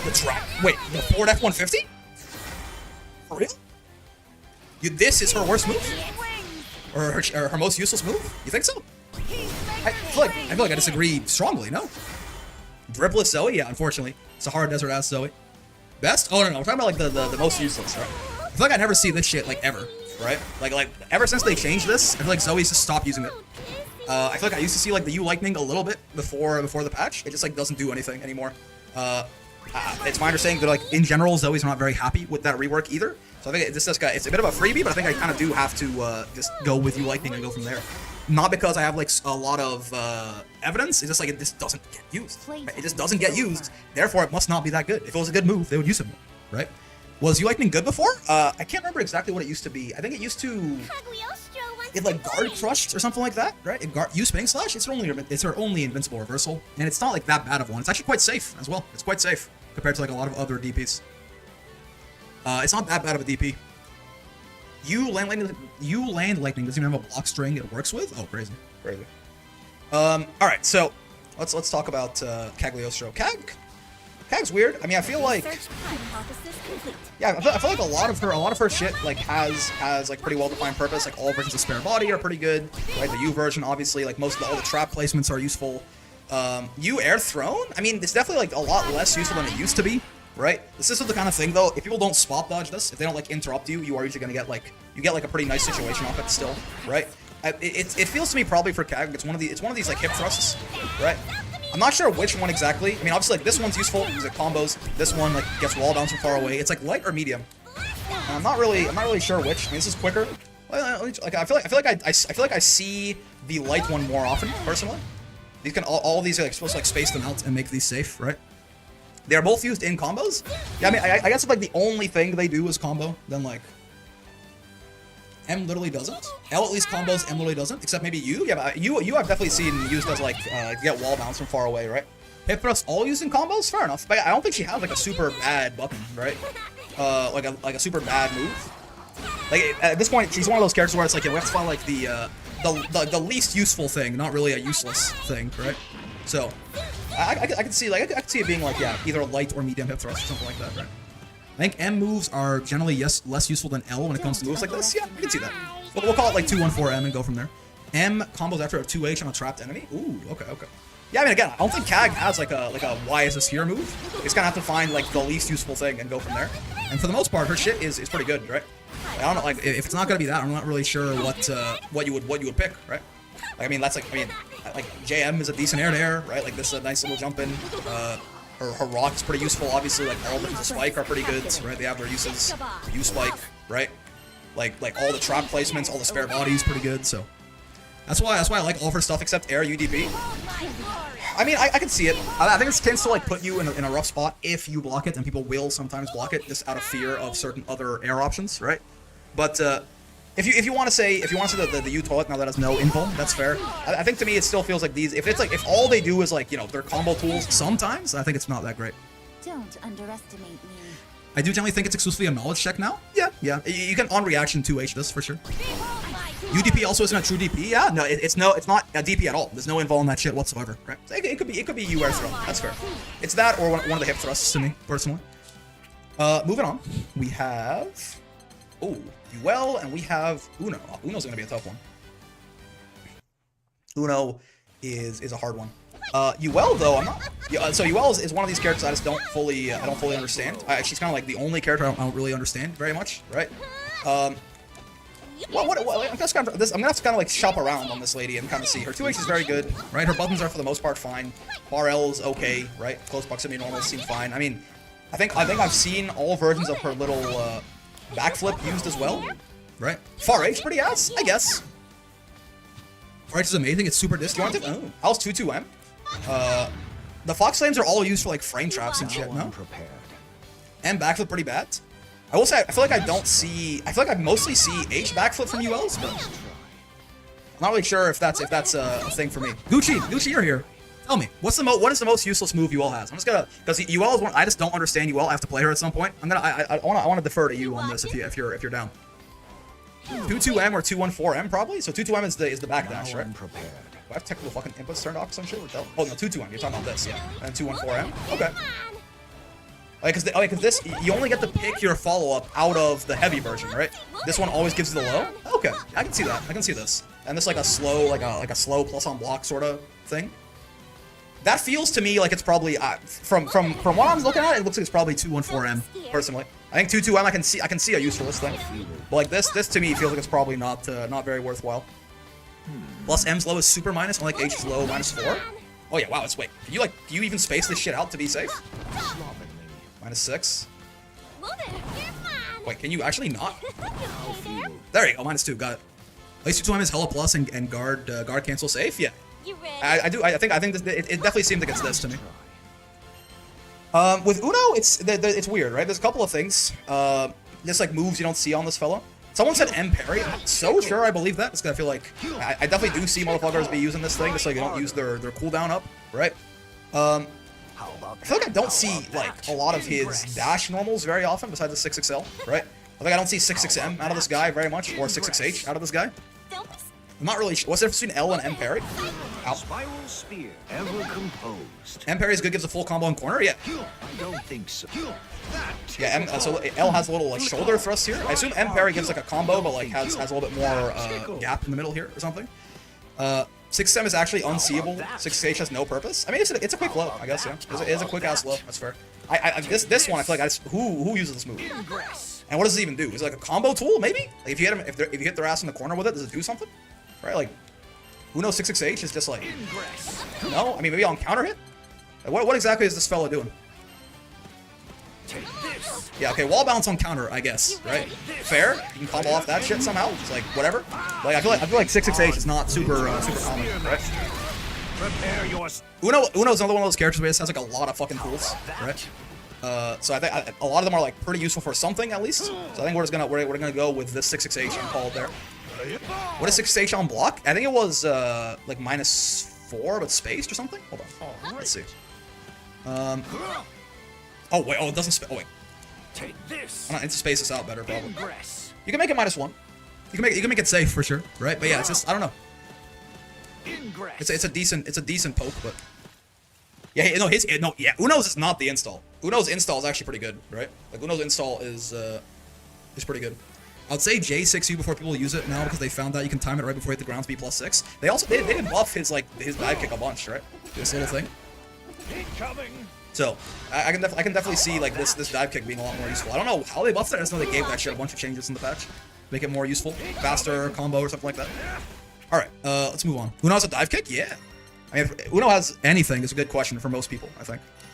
Use is interesting. I actually don't know. I have an opinion on this, but I'm not sure if it's necessarily going to be correct, right? Like me personally, right? I'm just kind of. There's a lot of things you could think about. I mean, obviously it's not this. This is the GOAT, right? Uses 214HU.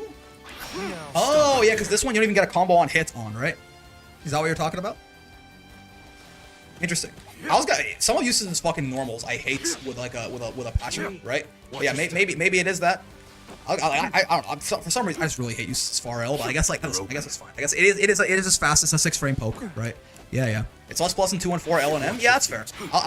Some of the normals that I've been having on Eustace, I really don't like, right? But yeah, I guess that's fair. Yeah, I have definitely been caught off guard hitting people with this and like not getting combos, not getting plus frames, stuff like that. So I think it probably is that objectively. I just really don't like his far L. Okay, I'm just gonna. Hey, it's not useless. Okay, it's not useless. I don't like it. I just don't like a lot of his normals, honestly. Like far H, the GOAT, right? 2H, especially 2HH and stuff like that, pretty good. Nice 2L, right? But like this, I'm not really a huge fan of either. But I guess it's okay at the very least, right? Like, a lot of his normals I just don't really like personally. All right. Seox, I mean, listen. I feel like it's maybe a little bit of a cop out, but like, By death, right? Is that right? Like, is that? I don't know, man. I know it like makes him like really plus on shit and stuff like that, right? But like, I don't know. Like, maybe it's a little bit of a cop out. JU more uses an install. I feel like I've seen this used like this. Like, I feel like with like this is an air stall on like a much more aerial based character. No, I feel like I've seen like good Seox use this shit a lot of the time. This thing. I feel like I disagree on this, right? I feel like just when the fuck has anyone ever done this? Rookies had a godlike read for BC bait with install, really? Interesting. I mean, if there's some use of it, sure, but like this is the first time I'm seeing Seox install in game. Exactly, right? Like it's a bit of a cop out. Like most installs are not very good. So like, yeah, I don't know. I don't know, man. I don't think so, right? I honestly say L parry sometimes. Nah. Why is install so bad when that type super usually pretty good in other games? Talk about like it's like fucking Ganasian you're talking about. I mean, I guess it kind of is, right? I mean, maybe it's just underexplored. I guess it just I guess it just like the 100 meter is just not worth the cost. I suppose. It does the same as Fairy and nerfs its damage. I'm pretty sure. I didn't even know that. Goddamn. Yeah, it just doesn't. I don't know. This thing just doesn't fucking exist, right? Imagine giving Seox Ganasian. Yeah. It's not quite. It's not quite. All right, Vera and Anila. I don't know if it can dodge BC. I will say people said that I did not know it was a fucking thing. If so, you know, when Seoxes start using it to do that shit, besides like just rookies or something, we can talk. We should actually say it's pretty great, or else side games make it the bar last rest of the round. Yeah, make the whole thing. They make it last the entire fucking round. So true. It's a bad inst. Oh, okay. You're talking about Seox. Yeah. With Vera, it's interesting, right? There's Light Scarlet Oath comes to mind. I'm not sure if it's like a super important combo filler or something. I feel like this one's not like super useful, right? You can goofy, haha, funny some characters with this, right? This feels like it's it's using some combos, I think, right? Lumiere is pretty useful. Like her DPs are fine by and large, right? She has like pretty good buttons across the board. Like a lot of her buttons and pokes are good stuff like that. Her jumping buttons are pretty nice as well, like good air to airs and stuff like that. Her JU I think is a good cross up button, if I remember correctly, right? Or no, maybe? Yeah, I think so. Yeah, it does cross up pretty well, right? So I think she doesn't have like that many like bad things. 214L is important. It's the only non-EX that combos off lights. Yeah, sure. But again, I mean, in a case like this where like I don't think Vera has like a garbage ass like haha funny poo poo move. Like if all it does is like combo sometimes, for probably like not even that much reward, I would imagine, right? Then it probably does fit the bill in my opinion. Yeah, it's not like it doesn't mean it's there's a lot of characters that don't have like you know, Lost JU is a useless move. There's a lot of characters where it's just like, you know, all this thing does is like one hit confirm in one case or something. That's probably is good enough for me, I think. I mean, otherwise, like, what else is gonna be, right? I feel like most of her other shit is pretty good. I've seen LDP being used in some cool baits off like Lumiera, right? Like Lumiera into DP into nonsense or whatever. For Anil, you said JU, really? Huh? People use this off the hop, right? So I was gonna say it's the I was gonna say medium hop personally, because I feel like I've seen people use this move for like cross-ups, but like the hops are like some of them are so bad. Maybe it's like an anti-zoning tool, and I'm like disrespecting it, but like both of the hops feel like they just don't do anything. I mean, like at least this one is kind of quick, I guess, and at least this one is like plus on block, right? They did buff those, but like what do these do, right? JU only hits cross-up. Yeah, I mean, I think JU is a good cross-up button. The problem is, it's like, you know, she should be in a position to cross up more often, but then these things suck, right? Off any hop is minus on hit if you get too fast. Minus on hits, really. Yeah, no, to me, I think for me with Anila, it just kind of feels like it is the hops that are the problem here, right? I think the problem here with Anila is these things: 22M and 22L. L has some uses, but M is much worse. Wii maxing? I mean, she is Wii maxing. It's true.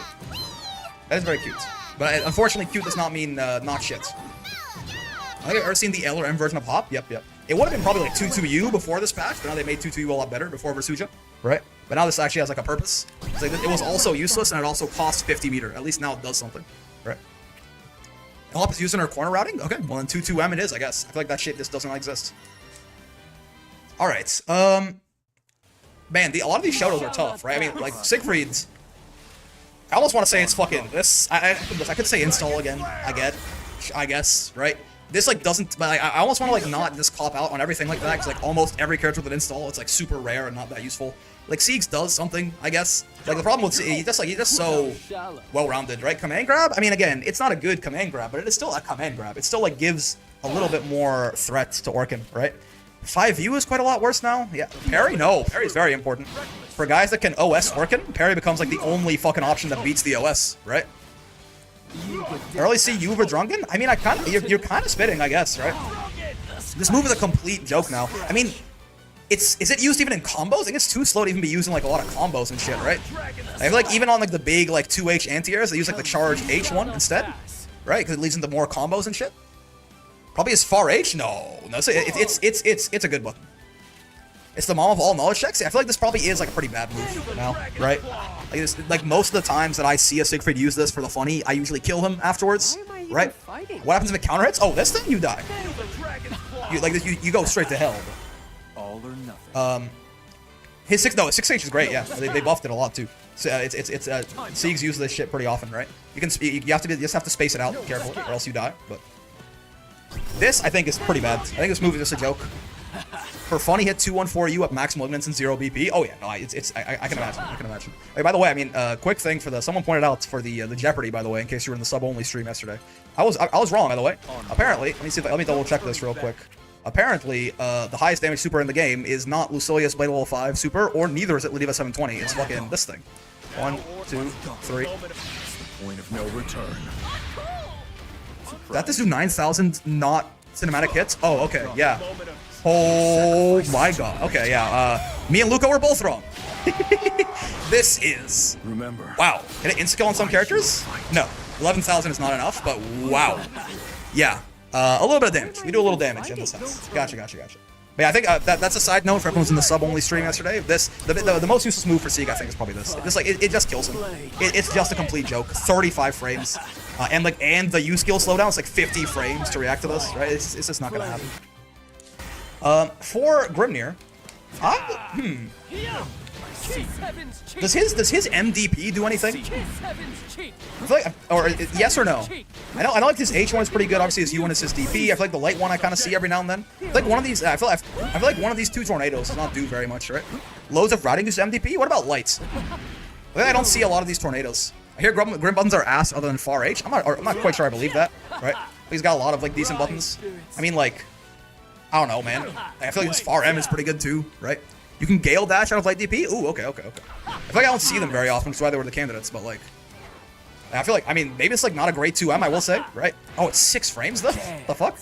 I mean, it's 6 frame 2M is nice, I guess. Yeah, I don't really know, man.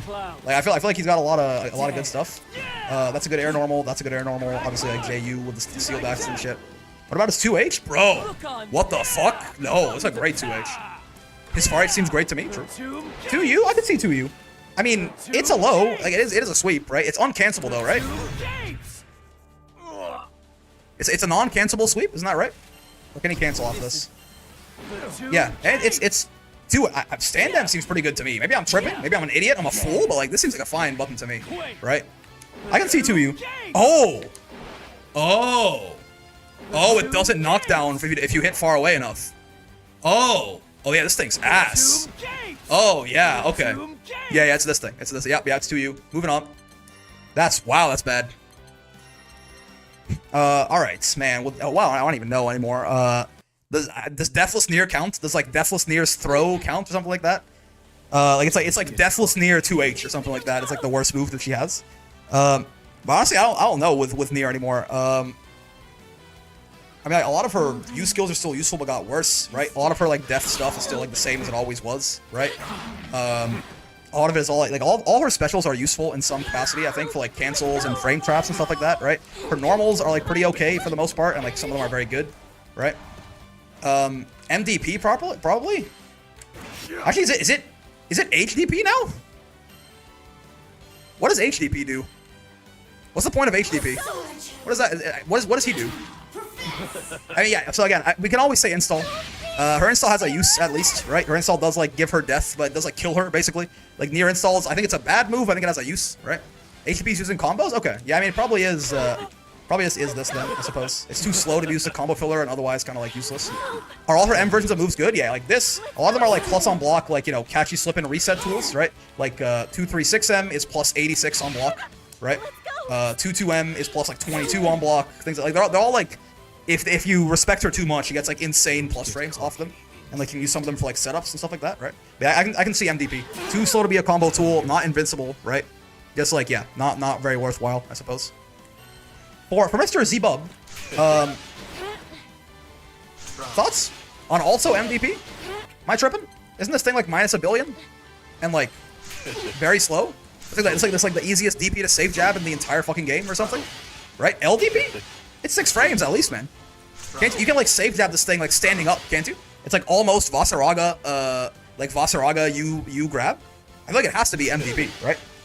Like, what the fuck is this? Light Karma? Let's see. Again, I think the DP is invuln, though. Yeah, frame fucking, like, yeah, it starts on frame 19, right? Like, you can safe jab this shit standing up. Like, you can literally just go, like, close. Light DP isn't used ever? I don't know, man. This thing's 19 frames. This is used ever? Almost easy to Sage out Supers are? Dude, it's way easier. Supers are way faster than this, right? Supers are like 11, 13 frames. This is 19. Like, the only reversals slower than this are like Fasaraga U grab and Ladiva U headbutt or something. You can probably do like close L, and a block string and beat this shit, right? This just seems like completely worthless. Alright.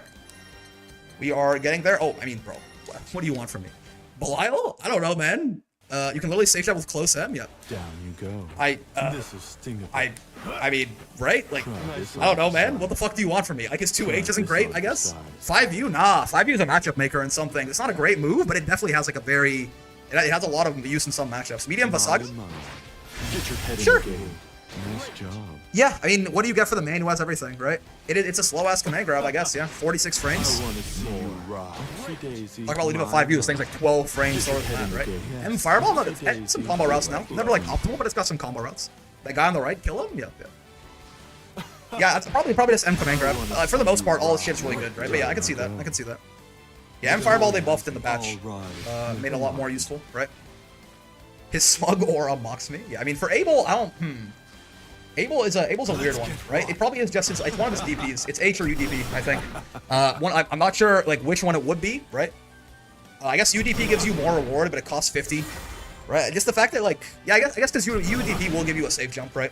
This is, like, you know, he already has, like, invincible DPs. And then this thing is slower and then costs 800 health, right? I'll wreck you. Yeah, it's slower than M, and it costs more health. I'm not really sure what this does. UDP is worse. Yeah, UDP costs 50 meter and 800 health, but at least it gives you a safe jump, right? Like, on hit, this thing is plus 44, right? This thing is plus 44 on hits, right? Yeah, whereas this is plus 31 and they can tech it? Yeah, I don't know. It feels like it's probably HDP, right? Because also, like, this thing is, it's my understanding, invincible as well. So, probably is like a 623H angle. Only skill you have where it can do less damage to the opponent than you do to yourself. That's great. Awesome. Even, dare I say. Alright. Home stretch, fellas. We're almost getting to the DLC now, I think. Oh, we are in the DLC. Okay, yeah, Lucilius and 2B. Ooh. Lucilius... I mean, they tried to buff this move a lot, but it kind of is still this thing, right? I mean, maybe I'm wrong. I feel like I don't really see that used very often. I mean, maybe not, right? Maybe I'm. They buffed this thing to give it like this Tekken corkscrew thing. I feel like I still almost never see motherfuckers do that shit. Jay was good now. Why do you guys not use this shit? Why does no one use this? It's so good. I know he had that move. Yeah, Lucy 66H. Sure. I could see it. But like, I feel like I do see them try to use this catchy jumping out of stuff sometimes. It's air unblockable, right? And it does lead to a big combo and counter hit. Like, it's a pretty generic 6H, I think. His JH is pretty good. Oh no, yeah, JH is a goat move for sure. Yeah, JH, like JM, JL, all good buttons. I feel like I don't know, man. If Lucius keeps telling me if Brian's saying it's good, why did none of y'all use this shit? Right? I don't know. His JH pretty bad. This is good. This is a good jumping button. It's a good jumping button, right? This to me just doesn't feel like a very useful move. You can dust loop, so that's cool. I guess 2H on gold sword is down. It's only good on counter hit for jump. Oh, wait, does it not even do that on non-counter hits? On regular hits, what does it do? Oh, it still does it. Where are we on the list? We are on Lucilius, good sir. Why? That's that. I know he's on Blade. He's on no Blade. Why is that so much damage, bro? What the fuck? Why is this so much damage? Oh god. Why is this so much damage? That was on no BP. I get it. I understand that. I'm on Blade level 5. But like, why? That was like, I didn't do a combo, man. I didn't do a combo. No, I get that. I know. But like, even with that in mind, why was that so much damage? Right? I don't know. Anyway. Yeah, I think it feels like it's JU to me, personally. Lucy doing dust loops? Yep. Yeah, so he can't even have shit anymore. Lucy dust looping. Pants officially brown now? Yeah, sorry about the brown note there. Can you like do anything cool with this? Probably? Oh, there you go. You can combo off it. Hit. I don't know. Okay, it's fine. 2B. Let's talk about 2B. Non-counter hit 6H though? Fair, but it just being like a big old fuck you stop sign gap closer to catch people out sometimes. I've seen Lucy's use that. Not very often. It's in the discussion. I've never seen a Lucy use JU even after they fucking did it, right? Yeah, for 2B I think it's pretty easy. They did their best to like buff this move. That's 720? Yeah. They did their best to buff this shit. You can like combo into it sometimes or something, but like, listen. This is just the Coomer super, right? It's just like, when was the last time? Be honest with me. If you forgot this move existed, just let me know, right? It does a lot of damage. It does a lot of damage, right? She dies? I think she does like a, wait, she didn't always die, right? I thought she, wait, she always does? Damn. Damn. Wow, crazy. If she kills you with it, does she win the round? Quite finished. If she kills you, she wins the round, right? If she doesn't kill, she loses? Okay, okay, that's good. If it's not just like a complete joke, then I guess. But I mean, I don't know, man. Like, sure. It's got a use, I suppose, but like, it's just so uncommon. The only thing this is good for is to see your the cheeks on your waifu, right? Amazing. Special victory screen too. Yeah. So the thing, yeah, you can combo into it now. Is what they changed, right? You can do stuff. I don't know if you could always do this, but I think it's stuff like this. Oh wait, I'm bad at 720. Even though I'm a grappler, mate. Hold on. I'm so ass. Don't worry about it. You saw me do it before. Has there ever used 2B's 5UU? I forgot that input. What is 5UU? Is that the counter out of the swing? What? The only thing I used this for was safe jump traps. I see. It does more damage than SSBA, to be fair, right? I think it does like a little bit more than SSBA. Or wait, does it not? If it doesn't, that's really ass. You just do easy input L and HU. Oh, it's all 4 buttons. Really? No, they added that in the patch too. Oh, you're right. Wow. Oh, it does less damage though. Cringe. Jace, wait, her this? No shot, right? You guys are saying this? This is her most useless move? This will hurt. When was the last time you fought a 2B, fellas? The fuck? Really? Nah. The kick? Oh, yes. Okay. Yeah. I got you. That fair enough. Yeah, I see you. Yeah, what is the point of this, I guess? It's like to just catch people. It's an overhead, I guess. To just catch people like crouching, but most 2Bs just like go over it and then do an aerial anyway, right? But yeah. It probably still is challenge air to airs, I suppose. It probably is just this though. Still, this doesn't do anything, and it fucking kills you. At least the kick doesn't fucking kill you when you use it, right? And you know what? Just because this gives you the ass cheeks, then fine.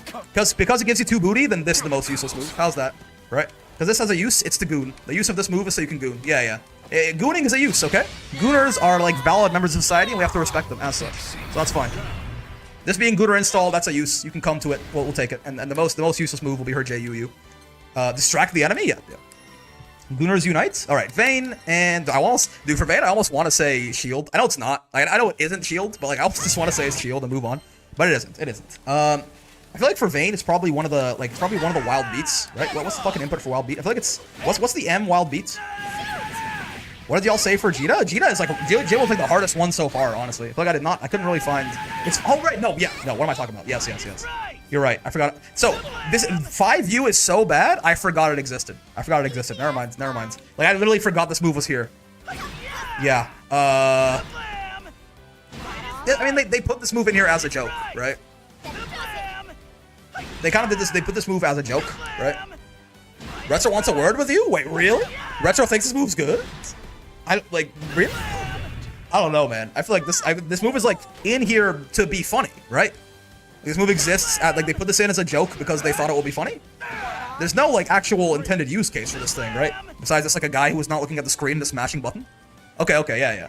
It's 5U and it's so far and beyond 5U that I forgot the move existed. It's the first move on this list that I like genuinely forgot was there, right? Beatrix is rough because a lot of her stuff is like pretty good, at least like situationally useful, right? Like her command grab, all versions of riding free have some kind of use. They like buffed LDP to make it a little bit more useful, right? Yeah, I'm not sure actually. Beatrix is one of these like they're one of these very well-rounded characters, right? Like her 6XM is unsafe on block, but Beatrix uses this all the fucking time. I don't really know. I feel like she's another one of these characters that's like I feel like everything's good on her, at least like okay on her, right? Like I don't know, maybe her 2M's kind of short, but like I don't think it's useless by any means, right? It is a mid, right? Yeah, so like maybe. Like B is one of those characters that's like, another one of these like very well-rounded characters. Maybe M riding free? I mean, it's definitely not as good as it used to be, but like it still serves a purpose, right? It still gets you in there, even if you're minus on block. It gets you in there at low profile still. Like I don't think any riding free can really make the list in good conscience, right? They're all very good, even if they do have their own problems. Her 2H kind of meh. I mean, yeah. Does she have a bad air button? I mean, this is a good air to air. That's a quick button and a cross up. This is a diabolical cross up button. This is a pretty deep jump in. Not really, right? I'd say L jump kick, like the Thunderbirds. I feel like I mostly see this as combo filler. That's fair. On a character like this, if like if the best thing it does is like it gets used in combos sometimes, then I feel like that's probably enough, right? Like she's good enough that like this being only a combo tool probably makes it a little bit more useless than otherwise could be. Sure, I guess. B is another one of these characters where it's just like, you know, everything's good. So sure. Alright, Versuja and the Vikala. Our two last things. I have heard things about 2M. It's a little bit small, but like, nah, right? Nah. Rotating between L and M Thunderbird is hard to deal with in neutral. Yeah, I mean, I don't think Beatrix has a bad move, right? There's a couple characters like that where it's like they don't have like a miss in their kit, I don't think.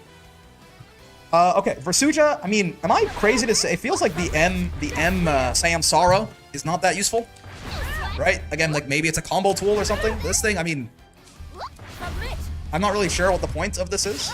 Thunderbird, Gold Lewis, yeah? No, really? What's the idea with this thing?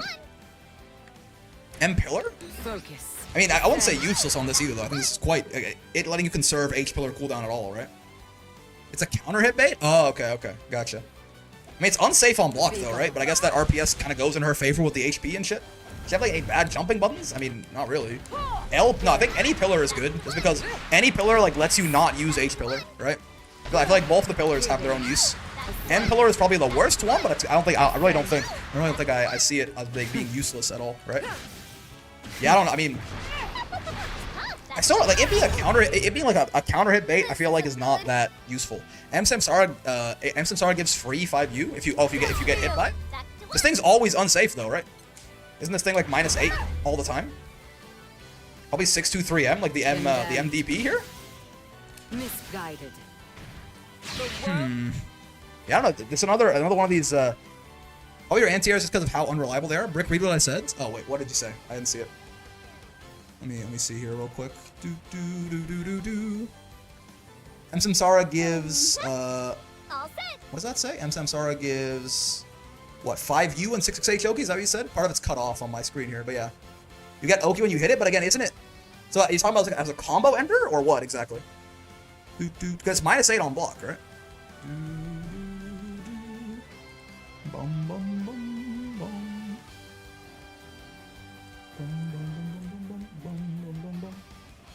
Let me get this back to the regular chat. 6XM and 6XH, okay, true, but like, you're talking about as an ender off combos or something? Because again, like, I feel like using this thing in neutral is like the risk reward is not. And yes, combo. Okay. Yeah, sure. I can see that then. I can see that if it like gives you, if it sets up good Oki off hits.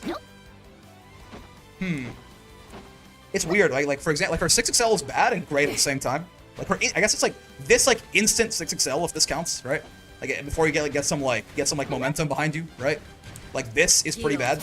Like this is probably like just doing like instant 6XL with Versuja like this is like the worst dash L in the game probably. So maybe this, right? I feel like I don't really see this used that often. Like I only ever see 6XL used outside of like, you know, once you get like the full momentum, you can fucking carry out of it. Yeah, maybe just like this. Like this doing immediate 6XL like this is pretty shit, right? I'll take that. Dude, Vikala is rough because Vikala, like maybe everyone who says Vikala is really bad is like right because like the first thing that comes to mind for Vikala is like her fucking like her core mechanic. Is that wrong? Like it feels like her core mechanic is the worst thing about her. Like it's the shittiest part of her kit. Like just the goddamn like item RNG, right? I vote Rat Ball and 2A worst moves for Vicky. Now it's kind of valid. Like I don't know, man. Like her like core mechanic is like the most useless thing she has. Like it could only move in the game that could like heal the fucking enemy, or give them meter or shit, right? Or like the only move that's like doesn't combo sometimes, like, even though you have like the right spacing and everything, right? Maybe I'm tripping, but it really does feel like it's just her fucking universal mechanic. Air 5U, yeah, true. Also, yeah, maybe we can bully this. I mean, this is like, yeah. And maybe if you get like bomb off this or something, but like just like throw some cheese at the opponent real quick. I don't know, man. This whole item toss thing with the Apollo. Yeah, smoke screen. Yeah, I don't know, man. Smoke screen, like it's like it actually is her like entire RNG item toss mechanic. Like maybe just 5U and not the cannons, because the cannons at least have a hitbox baseline. Maybe it's just like our 5U for real. Calling it useless feels wrong, but it's like worse than useless sometimes, and it's pretty good sometimes. But like it actually just like helps the opponent. It actively helps you lose sometimes, which just feels like such a bad idea, right? Man. Ready? Yeah, maybe Vakala is ass. Maybe everyone's right. Because like I'm actually trying to think like she's got a lot of things that are kind of weird on her, but like you know like her 5U being able to heal the opponent really is just pure ass. No, I think I ever see M cannon get used. I think I saw people fucking around with it when the character first came out. I'm not really sure like how real it's meant to be, like the angle being different and shit. But yeah, if you lower your settings enough, graphically the smoke screen just doesn't exist. Wait, there's no way. Is that a thing? Can I change that here? I don't think so. That's so sad. Same with Cloud when he did the 214U. What in the world? 5U is good. It's just that Cheese and Heart being in rotation is so ass. I mean, yeah, though, right? Again, it's the only move that can fucking heal your opponent, which seems wrong to me. Yeah, M cannon I can see. Yeah, a different angle does seem like it could be useful, and like the air cans as well and stuff, right? Poor rat, unfortunately so. But yeah, that is gonna do it, I think, for this video. Every character's most useless move. We might do. I don't think we quite have the time to do every character's best move. We'll see. We'll see if we'll do like one more quick thing. Maybe we'll end the stream. We'll see. But for now, VOD watchers, hello. Hi, I hope you had a good time with the video. If you did, any kind of like, subscribe, comments, bells, all that good stuff helps out a lot. You know how it be. I also do stream every day from 5 p.m. to 9 p.m. Eastern, except for Friday. Doesn't make it useless, just simultaneously hardful. I think like being potentially useful to the opponent is a tier below. Like it's a more significant. Like useless is better than that, right? Like this, like to call it useless is almost like a kindness at that point, right? But yes, yeah. Please buff side games, maybe a little bit. Maybe just like make it so you can't get hearts and cheese anymore. Is that so bad? Is that so bad? But yeah, so I stream every day from 5 p.m. to 9 p.m. Eastern, except for Fridays, so come by and hang out. I also have a Discord, great place to make some friends, get some matches. If you do join, though, be nice or I'll shoot you in the head in Minecraft. Most importantly, hope you had a great time hanging out today, as always. I know I sure did. You know what I discovered doing this video? A lot of characters in this game, dude, good job side games. You know, the more I think about this game, the more I'm like, you know what, these side games, motherfuckers, they're doing a good job, honestly. Because like, it's like really hard to find a lot of really shit moves on a lot of characters, right? Like there's some examples for sure. But like everything usually, like there's a lot of intentional design here, I think. Like everything usually has like something, right? But yeah, having a lot of fun with Granblue. Gonna be a lot more coming your way, and until then I will see you in the next one. Peace. Yoke, I think we said like one of the charges, I can't remember. I think it was like M charge or something. I feel like maybe I'm wrong, but like, you know, why don't you motherfuckers ever use that shit then? Thoughts? Yeah, this thing. Because like it seems like too slow, and it doesn't give you quite as much as you might want it to get, right? Incredibly smart. I think a lot of Percy's shit is good though, right? Especially after they buffed it a lot more. Also, Pran, thank you for the 5 months, man. In neutral, it's risky. I mean, yeah, off certain knockdowns, you could probably get it, right? Like off it, you could get enough plus frames to like do that and still get Oki, but like, I think they overestimated how bad they did Vicky's buttons, and I do trust it'll be fixed eventually. Yeah. On Oki, 3 is a safe number. I mean, fair enough. Like, what would you say it is then? Because like, what else could it be? Right? I feel like a lot of his shit's really good, right? His jumping buttons are pretty good for the most part, right? Like they buffed a lot of his like follow-ups out of the stance and shit too, right? His command grab is actually pretty scary now in the corner. He's got like, you know, all the flame carpets are pretty useful. Good 2H, right? Like, it just seemed like again, even if it's not useless, it's at least it's at least like more situational. Isn't 214U just a meme? I thought there was like some purpose to this, but pre-patch I would have said M Fireball. What do you think? What do you think you would say now?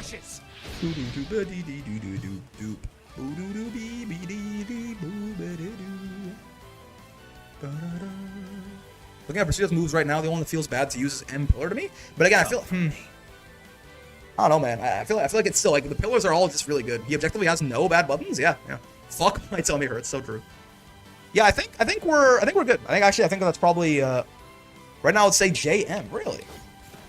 Okay. Yeah, I feel like I don't see this thing very often. Yeah, Jay's a big old jump in, quick air to air. Jay used the air stall, right? Yeah, I mean this is not great, right? You can fuzzy Versucha with it apparently. What the fuck? She's so tall. How is this so easy? God, poor lady. Jesus Christ. 214U is a meme since Flame Carpet is the best, but it's more Flame Carpet being really good than like other moves being useless, I think. It's just this thing being like, why would you ever spend meter on anything else when this fucking thing exists? Right. But yeah. Yeah, I think that's probably gonna do it for today. We'll probably end as the cross up. It's this cross up button. Yeah, interesting. I see. If you want to talk in design to end, so true. Charlotte gets double overhit on Versucha. Oh my lord. Poor lady. The fuzzies are dying. 2M12U exists? Bro, I mean, yeah. It's not even faster. It's not faster. It's not bigger, right? That's a good point. Oh fuck, HDB? Wait, really? mean, it's a reversal, right? No. Frey. Like, what? Why? Frey. Is it because M is just better or something? Desolation! It comes out later? Desolation! Sure. Unwise. Yeah, is it only a combo tool, I guess? If it's a combo tool, I guess that's something, but yeah. I see. Yeah, I feel like I see Percy's use this shit all the time. Are they bad? Desolation! It's only in combo. I feel like I see these motherfuckers use that shit on Wake Up like all the time. Are they bad? Maybe. Oh, you only see stock. Oh, is it? Oh, okay, I see. Is it better on hit like stockless or something like that? John Stockton? Like if you do like stockless MDP, it seems fine. And Huh. Yeah, but why do Percy's use this all the fucking time then? Do they just like not know? Come for me. You get more plus frames? Yeah, but 15 is like enough. I guess in the mid screen maybe? Like in the mid screen, maybe it's better to use this because you get a little bit better, like probably get a little bit more better Oki off it, right? Compared to like, you know, plus 15, the mid screen is like nothing if they back tech. Oh, it's air techable too. We just default to it when we shouldn't? Fair enough. Well, He said come for me? Yeah, he did. intrigue. Wait, let's get him say it I again. have their soul. Intrigue. Is that on MDP? When did he tell you to come? It's okay. What next? Sometimes that's just past the opponent doing DP. That's very funny. That's very funny. But yeah, fellas, I think that's gonna do it for the stream today. I probably am gonna get to making the fucking top 8 images for the wall brawls. For like the past 2 fucking weeks tonight, so don't worry about that. I'll put up the links to sign up for the new ones as well. Tomorrow, of course, is going to be Guilty Gear, and that's going to be Street Fighter on Tuesday, and then Wall Brawl Wednesday, Thursday, as always. So, yeah, we'll find someone to raid on the Twitch side of things here. And then for YouTube, thanks for coming by, fellas. I'll probably get, like, YouTube channel memberships up and running sometime this week as well. We do have sub-only streams now every Saturday, so if you want to come by and hang out, we do a lot of fun stuff. We do, like, the Jeopardy stuff, right? We have discussions, all that. I should hopefully be able to get the memberships up for YouTube this week, and then I can do like member-only streams on YouTube as well, so the YouTube guys don't get left out. But yeah, that is gonna do it, fellas, on YouTube. I wish you all the best. Have a wonderful day, and I'll see you tomorrow if you're interested in some Guilty Gear Strive. And on the Twitch side of things, there you go. I tapped the wrong goddamn thing. On the Twitch side of things, let us find someone to